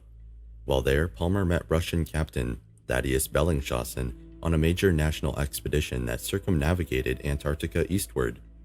The highly controversial question of who was first to sight land in Antarctica has never been resolved. British, Russian, and US ships were all present in the Antarctic Peninsula area in the early 1820s when the first sightings occurred. However, the first documented landing of the continent was not until decades later, on January 24, 1895, when the Norwegian whaling ship Antarctic landed a party at Cape Adare on the northern Ross Sea. From the late 18th to the mid-20th century, whalers and sealers operated in the rich seas surrounding the continent. From the mid-20th century onwards, scientific investigation replaced whaling and sealing as the primary year-round human activity in Antarctica. These days, around 1,200 people spend the winter in Antarctica. All of these are scientists and their support staff. Yamana Beach is an ice-free beach located on the west coast of Cape Sheriff in the north extremity of the Ioannis Palus II Peninsula, Livingston Island in the South Shetlands of Antarctica.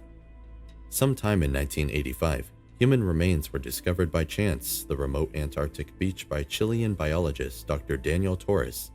According to Torres, on the afternoon of January 7, 1985, I was doing a census of mammals and also collecting marine refuse on Cape Sheriff, Livingston Island. On the beach, I saw a big plastic container and an enormous plastic orange buoy. I went to the buoy first to collect it, and as I headed along the beach, I noticed that among the very dark volcanic stones, there was one very white stone, but when I got closer, I saw that on the surface of the stone there was a series of lines that looked like a human skull. Obviously, I stopped and went up closer, and I was able to establish that it was a human cranium, half buried in this very thick volcanic sand, 40 meters away from the shore. I started very slowly separating the pebbles until I could pull out the top part of the cranium, and as the upper jaw bones were missing, I was looking for the other remains until I found them. Subsequent analysis of the skull at the Chilean Antarctic Institute revealed that it belongs to a young woman of 21, at the most. But who was she, and what was she doing in this remote spot? In January 1987, part of a human femur was found inland from Yamana Beach, and in January 1991, another part of a femur was found close proximity to the site of the earlier 1987 find. It was later revealed that the remains were of an indigenous female from southern Chile, who is believed to have died between 1819 and 1825. This makes the woman's bones the oldest known human remains ever found in Antarctica.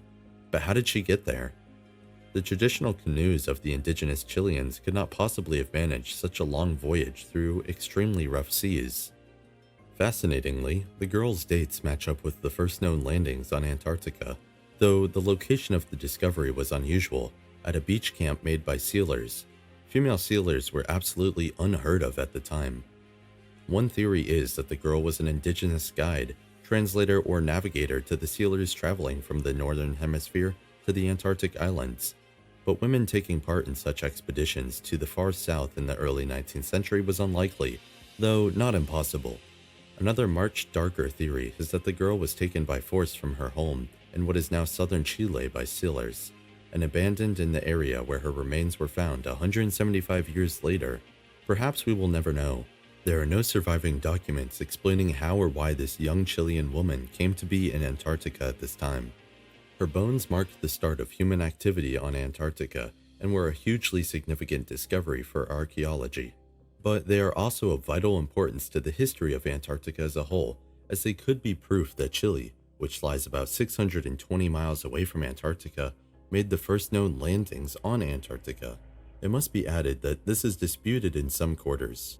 Some researchers believe that in 1819, officers, soldiers, and seamen of the storm-damaged Spanish ship San Telmo, the flagship of a Spanish naval squadron bound for Peru, may have been the first people to land on Antarctica. If any crew members survived the initial sinking of the San Telmo north of Livingston Island and managed to get to Antarctica, they would have been the first humans in history to reach the continent.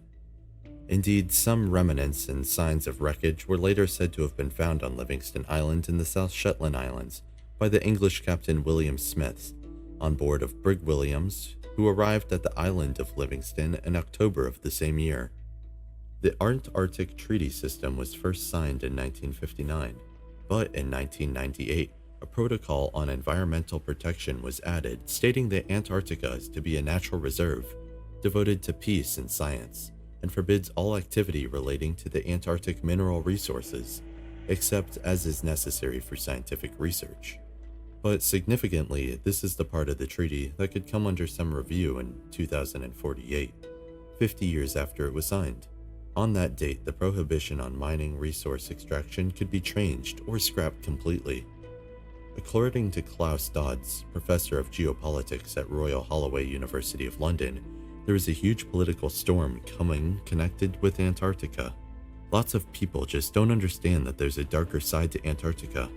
What we're seeing is great power politics play out in a space that a lot of people think of as just frozen wastes. The reason 2048 looms large is because if certain countries feel that the prohibition on mineral exploitation is no longer to be respected, people worry that the whole thing could unravel. 7 nations laid overlapping claims on Antarctic land when the treaty was adopted: Argentina, Australia, Chile, France, New Zealand, Norway, and the UK. The treaty holds all these claims in place and prohibited any new ones from being established. The treaty also puts any expansions to territorial claims to Antarctica on hold, but the big players, usually China and Russia, are thinking about this particular episode around 2048 and planning ahead.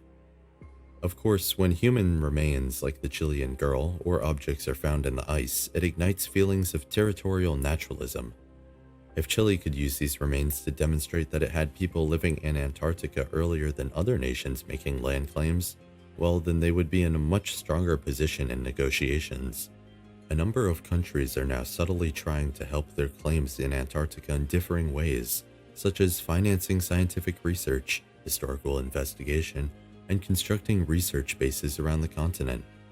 It looks like the future of this remote icy continent may be more complicated and controversial than anyone could have ever imagined.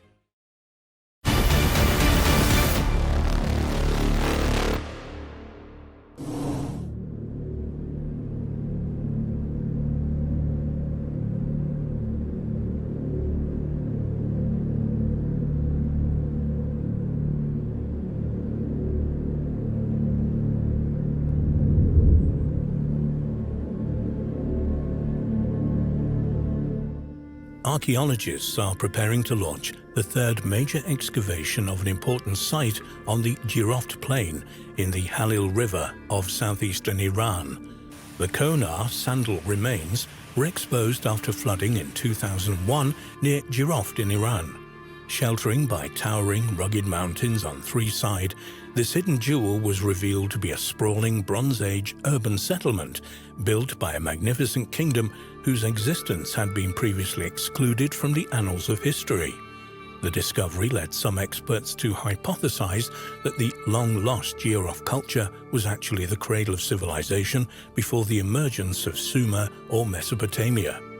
The excavated area in Iran's Kerman province has been named Konar Sandal. Its central feature is a pair of massive burial mounds separated by a distance of approximately 1 mile, 1.6 kilometers, which have been designated as Konar Sandal A, north, and Konar Sandal B, south.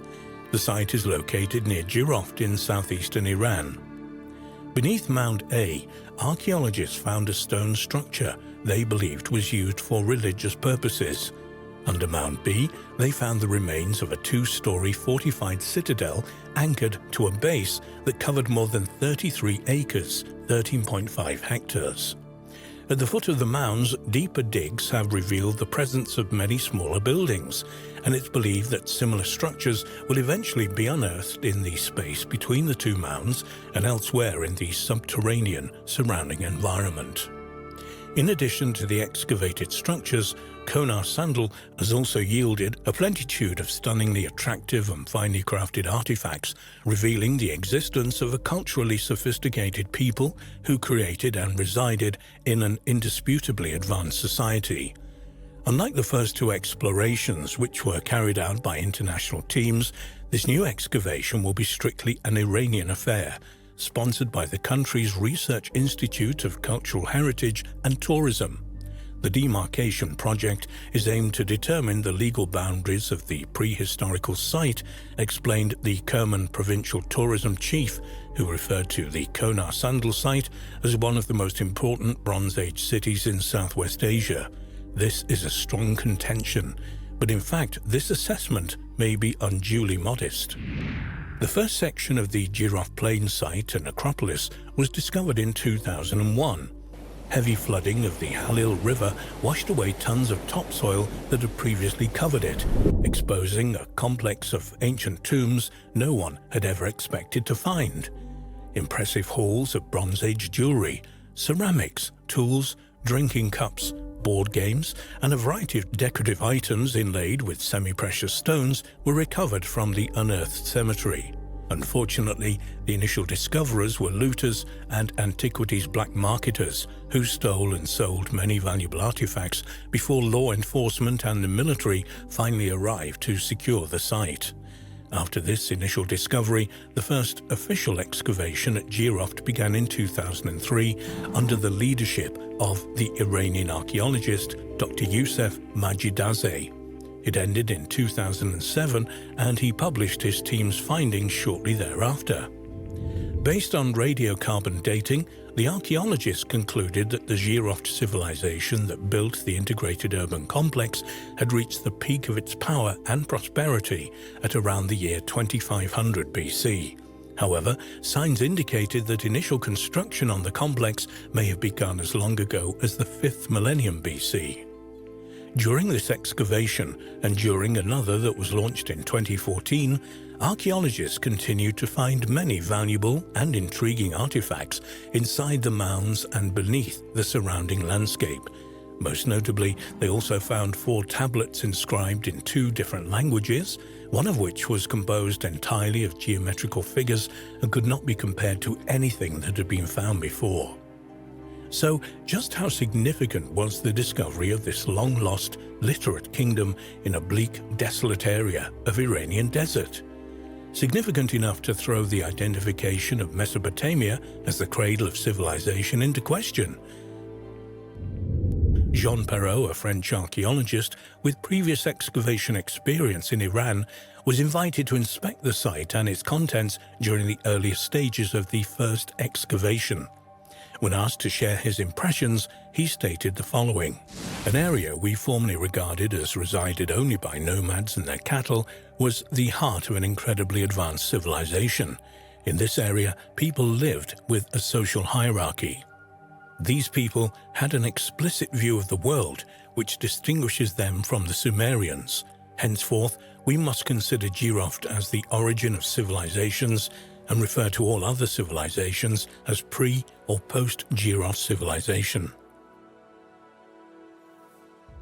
There may be a bit of hype in this statement, since Sumerian civilization can be traced back at least as far, if not farther, than the Girofte civilization to the 5th and 6th millenniums BC. But given that Mesopotamia and southern Iran are separated by only 600 miles, 1,000 kilometers, there exists the possibility that the Girofte civilization shared a common ancestor with the Sumerians, and that perhaps the two split following the chaos, confusion, and destruction caused by the great floods that occurred at the end of the last ice age.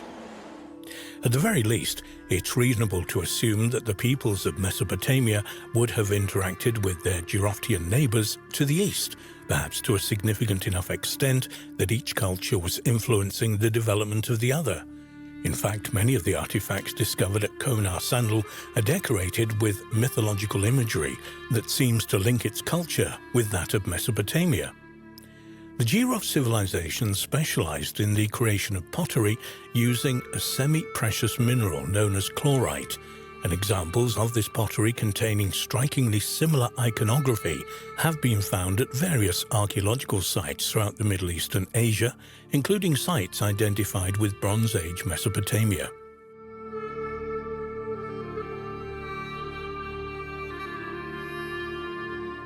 Different interpretations of the exact identity of the lost Girov civilizations have been offered. Dr. Majid Zida believes that he and his colleagues may have discovered the site of the legendary land of Aratta, a glorious Atlantis-like kingdom from the Bronze Age that mysteriously disappeared from the pages of history in the far distant past. However, knowledge of Aratta comes primarily from Sumerian poems, which has led some to question whether such a place ever existed at all. An alternative theory suggests that the newly discovered Iranian civilization may be the ancient kingdom of Mahashi, which was located in southern Iran and is known to have been involved in conflicts with the Mesopotamian kingdom of Akkad in the 3rd millennium BC. A final answer to the riddle of the Girov civilization may never be found, but the fact that it existed at all is forcing archaeologists and historians to reassess everything they thought they knew about the primacy and importance of Mesopotamia to world history. Mesopotamia has not been diminished, but going forward it may have to share the title Cradle of Civilization with its cousin from the East.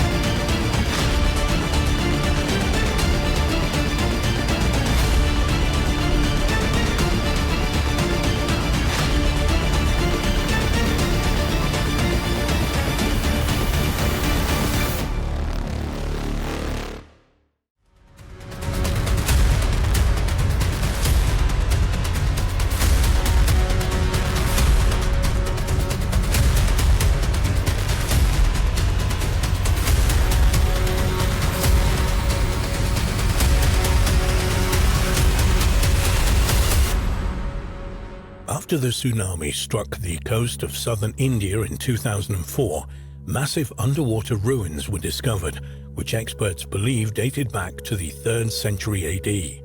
Almost immediately, there were rumors that archaeologists had unearthed the famous 6 lost pagodas described in local folklore. There was also controversy about the official dating of the site. 1 or 2 researchers believe that geological evidence combined with a centuries-old local tale about the destruction of a city by a great flood suggest a date of 10,000 years ago for some of the recently revealed ruins. Ancient Mahabalipuram. The small coastal town of Mahabalipuram in Tamil Nadu, 30 miles south of Madras in southern India, is famous for its temples and monuments built by the Pallava dynasty in the 7th and 8th centuries. During the reign of this dynasty, it became an important center of art, architecture, and literature. The most important of the surviving ancient structures on the site is known as the Shore Temple, a complex of beautifully constructed shrines built of cut stones rather than carved out of caves, as are neighboring structures. This 5-story building has its entrance through a barrel-vaulted gateway and is decorated with intricate bas-reliefs and sculptures. It contains 2 shrines, one dedicated to Shiva and the other to Vishnu. The roof of the shrine has been fashioned to resemble a pyramid. According to some accounts, due to the copper domes at the top of the structure reflecting the sun's rays, it acted as a nautical guide for approaching ships at sea. One curiosity at the site is that early European explorers in the area talk about 7 pagodas, named for the pagoda-like style of Hindu temples in this part of India, rather than one. Local legend also mentions the 7 pagodas which once lined the shore, saying that they were so beautiful that the gods destroyed all but one, the shore temple, which survives today. These myths were recorded by British traveller J. Gondingham, who visited the South Indian coastal town in 1798. But hundreds of years earlier, the 13th century account of the Venetian explorer Marco Polo's travels described his travels in Asia. In this book, the Book of the Marvels of the World, written around 1300, Marco Polo also gives a detailed description of 7 pagodas, or temples, that loomed so large on the Indian shore that he could see them from many miles distant. Indian tsunami reveals ancient ruins. In December 2004, a deadly tsunami devastated hundreds of miles of shoreline across Asia. Thousands of lives were lost and millions of dollars of damage was caused. But while the tsunami created substantial damage to the existing ancient structures at Mahabalipuram, though not, surprisingly enough, the shore temple, and left the town waterlogged for days, it also unearthed some long-lost treasures. During the chaos and destruction, magnificent ancient ruins were revealed in the area of Mahabalipuram. The ancient monuments were revealed when the floodwaters receded and the force of the water removed sand deposits that had previously covered the structures, which experts believe to belong to a port city built in the 7th century AD. Archaeologists had in fact been investigating the area for 2 years before the tsunami hit. In April 2002, an expedition team jointly sponsored by Great Britain's Scientific Exploration Society, SES, and India's Natural Institute of Oceanography discovered submerged ruins off the coast. The divers uncovered the foundation of walls, broken pillars, steps, and many scattered stone blocks. After the 2004 tsunami, some local fishermen claimed to have seen at least 6 vanished temples when the waters fell back. One of these, a young man, said, "There must have been at least 20. We had no idea there were so many out there." Another fisherman said, "You could see the destroyed walls covered in coral and the broken down temple in the middle. My grandfather said there was a port here once and a temple, but suddenly we could see it was real. We could see that something was out there." But archaeologists dismiss talk of the discovery of 20 temples. The head of excavations at the site for the Archaeological Survey of India said that the fishermen believe every stone is a temple. But while these 20 temples were not discovered, archaeologists did identify several stone sculptures buried in the sand close to the shore temple. These were predominantly around 6 feet tall and had elaborate engravings of the type found in the rock-hewn Mahabalipuram temple. The sculptures included an elaborately carved head of an elephant, a galloping horse, and a reclining lion. A doctor of the Archaeological Survey of India said of the discoveries that they may be part of the small seaport city which existed here before the water engulfed them. They could be part of a temple or a building. We are investigating. The Archaeological Survey of India, ASI, and the Navy conducted sonar searches underwater after the tsunami and discovered 2 more temple complexes and a cave temple. While these do not confirm that there are actually 7 pagodas, the search is ongoing in the area. Alternative theories. A few researchers believe that the site dates much farther back than historians and archaeologists think. Indeed, the town was already a thriving seaport on the Bay of Bengal long before the Pallava Empire. A large number of coins and other artifacts have been excavated from this region, which indicate trade relations with the Romans 2,000 years ago. But could it have been even older than that? One of the local legends about the destruction of the ancient site by a flood, leaving the shore temple as the only evidence that this remarkable city had once existed, has inspired researchers to push back the date of its submergence by millennia. There are some who think that Mahabalipuram suffered from a great flood between 10,000 and 13,000 BC and was submerged beneath the waves. Author Graham Hancock was one of the main members of a team of divers from the Indian National Institute of Oceanography and the Scientific Exploration Society based in Dorset in the UK, who surveyed the ocean bed in 2002. Unsurprisingly, considering the nature of the books he's written, Hancock is firmly behind the theory that the city was destroyed in a great flood more than 10,000 years ago. Hancock said, "I have long regarded it because of its flood myths and fishermen's sightings as a very likely place in which discoveries of underwater structures could be made, and I propose that a diving expedition should be undertaken there. I have argued for many years that the world's flood myths deserve to be taken seriously, a view that most Western academics reject. But here, we have proved the myths right and the academics wrong." Hancock also said that Durham University geologist Glenn Milne informed him that the site could be 6,000 years old, though he himself believes it's thousands of years older even than that. If Hancock's theory were true, it would be an unheard-of development in world archaeology, as there is no previous archaeological evidence for a culture in India 6,000 years ago capable of building anything even remotely resembling the temples. Supporters of this theory point out the fact that after the tsunami, there were reports that a long, straight row of large rocks had emerged from the water just before the waters rushed back again. Unfortunately, when these waters returned, these mysterious features were once again submerged. Recent discoveries. More than 10 years later, archaeologists discovered remains which appear to support to some extent what the fishermen claimed to have seen in 2004. In 2016, a 10-man team of scientists and divers discovered the ruins of what appeared to be one of the 6 lost pagoda temples, a 33-foot-long wall, a short flight of stairs, and cut stone blocks scattered over the seabed just over a third of a mile from the shore.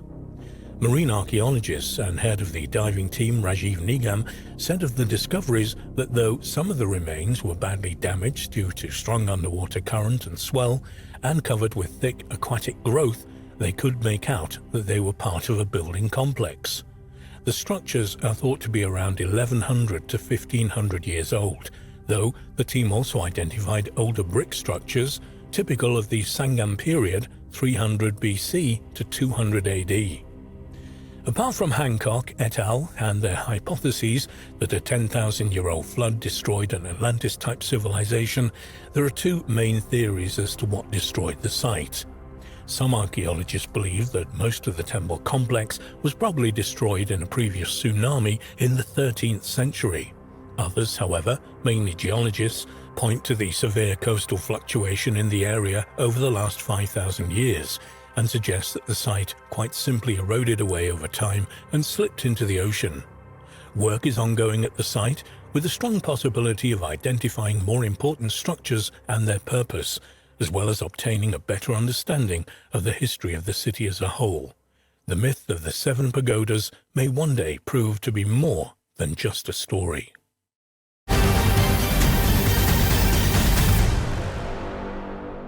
A new scientific study of an ice core sample from Greenland has demonstrated how the Central American Ilopango mega-eruption wiped out an entire Maya area 1,590 years ago.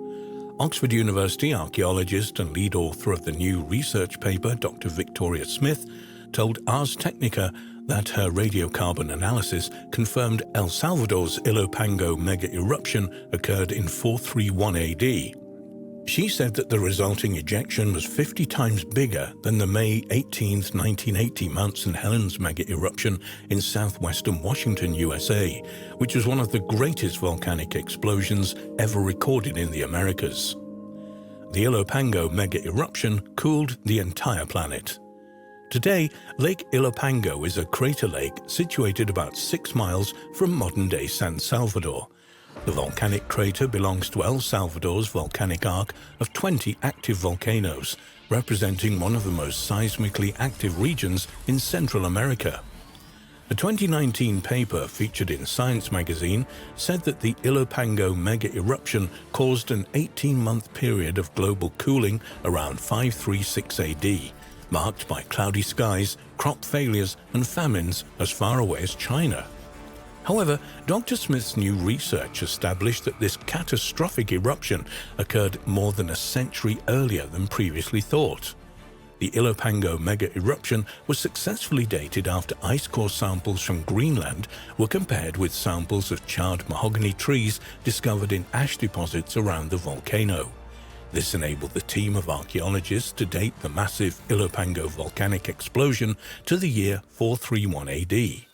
Using 3D modeling, the researchers were able to estimate that the Ilopango mega-eruption plume rose some 28 miles into the upper atmosphere, and that air currents carried it as far as Antarctica, more than 4,300 miles away.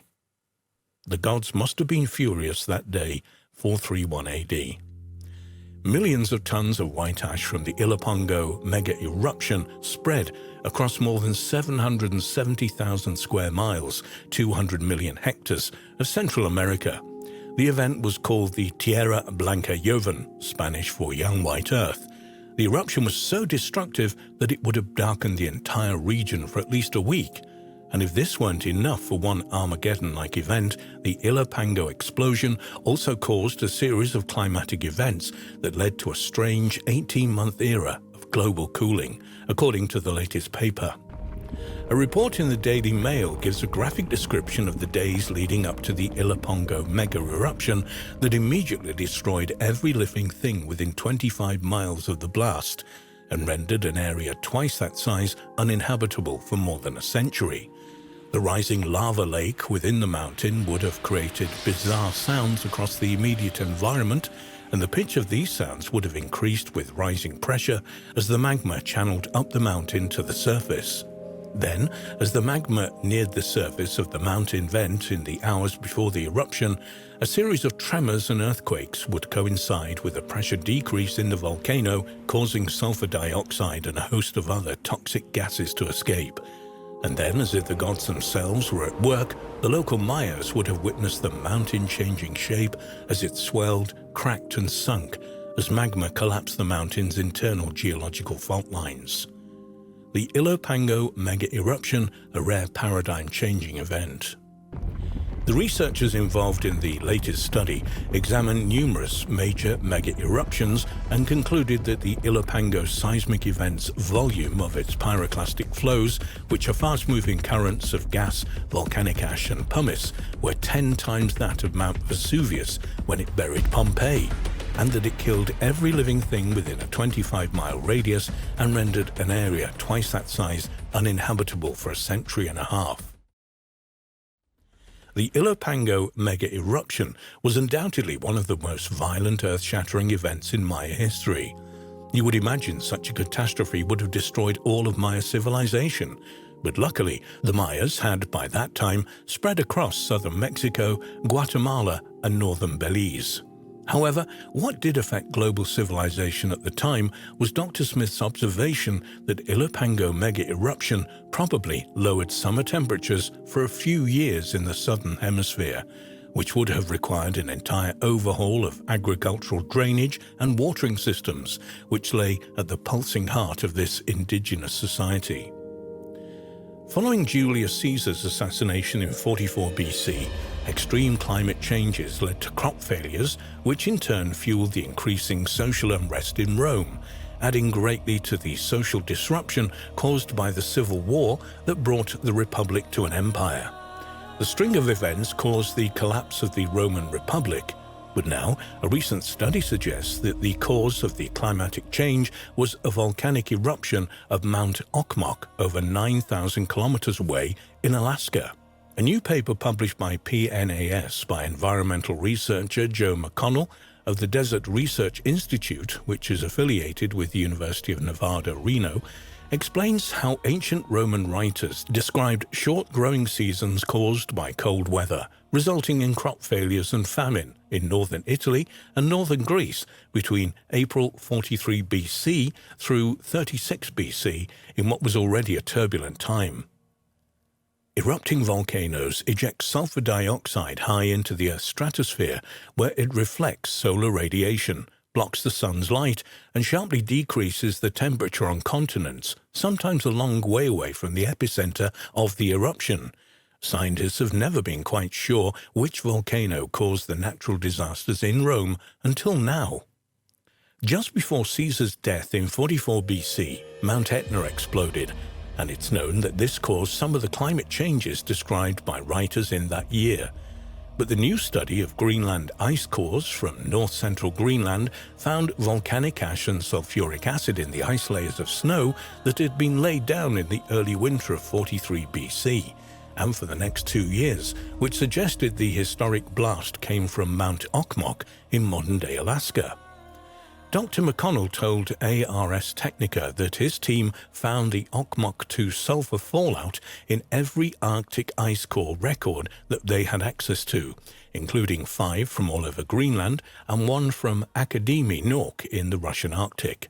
Furthermore, the geochemistry of the frozen sulfur infused ash-matched layers of tephra rock fragments associated with an ancient eruption of Mount Okmok II, which the researchers say was one of the largest eruptions of the last few thousand years, and that the results of this ejection are comparable to Mount Pinatubo in 1991, Krakatoa in 1883, or Tambora in 1815. Analyzing geochemical fingerprints. Testing their suspicions, Connell and his colleagues created computer simulations of the Okmok 2 eruption, and their models predicted summer temperatures in the years after the eruption would be 2 to 3 degrees centigrade cooler than usual across most of the northern hemisphere, and this matched the observed climatology described by the ancient writers. McConnell told Ars Technica that geochemically fingerprinting the ash samples was the key to identifying the volcanic source, and that this knowledge underpinned their detailed climate monitoring. The Okmok II eruption lasted from 43 to 41 BC, while the Roman Republic was already rotten at its core with the violent power struggles following Julius Caesar's death. And the paper explains that natural disasters are known historically to create a state of exception, in which business as usual becomes unfeasible and political and cultural norms are suspended, therefore providing room for rapid and social political change, wrote McConnell. Survival in ancient Egypt depended greatly on the Nile's summer floods fertilizing the fields along its banks, while Mediterranean coastal farmers most often dealt with too much rain, and the ancient writers say that in 43 and 42 BC the floods didn't come, but that a terrible famine occurred in those years. And the reason for this, according to the new paper, is because Mount Okmok II cooled the northern hemisphere, short-circuiting the weather system that produces the Nile's annual flood. McConnell explained that differential cooling shifts equatorial rain belts north or south, and when eruptions occur in high northern latitudes, like at Okmok II in 43 BC, failures in East African summer monsoons result in drought in the headwaters of the Nile, and so a failure in the all-important summer flood. Thus, McConnell and his team have successfully analyzed ancient ice samples gathered on another continent to illustrate the events leading up to the collapse of ancient Rome.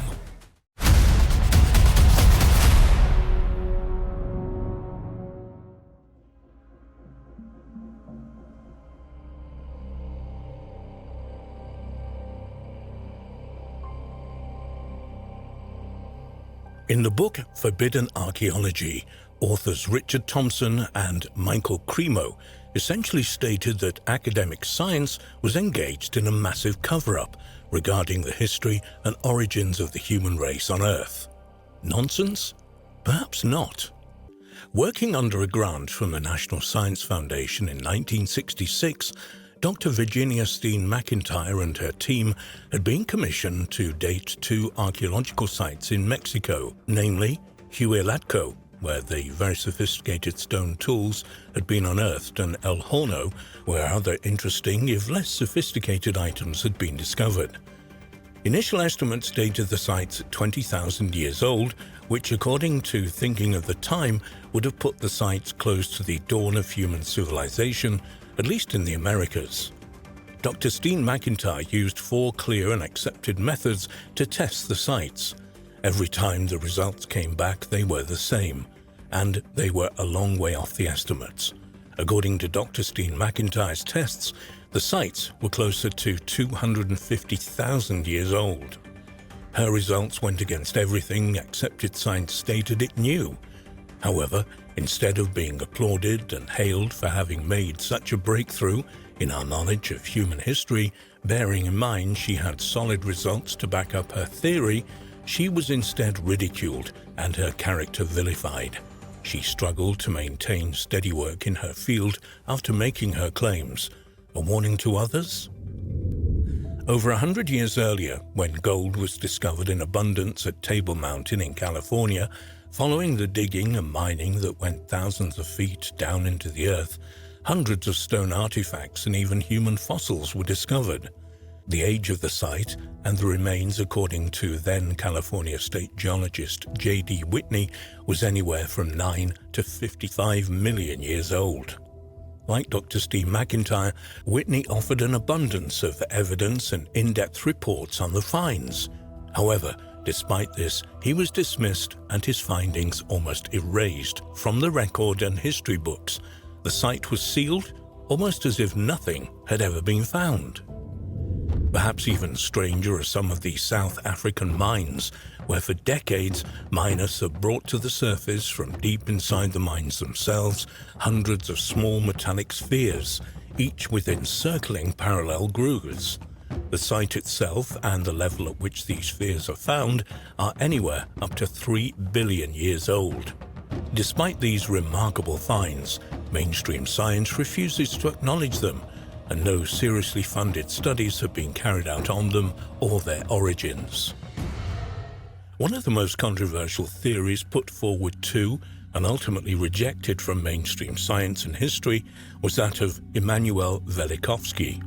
Immanuel Velikovsky seemed to outrage mainstream thinking in 1950 when he released his book Worlds in Collision and stated that cataclysmic disasters recorded in the Bible and echoed in other ancient writings such as the ancient Egyptians, the Mayas to name just two, were convulsions of the universe that our ancestors deep in antiquity witnessed firsthand, including Venus and Mars being dragged into orbits too close to the Earth. Velikovsky stated that Venus was once part of the planet Jupiter until around 4,000 years ago when an explosion catapulted it into space, blazing brightly and trailing a slipstream of dust and gases as it went. He further stated that the Earth moved into the outer edges of the slipstream around the 15th century BC, which resulted in a red dust covering the rain that fell. Velikovsky cited the Book of Exodus, which reads, "All the water that was in the Nile turned to blood." This was then followed by showers of meteorites as Venus passed, which Velikovsky said was documented clearly in the Mexican annals. The sky rained not water, but fire and red-hot stones. As Venus passed on its way, Earth was pulled off its axis by the gravitational pull, and hurricanes and massive floods took place on Earth. The Caxinhua of Brazil wrote that heaven and earth changed places, and Persian records state that 3 days of light was followed by 3 days of darkness. Velikovsky even went on as far to say that it was at this moment in time when Moses led the Israelites across the Sea of Passage, whose waters had parted, he claimed, due to gravitational and electromagnetic forces between the two planets, and for the same reason they came crashing back to their rightful place, covering the seabed.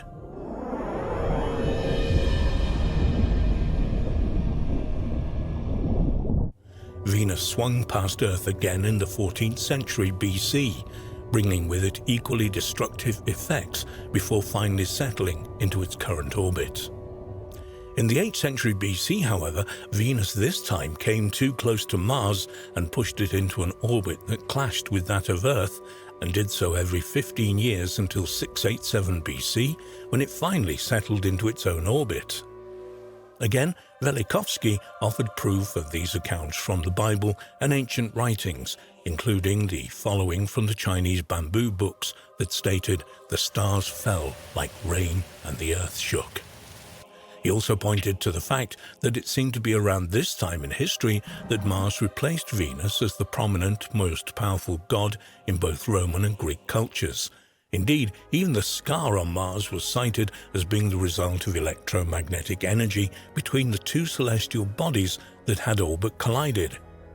Wild claims that they were disregarded and mocked in equal measure. Was he right?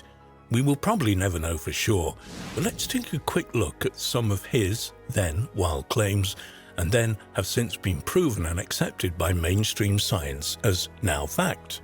For example, he argues that Venus was incandescent in ancient times and would essentially still be a planet with soaring temperatures. Velikovsky was scoffed at for this claim. Conventional wisdom at the time said proof stated Venus was freezing due to thick cloud. However, in 1962, NASA's Mariner 2 satellite showed the surface temperature to be 800 degrees Fahrenheit, enough to melt lead. It was then discovered that actual temperatures on the planet were in excess of 1,000 degrees Fahrenheit. He also claimed that Jupiter, the planet that he had stated projected what would become Venus into the solar system, emitted radio noise. By 1960, it was proven that Jupiter had a radiation belt that emitted over 1,000 times more energy than Earth's Van Allen belt. Another key claim, especially given his claims of the Venus slipstream, was that some cometary tails and meteorites contain hydrocarbons. Around a year after his wild claim, it was proven to be exactly right, and before the end of the 1950s, it was confirmed that hydrocarbons in meteorites were made of many of the same compounds as those on Earth. If there is evidence and proof that differs from our accepted version of history, more than if it is being covered up from the general population, we should ask why. Why would this knowledge want to be hidden from us? Is it because they feel that the organized religion would suffer and essentially be made irrelevant should we discover that our history on Earth is not as we've been taught? Is it simply to save the embarrassment and laborious task of having to rewrite our history as though we knew it?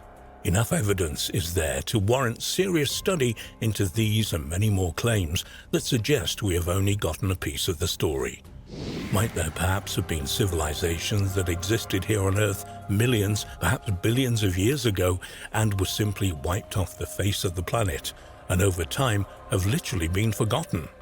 What would happen to us if a cataclysmic event wiped out the human race? Over the thousands of years that it might take for life to start again, what would happen to our infrastructure, our records? We may become just as forgotten, and life may start again, entirely from scratch, and one day that they would think that their race were the first civilization, and before that there was nothing. How wrong could they be?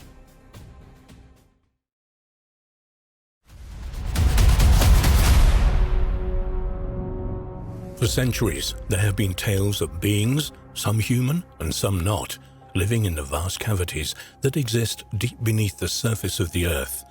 But exactly who or what these beings are and what they want is open to question. Sometimes these tales are based on half-remembered rumors, and there has seldom been anything definite. But there are also ancient structures, such as the necropolis called the Hal Salflieni Hypogeum in Malta, that helps corroborate such tales. This strange subterranean construction, which dates from around 4000 BCE, is one of Europe's only known Neolithic underground dwellings. Elsewhere, there are several others, including Derinkuyu in Turkey, the underground city of Neyaz in northern France, and of course the fascinating and hauntingly beautiful city of Petra in southern Jordan. Strange indeed, but at least we know they exist. However, there are others that are more questionable, particularly those that hint at the existence of long-lost technologies.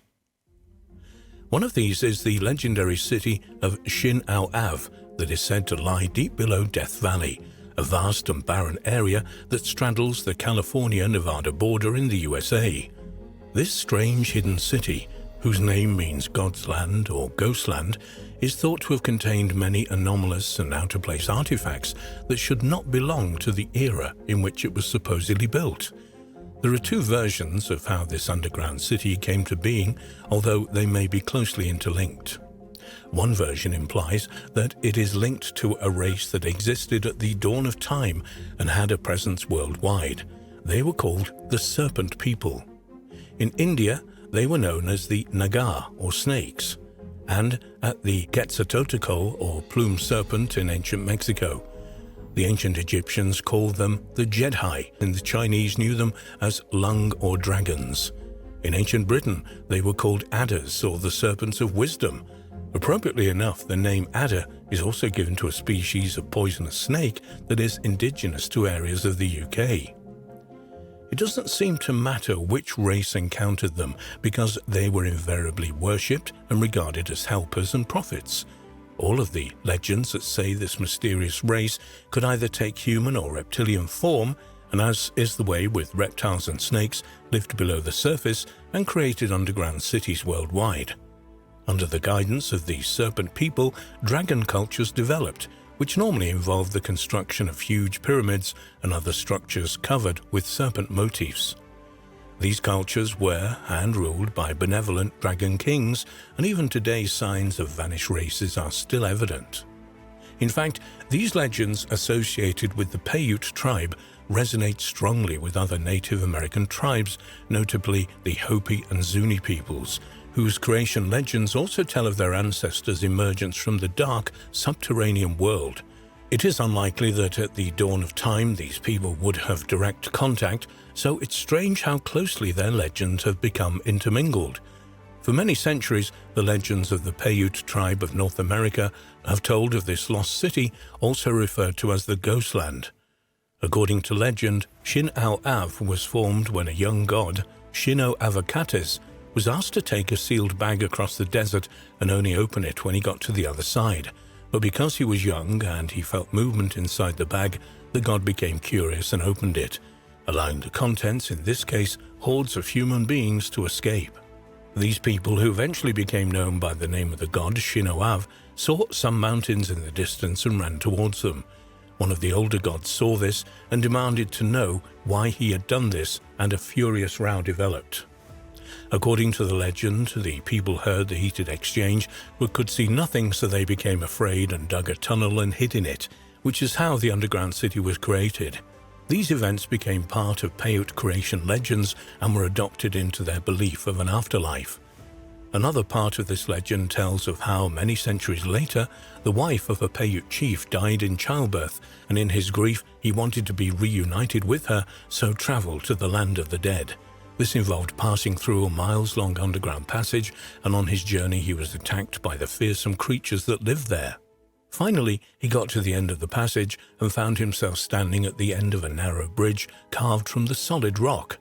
The bridge crossed what he looked like a bottomless chasm. He crossed the bridge and finally arrived in the land of the dead, which was ruled over by Shinoav. One of the inhabitants met him, a strangely beautiful female with snake-like features, who took him into a huge open area. Here he saw thousands of dead members of his tribe dancing. He asked if his wife was with them. His guide told him she was, and that once he had found her, they must both immediately leave the valley, and, common with Lot's wife in the Bible, should not any account look back for any reason. The chief promised to do this, and he watched the dancers for several hours until he saw his wife. He called out to her and she turned and saw him. She left the dancers and ran towards him, and they promptly fled to the rock ridge, leaving from Shiv-Oav to the cavern and the world above. However, he forgot his promise and turned to take one look back at where he'd been, and as he did so, his wife and the city immediately disappeared. Once he had recovered from the shock, he made his way out of the cavern and rejoined his tribe. He spent the rest of his life describing the peace, happiness, and beauty that he had found in the underground land. Legends like this were forgotten until, in 1947, they resurfaced when an article appeared in the San Diego Union Tribune. The article mentioned that several years previously, the remains of an ancient civilization had been found in the desert. These remains included an underground city containing gigantic skeletons and mummies wearing leather clothing, and the walls of the city were covered with strange carvings and images. This article also stated that in 1931, an archaeologist had located tunnels leading to the city underneath Death Valley, and he intended to excavate and explore his find. he said that work had already started removing the skeletons from the caverns, most of which were between 8 and 9 feet long. The article also suggested that out-of-place artifacts had been found, indicating that there was a level of technology present that was unlike the rest of the find. Like the mummies, the skeletons were still clad in garments, but these were made of hair, and the garments were of medium length, comprising a jacket and knee-length trousers. Initial testing suggested that the remains were in the region of 80,000 years old. It was also stated that another cavern had been found. This cavern, which they called the temple, had apparently been used for ceremonies or rituals, and it contained objects and strange markings familiar to those used by the Freemasons. A long tunnel from this area led to another room containing the remains of dinosaurs, saber-toothed tigers, elephants, and other animals, which were displayed in alcoves in the walls. The men got the impression that some catastrophe had occurred above ground and people had taken refuge in this elaborate cave system. The dwellings were well equipped, and among the articles found were objects that they could not recognize, and it was not until after 1947 that they were found to be microwave ovens. Furthermore, it appeared that the city had been lit using a form of gas lighting which had been fueled by sources of natural gas. Elsewhere, there were huge stone doors that seemed to have been operated using a complex system of counterweights. This took the form of hundreds of globes dotted around the cave system. The globes contained pieces of stone that was found to be mildly radioactive, and it's thought that at one time may have provided a light source. In addition to this, other totally out-of-place devices resembling radio sets were also found. However, a few days after the first article appeared in the San Diego Union Tribune, another article entitled "Expedition Reports 9-Foot Skeletons" appeared in another Nevada newspaper, the now-defunct Hot Citizen. Some view this as no more than something created by a reporter, while others believe the evidence is there and is being kept from the general public. One account from the early 1900s alleges that 2 men were traveling through Death Valley, and one of them allegedly fell into an old mine shaft at a place called Wingate Pass. Fortunately, he was not badly injured and could see odd shapes nearby. He called out to his companion, who climbed down to join him. They found themselves in a cavern, which they claimed to have followed about 20 miles into the heart of the Panamint Mountains. They claimed to have found themselves in another cavern containing a huge ancient underground city.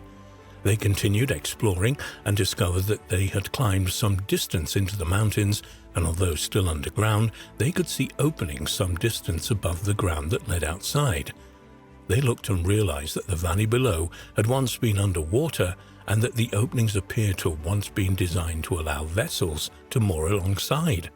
They realized that the valley was once underwater, and they eventually came to the conclusion that the arched openings had been ancient docks for seagoing vessels.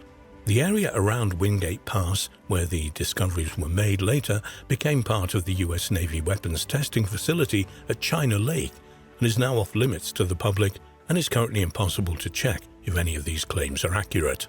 However, governments will always conceal inconvenient evidence from the public. They've done this for decades, and this practice shows no signs of stopping anytime soon.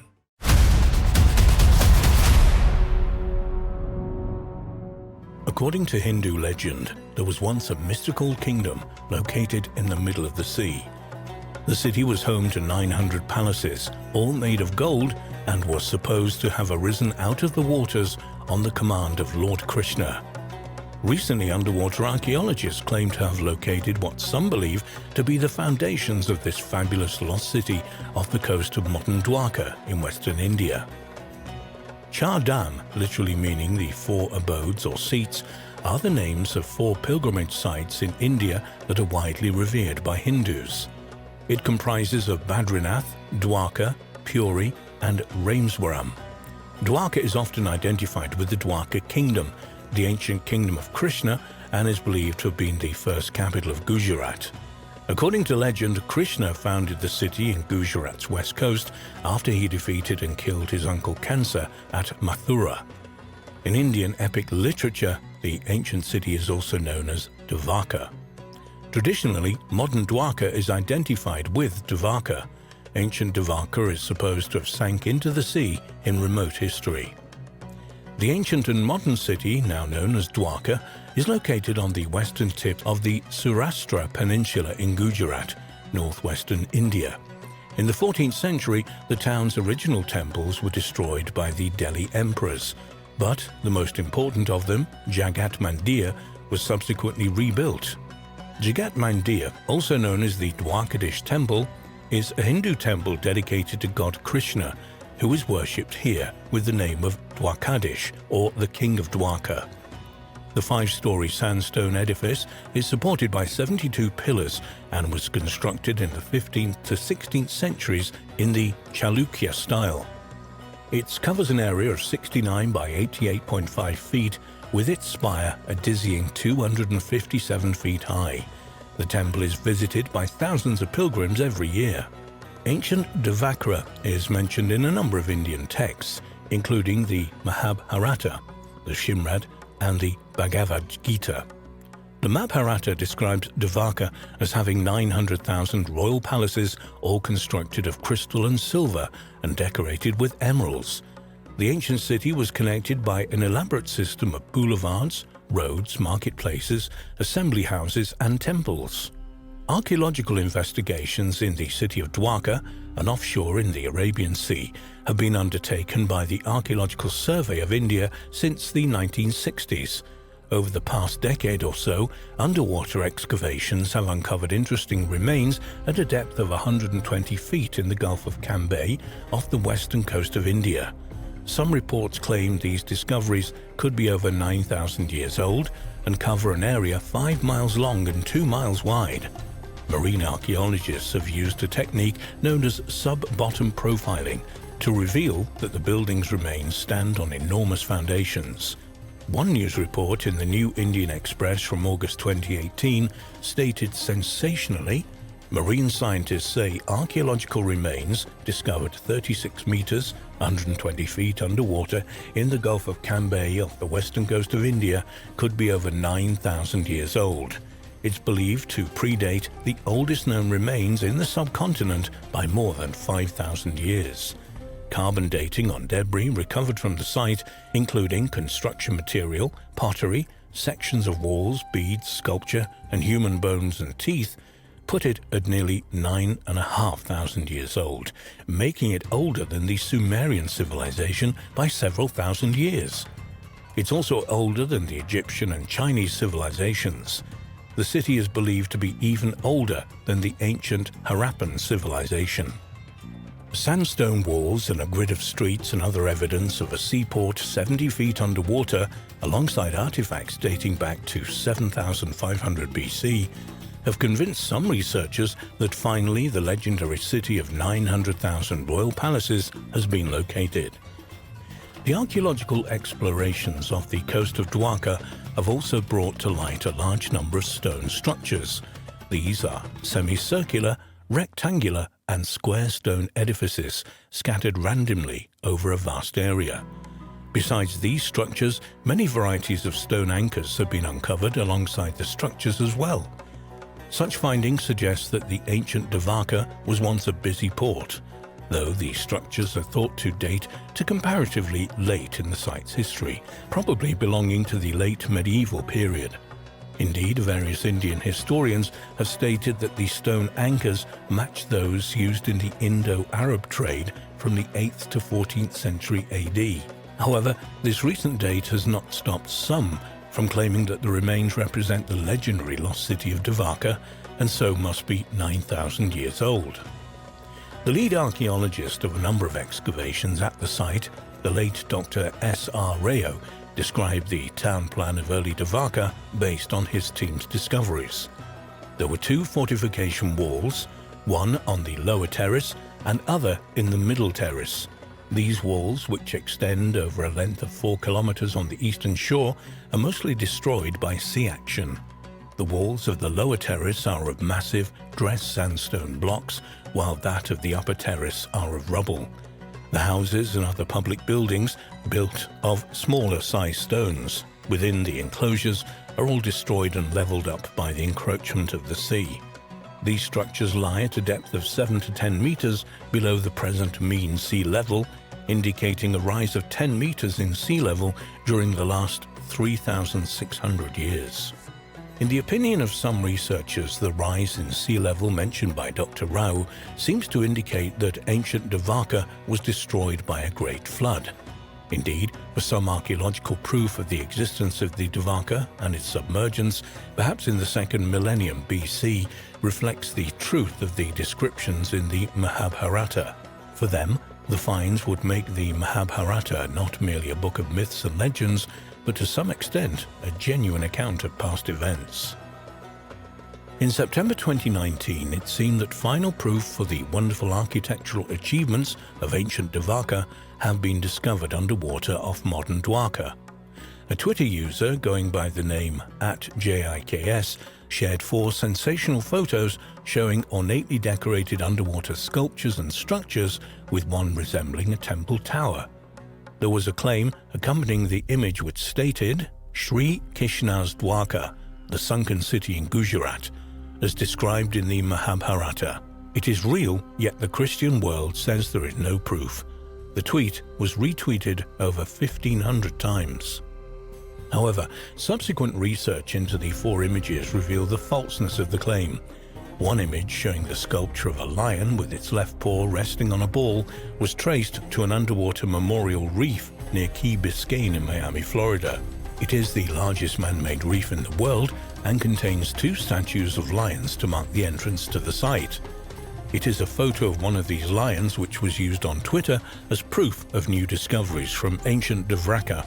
The 3 other images were also traced to various other online sources, including various photoshopped composite images using various temple remains collected from all over the world. Consequently, it's obvious that the images used on Twitter have no connection whatsoever to ancient Dvarka. Indeed, the whole claim of a submerged civilization off the coast of Dwarka, dating back 9,000 years, rests on extremely shaky grounds. In the media accounts of the discoveries, the claim of the city being 9,000 years old is based entirely on one radiocarbon date from a single piece of wood. But this piece of wood could very easily have belonged to a tree that existed prior to these underwater remains. No other object from the excavations has actually been dated. Experts have pointed out that the area in which remains have been found has huge tidal movements which would have moved artifacts and even structures around, perhaps many miles from their original locations. Furthermore, many of these stone objects found seem to be geofacts rather than artifacts, that is, natural objects made by water and sand erosion. The argument that there's a submerged 9,000-year-old Dvarka in the area is based on the premise that a submerged coastal settlement could only have been built when sea levels were much lower.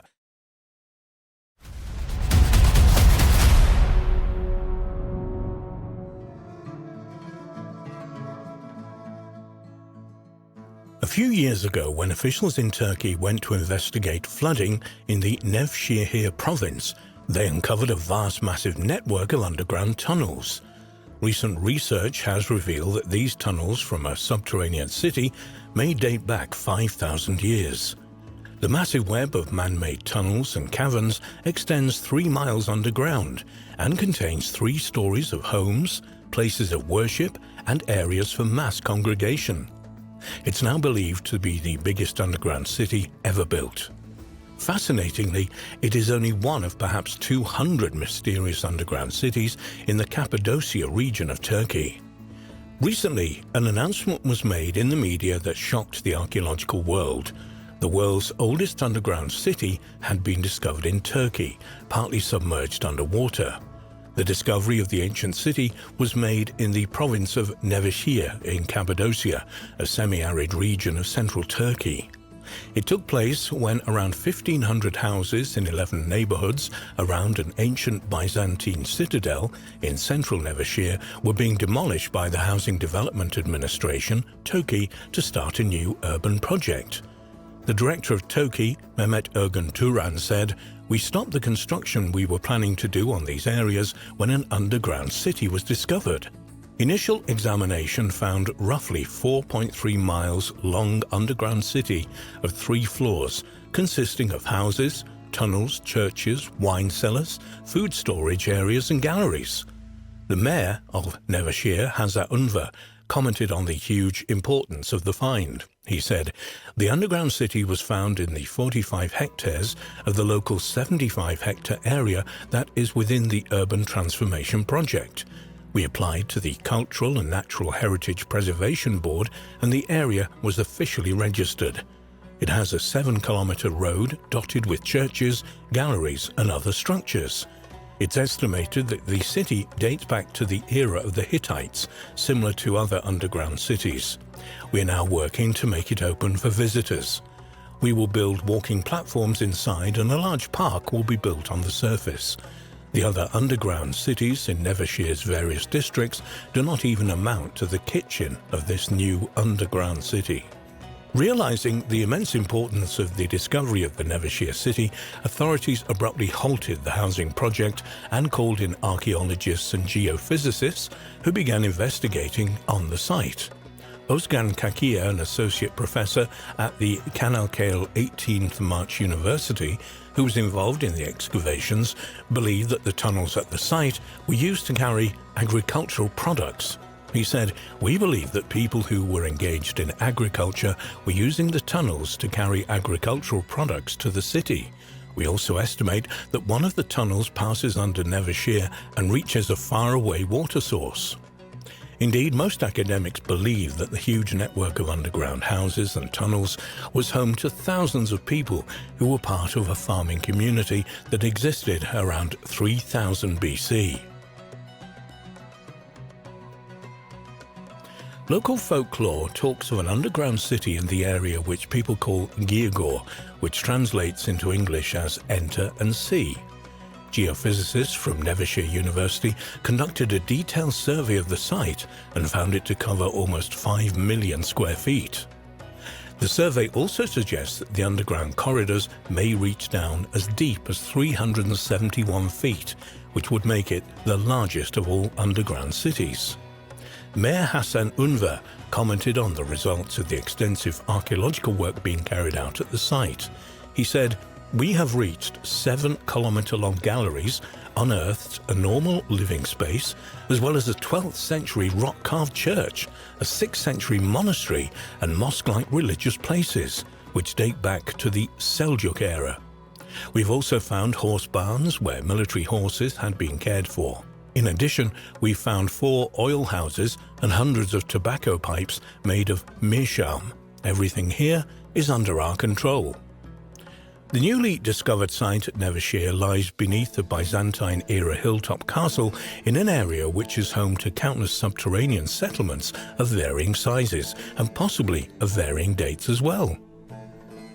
The largest of these is in the Derinkuyu district, just over 18 miles from Nevşehir, and goes down to a depth of approximately 197 feet, equal to the height of an 8th-story building, and large enough to accommodate around 20,000 people. The massive underground city has thousands of ventilation shafts and water channels which provided fresh air and water to each level of the site. Derinkuyu was probably first established around the 7th or 8th century BC, most likely as protection against invading forces.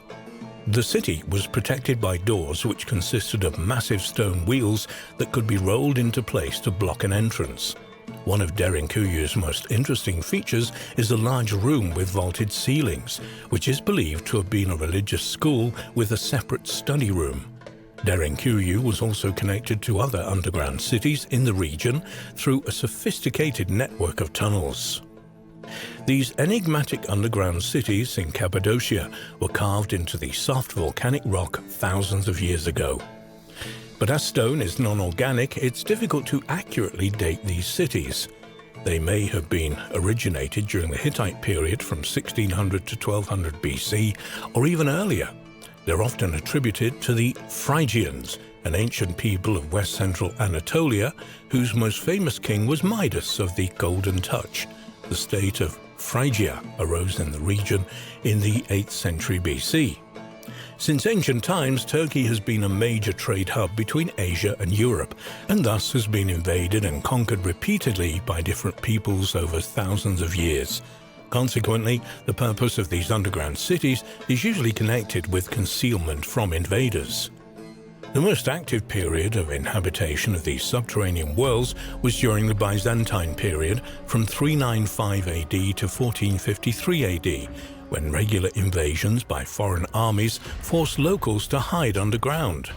Many of these cities continued in use right up until the 20th century, when people hid there to save themselves from persecution during the Ottoman Empire. In fact, it was not until 1923, after the population exchange between Greece and Turkey, that these underground cities were finally abandoned and not rediscovered until 1963. At the moment, Derinkuyu is the largest excavated underground city in the world, but many believe that when Nevşehir is fully excavated, that title may well change hands.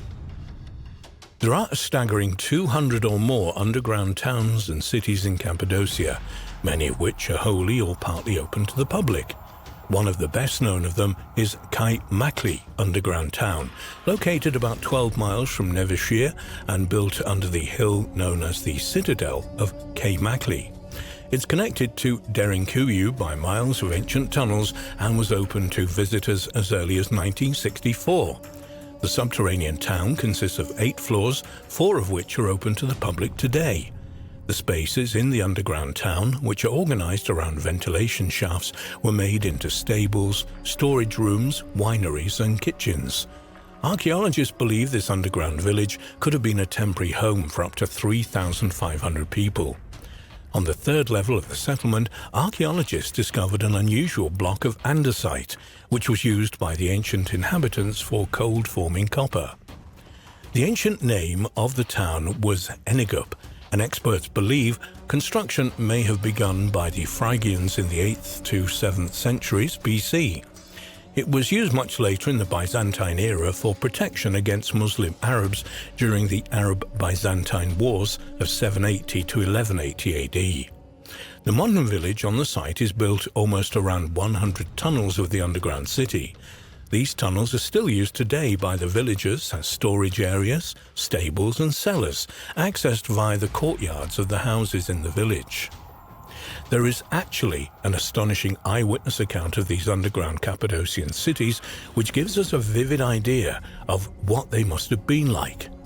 It was written in 370 BC by the ancient Greek professional soldier and writer Xenophon, and tells of the expedition of a large army of Greek mercenaries hired by Persian Prince Cyrus the Younger to help him seize the throne of Persia from his brother. During their travels, they came upon a strange village somewhere in Anatolia, modern Turkey, which Xenophon describes as follows.